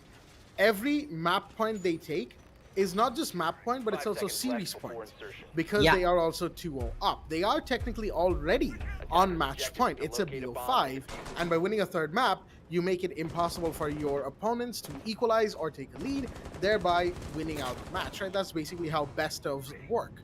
So now, how do Mercenaries respond here? They've got, of course, the defense that I think we're all familiar with when it comes to Clubhouse. You've got the castle and the mute, and of course you have the Legion, which means they'll be extending up to 1st floor with those castle barricades, reinforcements around the bar church area, and of course a kitchen hatch having been taken care of. There we go. Stage door is blocked off. There is a Kaid actively playing on 1st floor as well. So no surprises right there that the play is the way it is. As shots were fired towards Sandy. He's still alive. He's still safe. Getting the castle barricades taken care of. But in the meanwhile, Fathar's going to find one. Only get it found as well. Very quickly. Beat goes down. Rattler gets that refrag. Those are the first bloods with 2 bodies going down. Yep, this is what I'm talking about. The retreat are so good. There you have it. J3 taking out Ayan, main guy going on from the side of the Mercenaries, and I have my eyes on Ayan, Fathar, especially talking about Hasib. These 3 guys, how they are just able to just make the difference on the map of Chalet. Immortals like feels like, yeah, these 3 guys can do a lot of the job when it comes to taking the bodies down to the floor from the side of Hunters LFO. We can see approach getting made from the side of tunnel area. Rattler going down. A Ying play coming in. I'm really sorry I couldn't notice on the start, but Ying play coming in. There may be a push coming in from the side of tunnel as well as from the side of blue. But right now, a lot of pressure being made toward the side of kitchen hatch. J3 and Rattler, there you have it. They are pushing in from the side of blue. Right now, J3 still not sure. There's going to be one guy playing up onto the side of blue room area, just behind the generator, just behind this spot. Maybe a grenade can do the trick, but not really sure if it's going to be an ADS or a Vamai magnet placed up right there, because we have a Jaeger picking up from the side of MI7. No Vamai for the time being in round number 1 itself. But the trade is happening in so perfect. Still with the man advantage. There you have it. Sparko takes out Hasib with that hatch. Now it's going to be really problematic because it's going to be Taha also going down in the first round itself. 4v1 still, I would say, because Taha is still in DBNO state. Right now, it's going to be Sandy to make his way toward the side of Church. MI7 all blinded. Blinding lights playing in the background. And there you have it, Sparko with the confirmation kill. first round going into the favor of Monkey Hunters LFO. And this is what I was saying about Blackjack. The attack is so much strong when it comes to the side of Hunters LFO. Like, good try from side of Mercenaries, but yeah, Hunters LFO still doing the same job, man. Like the same good old job, being so strong on the attack. At Mercenaries are just man advantage being on the down, but still for a fact that hey, it's still round number 1 and you cannot expect much in round number 1. Yeah. Yeah, it's just the first round. I Defenders, mean, protect your given bombs the from way being this defused entire by match has gone, I attackers. think rounds 1 through at least 4 are kind of like a bygone conclusion on various maps, depending on Agreed. how the teams will end up playing. Right? Hunters have a solid attack on Clubhouse, that cannot be questioned. But at the same time, Mercies have a pretty good defense, and their attack on Clubhouse is also very, very good. Actually, it is styled in such a way that Hunters have historically had a bit of a rough time countering it, especially as of recently. Again, flashing back to the game that they had in the upper bracket final, the BO3 that we saw them have. Hunters, I mean, sure, they made some questionable choices on the defense, but even when they were making solid choices, you had this team that is Mercenaries absolutely shutting them down left, right, and center with their attack prowess. That, of course, is something that Hunters will very much be afraid of in the second half. For now, first half, though, it is Gym Bedroom, the site of choice. Interesting that CCTV is being reserved for probably the last round in play that Mercenaries will go for, given if they win or lose this round. If they win, they'll probably go back to Basement Church, win that, and go for CCTV. But before that, we'll have to see how they fare on this map, this site. Rattler's already joining out, of course, the jacuzzi wall, as it were. Didn't see any bit of utility, electrical utility. That is no Kaid, no Jaeger. More importantly, from not Jaeger, excuse me, no Kaid, no Bandit from the Mercenaries camp. So they're not looking to keep the jacuzzi wall closed. It's more along the okay, that was an aggressive peek. Sandy taking damage because everyone's just peeking these bedroom windows at the time being. Rattler as well taking so much damage as MRCZ are just playing very aggressive right now. Jittery also low on the first floor. There's somebody right here. That's MI7 with the castle. Is just going to be able to run away to the main stairs. Actually, he's, just flitting around here just to see if he can, draw out the Gara hook wielding operator. That is, of course, the Amaru. Jones will be taken out. MRCZ have a pretty strong start right now as they've got one body down and two very injured. Yeah, still I would say very much into the hands of Mercenaries, but there you have it. Rattle takes on the first kill. wait, I have what? to disconnect. No! 4v3 yet happening and very unfortunate from the side of Mercenaries. No! 44 seconds left with the plant being a close plant situation. Jittery gets one more. MI7 was playing it down on the first floor. Taha OP looking very much confused. If he should go for a defuse, but nonetheless, with a man advantage being the play, I guess Hasib should use his toxic waves right up. But right now, OP gets the card out with the front side of my magnet, gets it, but no, he gets blinded yet again. Going in for the fake to defuse, I guess for a second, but he's gonna get killed off by the hands of Jittery. Makes it a 1v4. Hasib gets one. Maybe we can see a smoke clutch coming to the play, but nope, it's gonna be beat to take out Hasib. And there you have it, folks. Again, I would say very unfortunate for the side of Mercenaries. In the end, it was Hunters LFO, but nah, man, very crucial, man, very crucial. In this, I would say a match, overall match point for the side of Hunters LFO because they are still 2-1. Yeah, that disconnection of Ayan definitely is not going to help. The pause timer has been called for from the side of the defense. That is a Mercenaries pause, mind you. They were the ones to ask for it initially. And, Ayan disconnecting again at the worst possible time. This has happened, this is now 3 times overall that Ayan has disconnected. Yeah, no, Twice within the rounds itself, right? The first time happened on Bank. It number was 2. 8-7. Yeah, map 2. That was It was crucial. 7-7, right? Yeah, and absolutely Very- disconnecting. It was in the action phase as well, so they couldn't even call for a rehost. Really unfortunate. Here as well, it was in the action phase, so they had to wait until the round was over, go into the pick phase of round 3, ask for a pause, get Ayan back. Not sure what's going on with Ayan at the time being, but hopefully whatever issues are happening to that player are going to be fixed soon. Regardless, 2 rounds to the Hunters. They'll be happy with this beginning. Ayan has reconnected as well. Soon as they load in and as soon as Mercenaries gives us the go-ahead, we will go right into round number 3, folks.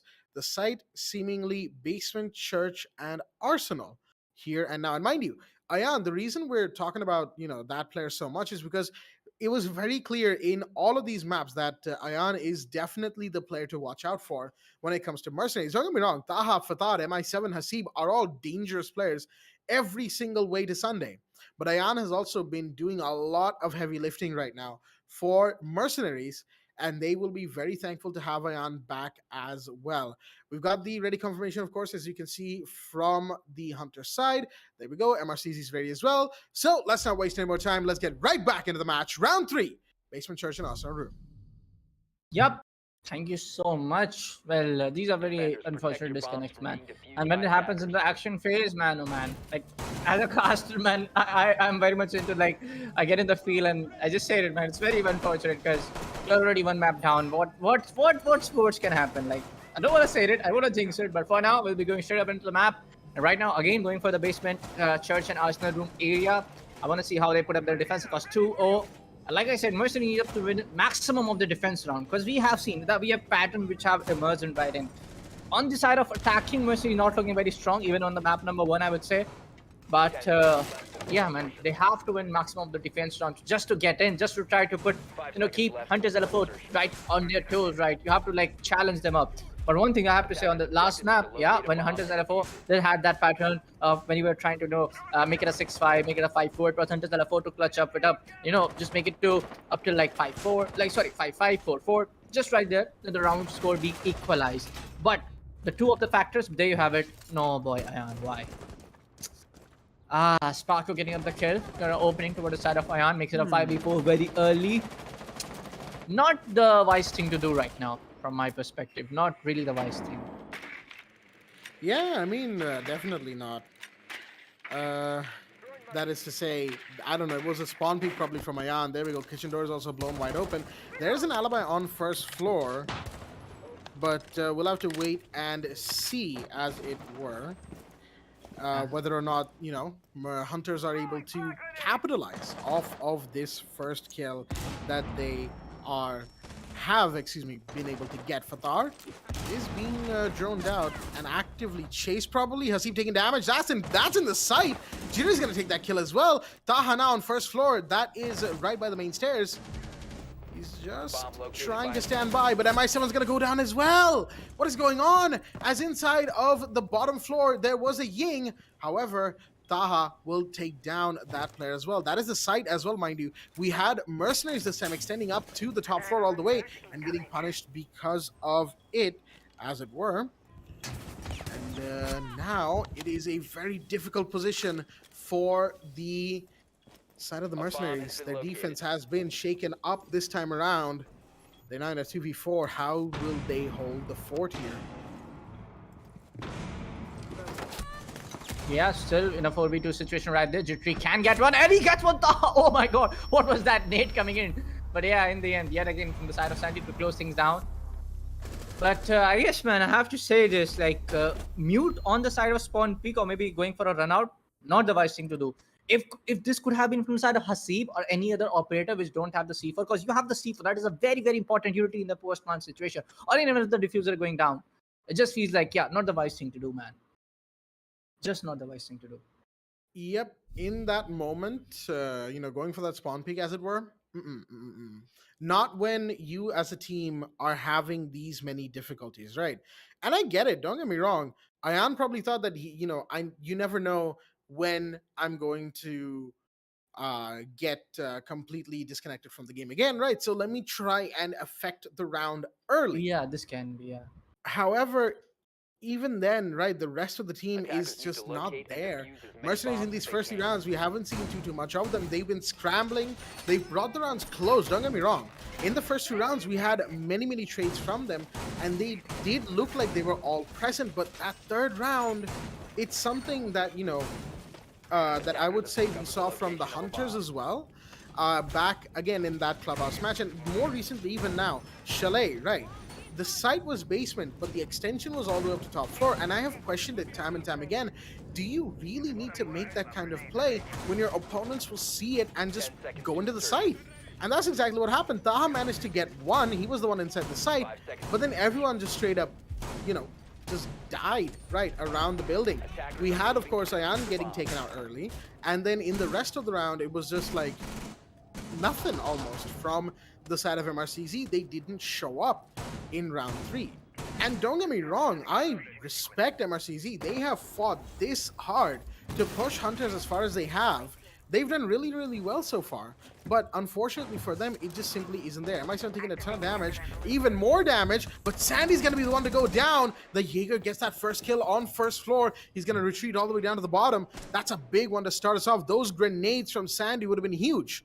But Beat and Jitter, still have those grenades of their own. Ayan is also on the stock stairs, as it were. So there's still plenty of things to work with for that Hunters lineup. But the question is, how will they proceed with this disadvantage this time around? And that disadvantage is going to cost them a lot because 2 nades getting out very early. For now, it's going to be a grenade coming in towards Fatah. He gets a little bit of damage being done from the side. But still, I would say, OB5, they can make up towards the construction, and they are actually doing it. It's going to be MI7 to play up towards the side of Garage first, trying to wait up for the flank, or maybe just waiting up to make a run out, if I'm not wrong. But that will be not a wise thing to do, because we can't see anybody just placing up the Claymore. Hasi to the side of Eastern Church, trying to make sure he gives the proper callouts, because we can see a line of sight being the cash room wall, I can say for now, being opened up. And we might see a complete brute force coming in from the side of MRCZ. Hey, what was that damage towards the side of Atar? Who did that? I mean, I heard an explosion, right? So it could have been a grenade, for all I know. Oh no, it could have been Jittery. That's actually a long angle he's got through construction all the way to that exact line of sight. Sparkle gets one in the meanwhile. That's a big drop at that. Fatar goes down. The Goyo is off the board. Now, it's a 4v4, but they still have to get in the sight. Those Goyo canisters are doing their work, as it were, taking time away from the attackers right now. That shield is protecting whoever's behind that from a Rattler so hard right now. Another kill as Ayan goes down, but Jittery's down as well. It's the trade game from all over as they're trying to find whoever they can. There goes the smoke inside the side, 3-2, and the plant is happening. Rattler's going for it. Tha needs to find the planter. He's able to see the thermite, not the planter though. The plant will go off. It's a post-plant situation. One in garage, one in cash. They're coming around from all over, trying to see where these final 2 are. The attackers don't really have all that much intel, but that goes down nonetheless. Rattler with the turnaround double. 1 on garage, 1 in the hallway, and you can't escape the AK-12 as we have another round going to Hunters. Hunters LFO right now are on a march, and I know that we said that the first 4 rounds are kind of a bygone conclusion when it comes to these 2 teams. However, we also have moments like this, right, where Mercenaries just, I don't know, something's up, and they're not quite able to keep themselves together right now. They're falling apart, as it were, and that is not good. Hunters are definitely looking like favorites to win this map, but it's only been 4 rounds, mind you. As the time moves on, we will see Mercenaries take more rounds, and the more rounds they do, the better they'll look, the more confident they'll feel. Right now, their confidence will be on a down low because they're 1-2 down and they're 0-4 down in the round. However, they can still bring this to their favor. They have to work really hard for it now. I want to add that 1 point black. Like you said, forward, it's okay. But the thing is, Mercenaries still being on the defense. We have seen Mercenaries very playing good on the side of attack. But at least you need to stop that, because you know it's for the fact that it's a map point for the side of Hunters LFO. And it's the same kind of thing what's happening in from the side of Hunters LFO, which happened on the first map itself. 7-1? I think like there's the same situation going in from the side of Mercenaries. Yeah, a little bit of unfortunate disconnects here and there, but I feel like you have to get those, after when the round is being in play, get those retrades right. Even in the last, I would say, round itself, you had your Goya shields placed right. Just the timing being not appropriate to, just waste down the time of attackers. And until then, it was Sparko to pop up that kill from the side of CCJB window. For now, it's again the same situation. Right now, they're trying to make it towards our CC2 room area. Patar playing up the mute. Try to use those C4 here and there to maybe get a kill, but it's going to be Rattler playing so much good when it comes to AK-12, especially going in, planting, yet then again taking the final 2 kills. And this time around, he's going for Ying again, doing the support job really well. Hey, Ayan comes up, takes the guy out, goes up for Sparko, and there's going to be no more thermite charges right onto the play. But still, Logistic very much exposed toward the side of attackers. and they can make an entry towards it and make a very hard force coming in. But we can see a lot of peek going in from the side of window, and maybe Oh boy. this time Fatar can do a run out, and this can happen. This can happen. This can happen. Maybe you toss your C4, you can get one kill, but it all comes down to the player. It all comes down to what Fatar is thinking right now. Absolutely, and I don't think he's thinking about a run out. He's got the Mira behind him as well for cover. Ayan with the C4, finding the thermite, finding Sparko was a big drop. And right now, Hunters, I'm not really seeing any presence on the map from them. They're all just kind of congested outside of the building, on the roof, on the balcony, and of course around the jacuzzi breach. Other than that, not much else. So there's somebody outside the kitchen. Ayan will find one. Ayan will be found, by Jittery. That's a big drop right there. Jittery with the second. Oh boy, this could be big. Fatar as well is going to be found. Jittery goes down to a C, but it's a 3v2 right now. MI7's rushing back to the site because he needs to. All of the attackers are about to converge towards the site properly. There we go. MI7's got to be careful of those lines of sight being made, but he still gets the Maverick nonetheless. That's a diffuser drop outside the building. That's big right there. Hasib also just about surviving so many gunfights, but in the bathroom position given away. He should be taken down, and he is. Rattler gets that. It's all now down to MI7, and he can't get the shot. Rattler turns around, and just like Jittery on Theme Park, he will shut down the aggressor with a beautiful headshot right there. Well played. And that is going to be another round to Hunters LFO. They are not stopping, folks. They are here to win. They are here to shut every bit of dissent from MercenarieZ to get them to stop. As in the meanwhile, MercenarieZ, they will be kicking themselves that this is how the first half has gone for the time being. Rattler and Jittery in that last round. Well played. And you can also see with the chat, the old chat, of course, Rattler getting some gassing up right now from his teammates. Well, don't worry. We've got you too, Rattler. My goodness, what a play. From both Rattler and Jittery, from Hunters LFO, MercenarieZ, I hate to say it, but they look like they're all out of steam right now. Very kill coming from side of MI7, but even though it didn't have any a confirmation, like he got the kill right there. After that, you saw diffuser being down, and still being in a very congested area for the side of Rattler. For the side of MI7 and Hasib also, both very, very congested. But I think for a second, you could have just dropped down toward the side of Hatch, toward the side of Jim. Maybe you could have done that, but nonetheless, Rattler coming with an amazing play that you were seeing with an ace being on AK-12, that you see on Ying, the LMG. I would say the mini LMG. It's still an LMG, or it's a mini LMG, you can say. Yeah, mini LMG. Because the drum magazine is just way too enough to just spam it up. But for now, Rattler coming up with a very amazing, 2-round, I would say. Probably, I can say final kills. Maybe I can say a semi-clutch coming in. Because even in the last round, we saw Rattler going for the plant, even with the close plant taking the final kills, getting in on round number 5, doing the job very well. As you can see, Jittery with 7 kills, Rattler being on the top, 9-1 is the score line, KDA. But for now, the main question is yet again on the first half, they are doing a 5-0. And with the amount of momentum and the rush being into play from the side of Hunters LFO, the main question, again, I'm going to say this, can they make it a 7-0? Because it looks like it's going to happen. Well.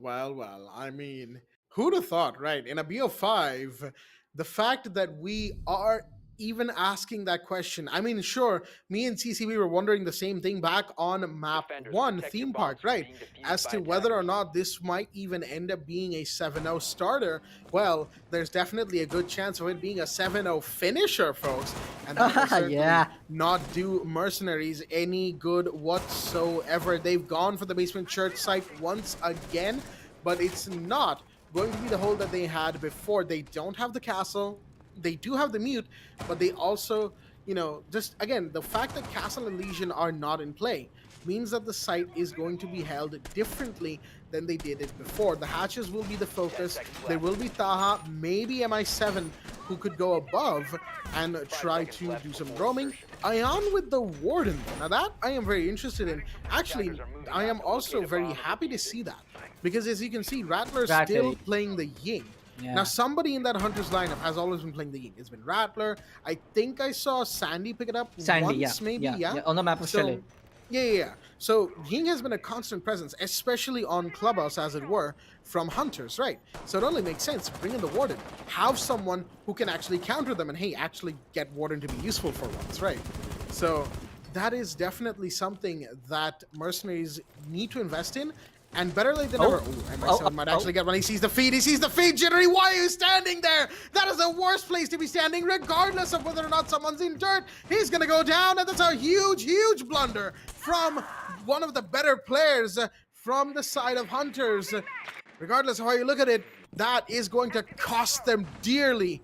Whether or not it costs them the round, we'll have to wait and see. But my goodness, that is unfortunate for Hunters LFO. This can be big. Finca going down. No more renal surges coming in. No more nanobots providing you the boost, the health boost that gives to you. No more LMG plays also, but still we have Yang, we have Beat on the line. You can also see Sparko at a pen going for the Hibana pick. I have seen Sparko playing a lot. Like don't get me wrong, Thermite, one of the support operators, but this is the first time I'm seeing Sparko playing up Hibana too often. Like especially in a map like this. So come down to say like, yeah, trying out new things for now. Yeah, that's good. But nonetheless, I'm not sure if he has played up Hibana because the type the gun is just 21 ammo right up in the magazine. Sometimes it gets very hard, especially when you're not landing the headshot. It's very hard to just get the kill. For now, Mercenary with a very good opening right there. They just have to wait. They just have to just waste as much as the time right now they can. But still, a lot of utilities being onto the plate from the side of Hunters LFO. 2 nades still left. I would say 3 nades still left. C4 went down. No connection to the side of C4. Maybe that C4 was from the side of Hasib on toward the hatch. Yeah. But no. I don't want to say it, man. No. Yeah, no, I get it. Ooh, that's a shot and a half from Sparko, though. That's going to find the Kaid right there, and that's a big drop inside of the kitchen. That was the player playing around the boxes. You do have Fatar, who's watching the hatch. This should be given away. There we go. That shot fire definitely should have given away his position, but Sparko still peeking. That's either really brave or really weird. As Taha's gonna get flashed. That was a Ying in the meanwhile, but the drop still hasn't happened. Here we go. MI7's gonna be down though. Taha's gonna come in to try and support, and he's gonna be able to. The alibi looking towards dirt right now. Rattler finds Fatar anyway. It's a 1v4 right now, and Taha, there's only so much he can do. Someone's approaching his shield, and it's confusion all around. Can't get the kill. He's running around everywhere. Gets one somehow, but goes down. As my goodness, what even happened in that round? It was just all over the place.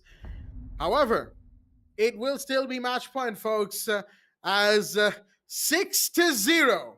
Hunters are looking so strong right now. They clearly have not lost any momentum despite the map lost.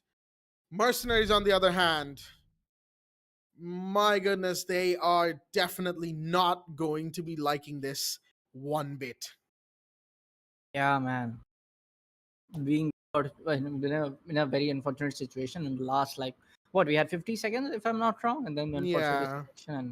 Nonetheless, it's going to be a 6-0 coming in from the side of Hunters LFO, looking very strong with the attack, even though I would say when the Ayan was there was no disconnection.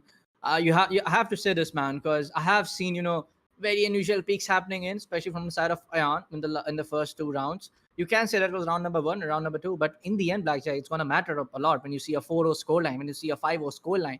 So there you have it, a 6-0 going into the favor of Hunters LFO. We might see a pause coming in. We might see anything that's going to come up. A long pause, because right now Ayan is getting into a very frequent disconnection. And there you have it, folks. Confirmation in the chat from the side of MI7 rehost. But the point is 6-0 from the side of Monkey Hunters LFO, a very good overall attack. And this is why I have said, Blackjack, if you take a look at the past from the entire summer edition of the Pro Series, Monkey Hunters LFO, they are very strong when it comes to the attack. On defense, you can say Blackjack, they get very dicey. They try to extend the sides here and there. When it comes to the attack, I can say this, man. There's no one better in the SA right now, because from this Pro Series, what I have seen, like the attack, the retreats, the coordination, just right there on the top.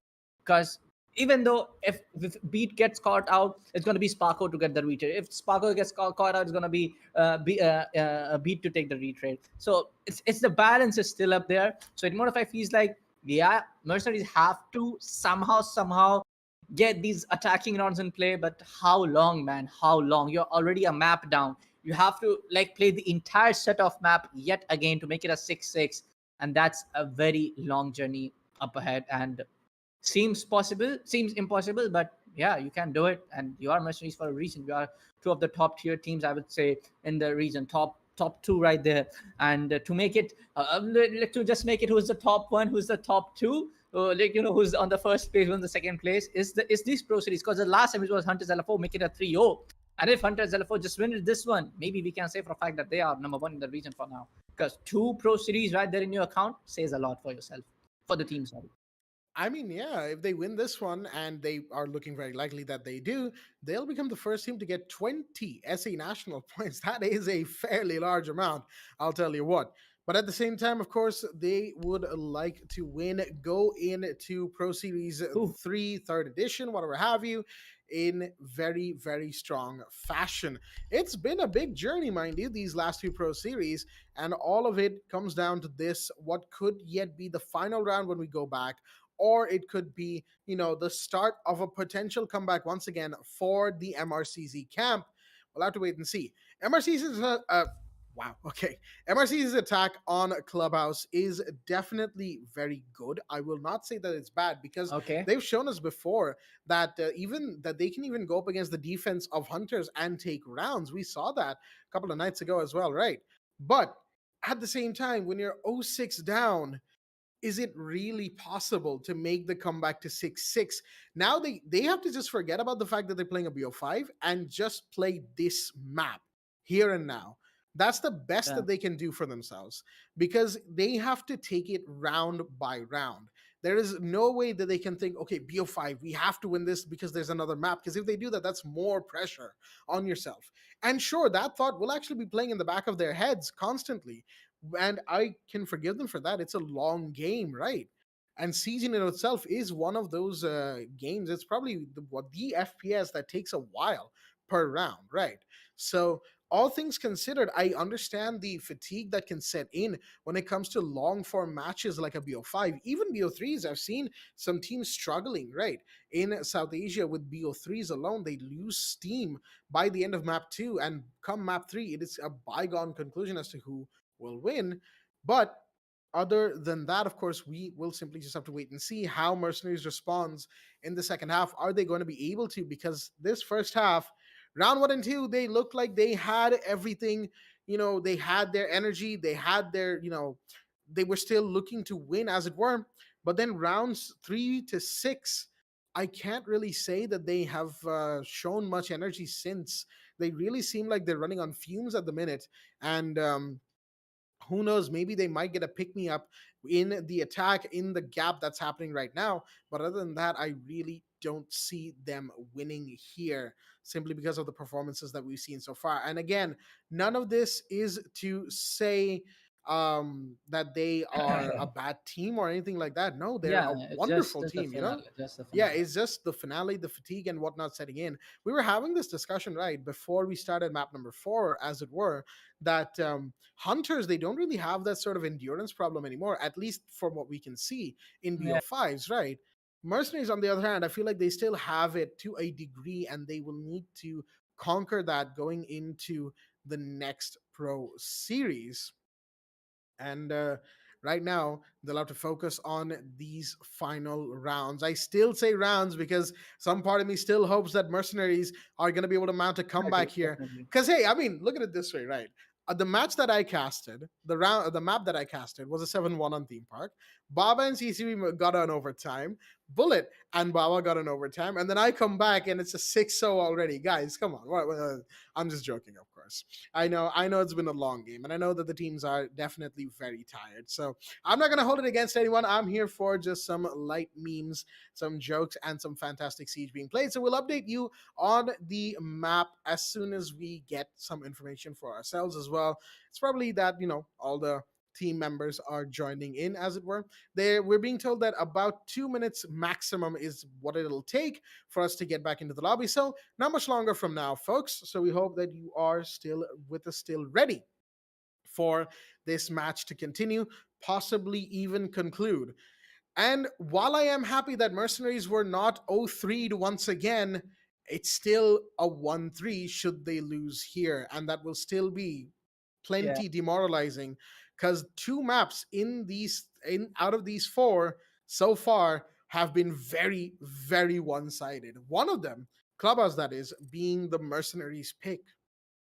Especially I just wanted to say this one thing. Yeah, Mercury just take this as well. Ashrit in the pre matchup interview said we're not gonna make it 3-0. So that's happening. That's one thing good happening. And 2-1 is the score line. Red Morph feels like, yeah, man, Mercenaries, you had a very good run, but especially just going on to decide a bracket up against Kira Esports. Yeah, it was a very well good matchup. Of course, you got you got Kira outplayed, but Morph feels like, especially having the experience, having just keep that disconnection, unfortunate disconnections apart.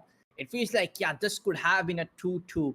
But coming up from the side of like the bank map itself, there were some dicey rounds coming in from the side of Mercedes, and there I feel like, yeah, this could have been a 2-2. We could have been already on map number 5. But the question is, from the first map itself, they look very much shaken when it comes to the defensive side, because every time Hunters LFO, very, very neat, very, very good on the side of attacking phase. And this is what I said in the starting on the map of Clubhouse. Man, it's your pick. You gotta get your defenses round, mostly in your bag. But it comes down to the question, man. It's already 6, so now it comes down to the part that you have to attack. You get your attacking rounds right, and just one round away is gonna be Monkey Hunters LFO to shut this down on a 3-1. And that's the main pressure that they want to be in, especially when Blackjack. I know for a fact why you say that. Like, yeah, they have to forget the fact that they are already one map down. They have to forget that it's already 6-0. But hey, they're just one round away from losing it. And Yeah. that's one fact you cannot deny. That there's one thing that needs to be in their head. One small mistake, one more amazing play coming from the hands of Rattler, one more clutch coming in from the side of anyone from the side of Monkey and LFO, and there you have it, another Pro Series edition gone. And and you have to get that thing right, man, every time. Not, I would say every time, because it was a very good, I would say, end-to-end battle on the last Pro Series edition as well.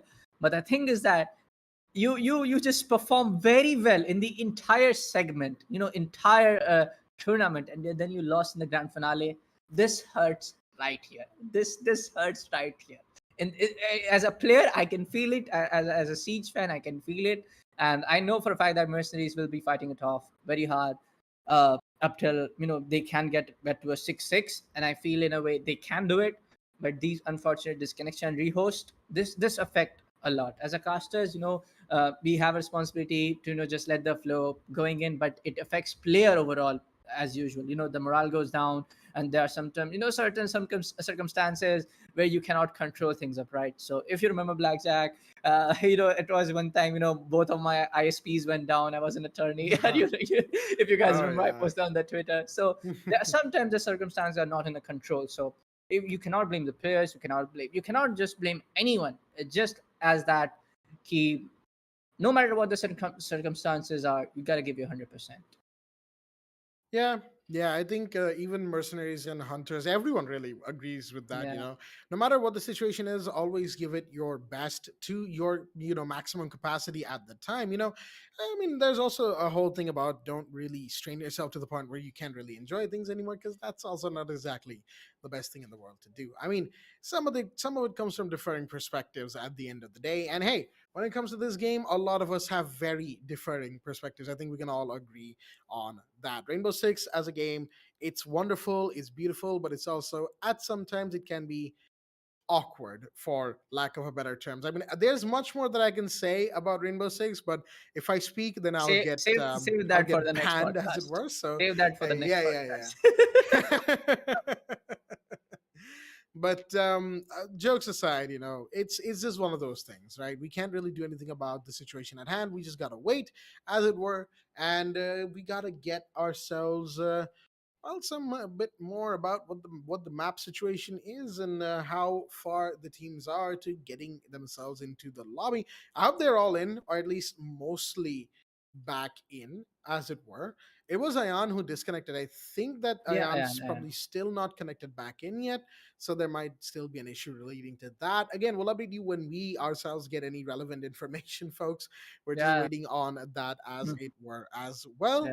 And yes, indeed, final player for Mercenaries, we are still waiting on. So clearly something big's going on, and knowing what's been going down towards, towards the eastern side of our South Asian region with the whole, power outages and all of that stuff. It's probably one of those things, right? Yeah. And again, my personally speaking, my heart goes out to them, all of the Bangladeshi players, as it were. They've had a rough time of it, as it were. I mean, everyone in this region has had a rough time of it some way or the other, but they have had it pretty bad with their overall power and electricity, especially. So, all things considered, gotta just And keep the morale up. Mm. talking about the bans, I feel like when I said it, like Zofia and Azabi ban coming from side of Oh yeah, yeah. Mercenaries, I feel like they could have banned Finca, because Hmm. you were on the defense. You're already one map down. We know for a fact how Finca is right now on top of the meta. If I not just call it, it's just on top on the meta. Uh, and it feels like, yeah, they could have just banned Finca, because we are seeing a lot of Finca plays from Probably. the side of Jittery and all of that. Because you're already 6-0, and I can say that for a fact, man. I'm a cuss. I can say, because why ban Zofia rather than not banning up I mean, Finca? they banned Zofia, right? They, took Beats operator away from him. He's just playing the slide. He's chilling in the map now. Guess who's actually If you doing remember, Jittery was the exactly? guy to take the 4K on the map of Chalet on the second Yes, front of his yes, level. yes, yes. So I do remember. But yeah, more so so than just that, guess who's been the one making the plays now? And not just Jittery. Jittery's always making plays, right? And yeah, you ask him about those plays, and he'll say, "Oh no, I've been having a bad season." That's just Jittery things. and But that's Sparko Rattler, too. yeah, and Spark has been doing good work whenever he can, right? He had a 10 kill game in map Map number one. 2. Oh, Yeah, map number. map one. He had like 9 kills after that in the two maps since. Yeah, This yeah, map, I'll have to see how many kills he got in the map summary later on. But for now, we are just what was I talking about? Yeah, Rattler. Rattler. He's just yeah, he's been a beast. He's been a menace for mercenaries in this map, as it were. And definitely they'll be thinking like, okay, but how do we stop him now? We took Beats operator away from him. Now what do we do? Because If now was, we have this AK-12 that's just yeah, taking us out left, right, and center. yeah, if you just take out A, which there's probably not likely thing to do, because it's gonna be just Fatah thinking, bro, just fuse I plays. mean, yeah. Yeah, Fatar with the fuse. I mean, just with the AK-12, right? Fatar Yeah. loves the AK-12. So I wouldn't be surprised if Fatar has a few things to say about Rattler's AK-12 plays overall. But yeah, we are still waiting, folks. Again, my sincerest apologies about the action being paused here. Now I know that none of you want to see this happen. I mean, we don't either. Come on, we're here at the Casters Desk. We were hyped up beyond our minds right now, seeing Hunters go so far in this game already. But then the disconnection happened, and again, it's no one's fault at the same time. So there's no real way for us to like put the blame on anyone. Yeah, this is the fault here. No, that's not gonna happen here. It's just one of those things, right, that we just simply can't say for certain as to who to blame, who to say or this or that to. X or Y doesn't matter here. We're all at the end of the day caught in this situation that we call SA Siege, and we got to make the best of it, as it were. So as we wait, is there anything particularly else that I would have thought about? Not particularly. I mean, other than Zofia ban, Azami, we expect to get banned, right? No real surprises right there that Azami has been banned. So yeah, it's an operator that hunters love to play. So no surprises right there that Azami is currently not there. And we've seen Azami be brought out on Clubhouse as well. I think again going back to that upper bracket finals match that we had between Hunters and Mercenaries. It was on Skyscraper, and on Clubhouse it was a 2-0. And yeah, it really was just one of those games, right? And this Clubhouse is very, very different, strikingly different to the Clubhouse that we saw from both teams earlier. Mercenaries were just absolutely, doing everything they can, but here they don't really quite seem to be all in, as it were. But folks, we have an update on the game, and that is the fact that all the players are in the lobby, and we are getting the ready confirmation slowly but surely from the team members as well. So we won't be keeping you here for long. As soon as we get the ready from the Hunters, we are going straight in. There we go. We've got the ready. So we are going straight back into the match. Second half with a 6-0 lead, series point currently to Hunters LFO, the blue team, who are going to be going into defense in the second half. So with all of that being said, let's not waste any more time. Let's go straight back into the match. Hunters LFO 6-0 over MercenarieZ. Round 7 is now underway. Round 7, and what this thing means is that Monkey Hunters LFO are on an overall match point. Not gonna say map point because they're already 2-1, already one map ahead, just one map to shut it down. And what's worse? Not gonna say not the worst being the right word, just like very unfortunate. Sorry, right there. Is that they are on match point 6-0. Mercenary not even able to take one round onto that defense, and that happened very quickly. And boy, oh boy, it's gonna be very hard, man. Blackjack, because it's gonna be a long road ahead. 6-6.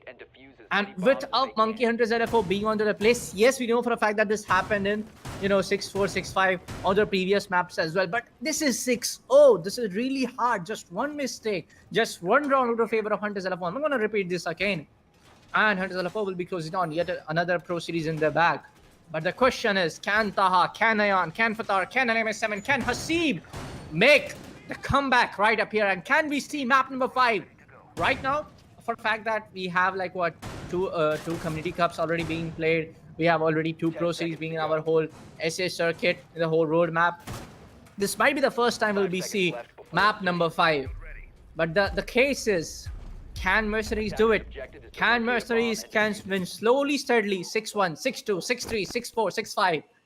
That is one I would say mumkin hai, but at the same time it's very, I would say, very much impossible, man, because it's just one round, just one round. And that's one thing more I want to add up. If MercenarieZ are able to do 6-6, it's going to be then Hunters LFO. Now in the question, like, how did even allow them to do it? But now we can see MI7 picking up Maverick, Hasib going for the typical sledge, Patar going our lovely AK-12 enjoyer, going for the same, Taha OP going for Ayan on Capital, very much interesting. So we can see a plant-based approach, not going on to emphasize a lot on taking on the bodies, taking on a lot of frags. But we can see a second floor approach going into the play. Yet for now, we can see the side being on the church and Arsenal room. I mean, it makes sense, right? They've seen the Hunters extend all the way to top floor multiple times now. So they would like to be very careful when it comes down to it. And yes, indeed, we're going to have the second floor take coming in. MI7 ignoring the fact that the drone was jammed because, well, I mean, it is what it is, right? The drone's going to be unjammed soon enough. You don't have to worry about that too much. It's going to be jammer on top floor. Who's really going to bother with that? Wait, dirt is not reinforced at all. Yep. And I think that might have been intentional by Hunters because you could see the smoke, right? Rattler playing right here. Yes, absolutely ready to tear someone to shreds with that SMG-11. C4 goes off, but that was far too early right there. MI7 takes a bit of damage, but no, they don't know that Sandy's up here. And that's going to be the warning with 1 kill. Goes into bar, finds a second kill, gets away before he can go down. Wants to find a third, but no, he's just going to back off. The Capita is going to give chase probably. Oh no, he made the punch and got punished for it. Ayan takes the kill, but that's 2 for the price of 1. You've lost your Maverick and you've lost your Sledge. This is now a dicey situation. Another C4 gets blown up, but again, to no avail for the side of the defense. No bodies taken. Hatch is now blown wide open. The question is, how far are these players going to be able to push it? Gone 6 used by Taha to try and open up a line of sight on top of Deep Arsenal. Get somebody, whoever's playing at the back there, out, but no one is. No one even plays Deep Arsenal anymore. When it comes to these 10 players, they know that that area is going to be compromised very, very quickly.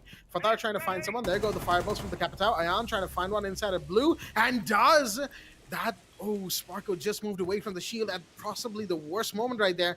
But still, Ayan's in the hallway. This could be big. He's coming down the main stairs at some point or the other, or drop the hatch in moto.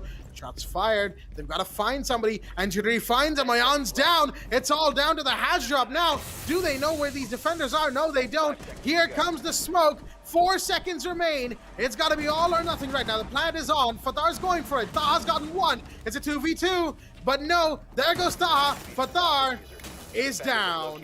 And with that, it's a GG, it's a WP, and it is a 7-0 to Hunters LFO, folks. They are your grand champions here at the summer edition of the Esports Club Pro Series for Rainbow Six Siege.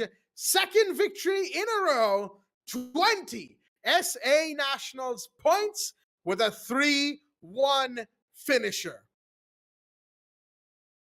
Yup. And what a victory to just end things down. I just said it like it can happen 7-0, but more likely it's already 7-0. The champions of the Esports Club Pro Series Summer Edition, powered by Zotac Gaming, supported by Ubisoft, and with our lovely broadcast partner, Loco, Hunters LFO, yet again, Sparko looking very too good, Rattler with some amazing play. The whole team, Jittery, everyone from the side of Hunters LFO. What a lovely play. Yes, there were some, mistakes right up here and there, but in the end, hey, it doesn't matter. You are already the champions for the second time. And what more is just left to appreciate the side of Hunters LFO? Yet again, looking very much strong. And I can say, and I have to say, they are right now onto the number one team of the South Asia region, because they have 2 Pro Series in their bag, man. 2 Pro Series. And that says a lot. That says a lot. I'm really sorry. That says a lot, a lot, and a lot. And that's just to add the 2 Pro Series in the achievement side up there, and it's gonna say a lot, because we have seen MercenarieZ how they fight off. Very brilliant. Yes, there were some unfortunate things happening up here and there, but you gotta give up to the side of Hunters LFO, also performing well in the all of, I would say, the formats happening, and the closing down to shut it down to a 7-0. That says a lot, man. That says a lot. A very lovely play. That it does. Very, very well played indeed, folks, as Hunters will walk away now with 20 SA Nationals points, 1,200 US dollars as part of that first place position that they have just secured for themselves. Heartbreak for MRCZ. They could have won map number 2, but unfortunate circumstances simply did not allow them to do so. And here as well in map 4, we saw them take 2 rehosts. One, of course, was, technically a technical rehost, as it were. You get the point. 2 big rehosts had to be taken just to get, their player who was facing difficulties back in the lobby. But it simply was not to be. And with all that being said, as it were, Hunters walk away with their second Pro Series win in a row now. They're able to make it a 3-win streak, as it were, in the next Pro Series, the Fall Edition, I guess it'll be called. We don't really know yet. But whatever it'll be, it will be a doozy once again. And personally speaking, if you were to ask me about who I expect to see in the 3rd edition of the Pro Series, I do want some new names in this top 4, man. Don't get me wrong. I love, Hunters, MercenarieZ, Kira, and Retrograde. I love the fact that they play the way they do. But a couple of underdog stories, a couple of unexpected victors, man, that would go so far in absolutely invigorating the overall series. Okay, Bullet seems to have turned into a .png. Oh, hello. That okay. Hello. Bullet has turned into Baba. Surprise! Um. I don't know. Okay. Okay, This what is just certainly- happened? All right. I this don't know. He's just okay. teleported back. I'm good. Oh, he's gone. Bullet's back. Oh, there he is. Yeah, Okay. Yeah. Thanos put me away. Never mind. I'm back. Okay. Did we blip for 5 years? Did I miss something? Anyhow, Sorry, I had to. No, you set me up so well for that joke. I had to. Thanks for Yeah. that one. But anyhow, technical difficulties aside, well played to the Hunters. And again, MercenarieZ, very, very good attempt, very valiant attempt from them. But they simply were not going to be able to win it out today, it seems. And again, there were so many times where they probably could have, probably should have, they'll be thinking to themselves, finished it off so much earlier, but they were not able to close it out today. And that will lead to their loss. They will be taking this, second loss in a Pro Series finale pretty steeply, as it were, and they'll be looking to be even better next time around. But at the same time, they will have to improve once again. And mind you, between Pro Series 1 and 2, they've seen a significant improvement. Oh, they mentioned sorry. it themselves, right? So they've definitely gotten better. I will say that myself, but at the same time, it just wasn't enough. Somewhere something went wrong against the Hunters. Either that or Hunters absolutely shut them down. So, anyway, folks, we've got a little bit of a segment ready. We are going to be talking to Sparko, the man, of course, from Hunters LFO, as we go into the post match interview as well. Asking Sparko some questions, as it were, asking, through him the questions to Hunters LFO as well. It's going to be me and Baba taking that little segment. So let's go into it right now, as it were. We'll see you in just a second, Bullet. But there he is, man of the hour and player of Hunters LFO. Sparko, how does it feel? Two-time champions now of the Pro Series. I think your mic's. Oh, I'm sorry. muted. It feels amazing. Back to back win. Who doesn't love it?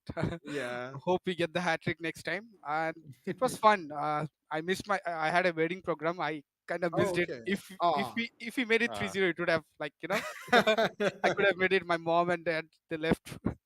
So it was Mm. fun. I mean, I told you earlier that we went with full confidence. We'll have fun, but we'll also give fight. We will win it. Yeah, Yeah. that's a tough fight you guys have gave Sparko. I mean, Jittery, Rattler, man, what were this performance? Almost we did get to see a lot of aces being made from your team, and even more so, Sparko.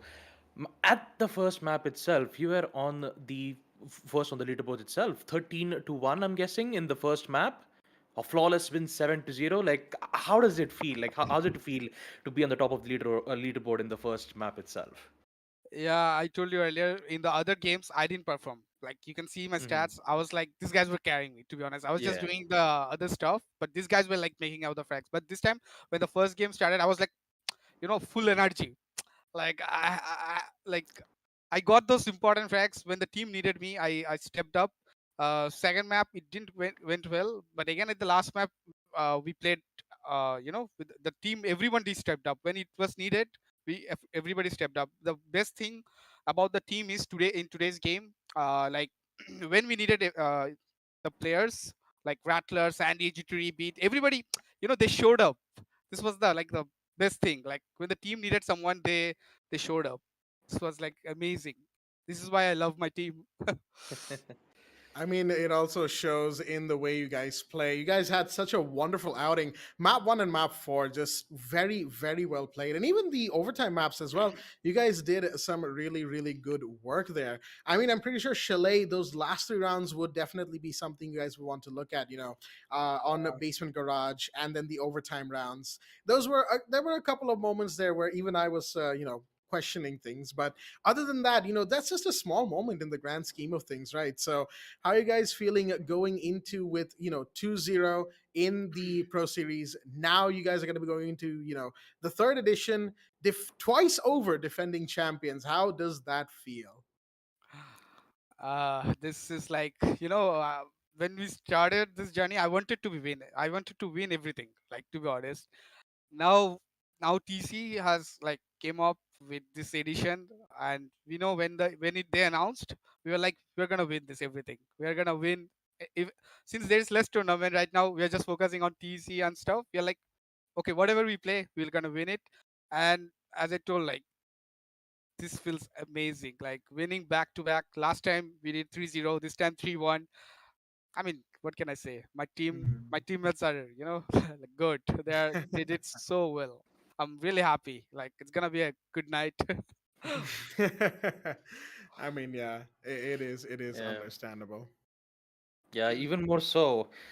Sparko, you'll at the end of this match, you will secure 20 points for Hunters LFO. 20 points from both Summer Yeah. Edition as well as on Spring.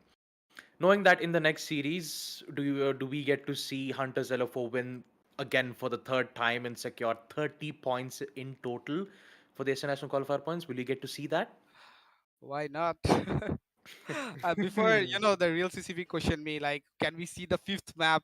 I told him like maybe surprise. Let's see. Let's go to the. We'll try to get it over as fast as we can. So yeah, we'll take it maybe. We'll take the hat trick maybe. Let's see. Well, I'm Yeah. absolutely well played and full congratulations, Sparko. You guys deserve this victory. You've come a long, long way from so long ago as well. Even before I started casting, fun fact. But yeah, it's been a pleasure seeing you guys play. It's been a pleasure casting your matches as well. So we won't keep you here for long. We'll let you go. You know, you can yeah. go enjoy the night, enjoy the week, Yeah. take a little time off. We've got a ton of time before Pro Series 3 Yeah. and we will see you back there in even greater form, hopefully. Baba, thank you for joining us as Yep. well. Sparko, Actually, I once still again. have one question. I actually Oh, have one okay, okay, question. yeah. The one and final question, Sparko. Yeah, sure. Anything you want to say to your fans right now? Get us an orc. What can I We are actually waiting for that to happen, Sparko. Because Hunters LFO, yes, you heard it, folks. These because guys are in I want need to for an add org. one thing. Like, if you want us to like the players, everyone, G2D, Sandy. Like right now, I'm doing a job and business, but these guys are putting a lot of time. Like, I don't know what to say. These guys are working so hard, but still, the rewards or what I mean to say, the scene is not that big. But yeah, I'm happy that TC is at least giving us the chance. So if if we get more, what can I say? If we get more support from the like all over the places as like an org, it would like help us to like give more time to the game and more Hmm. more because we love this game. You know how much we love this game. I mean, yeah, at the end of the day, that's why we're all here, right? Because of our love for Siege. So you heard it here first, folks. Hunters LFO, they are still, as the name suggests, LFO. Anyone who might have an org that might be interested in picking them up, you heard it here first. So, with all that being said, Sparko, thank you so much for joining us. And once again, full congratulations on your victory here today. 3-1 and two-time champions of the Pro Series. Thank you so much for joining us, Baba, as well, as we will now go back to the casters and wrap things up. Bye. Right. Yeah, man, that was some good. Like I can feel that, back when even I had a dream of, just representing the region. I had that, feeling. Some Mm. or just pick me up, or someone can just. I have that feeling. I can feel. Personally, I'll be trying my level best to get Hunters LFO and all, but hey, man, they performed really well, winning two editions of the Pro Series back to back. What we have in our SA roadmap right now, that says a lot. But nonetheless, you cannot just deny the fact that Mercury also tried their level best. Last time it was 3-0. Okay, it was also a very close fight, but this time around on the first map, 7-1 going in all in, then 8-7, then this happening, and Reza Chalet winning the map yet again. But still, the less 7-0 shutdown coming in from side of Hunters LFO says a lot from both sides. But for now, that's all we have for this Pro Series. Anything else you want to add up, Blackjack? Well, I mean, all things considered, all I want to say is Pro Series 3 had better be even better than this. But folks, before we Yeah. go, let's have Oh, a final look at the points table of the SA Nationals. yeah. The points that these teams have been playing for, and there you have it. 20 points to Hunters LFO, by far and ahead, the best team of our region. MercenarieZ with 16, Kira with 12, Retrograde now set at 8, Phalanx at 4, Shaheen's at 2, and it's 1 point after that, all the way down to 11th place. As all things considered, those teams, Phalanx onwards, have a lot to work on going forward from here to get even more SA Nationals qualifiers points and get themselves into the Nationals itself. Of course, the top four, by this point, I'm pretty sure they're already not only in, but in with the good seedings as well. Hunters would like to make it 30 points as well. So we'll have to see how things go. Pro Series 3, we are going to have a blast indeed as we wrap things up here for the summer edition of the Pro Series for the final time, as it were. So, with all that being said, I've been your host, Blackjack. Joining me today have been Bullet the Crazy Gamer, Baba Gusta, and of course, the real CCV. All of us have had a blast commentating these Trust me. games And in the summer yeah, series. And we will be signing off here for the Esports Club Pro Series Summer Edition for Rainbow-Six-Siege, supported by Ubisoft, powered by Zotac Gaming, and our broadcast partner, Loco. And until the Pro Series 3, we will be seeing you later. Keep an eye out on the socials, by the way, of the Esports Club, at the Esports Club and at R6 Esports SA on Twitter, on Instagram, all of the like. Subscribe to the channels on YouTube, on Loco, and you will not miss any of the other esports and any of the other Siege tournaments that will be coming in the future. Of course, there's the Community Cup as well, Community Cup Season 3, and Pro Series, of course, 3. And let's not forget SA Nationals, Majors. all of which will be here. The majors, you could call it, of the region as well. Absolutely Yeah. agree on that.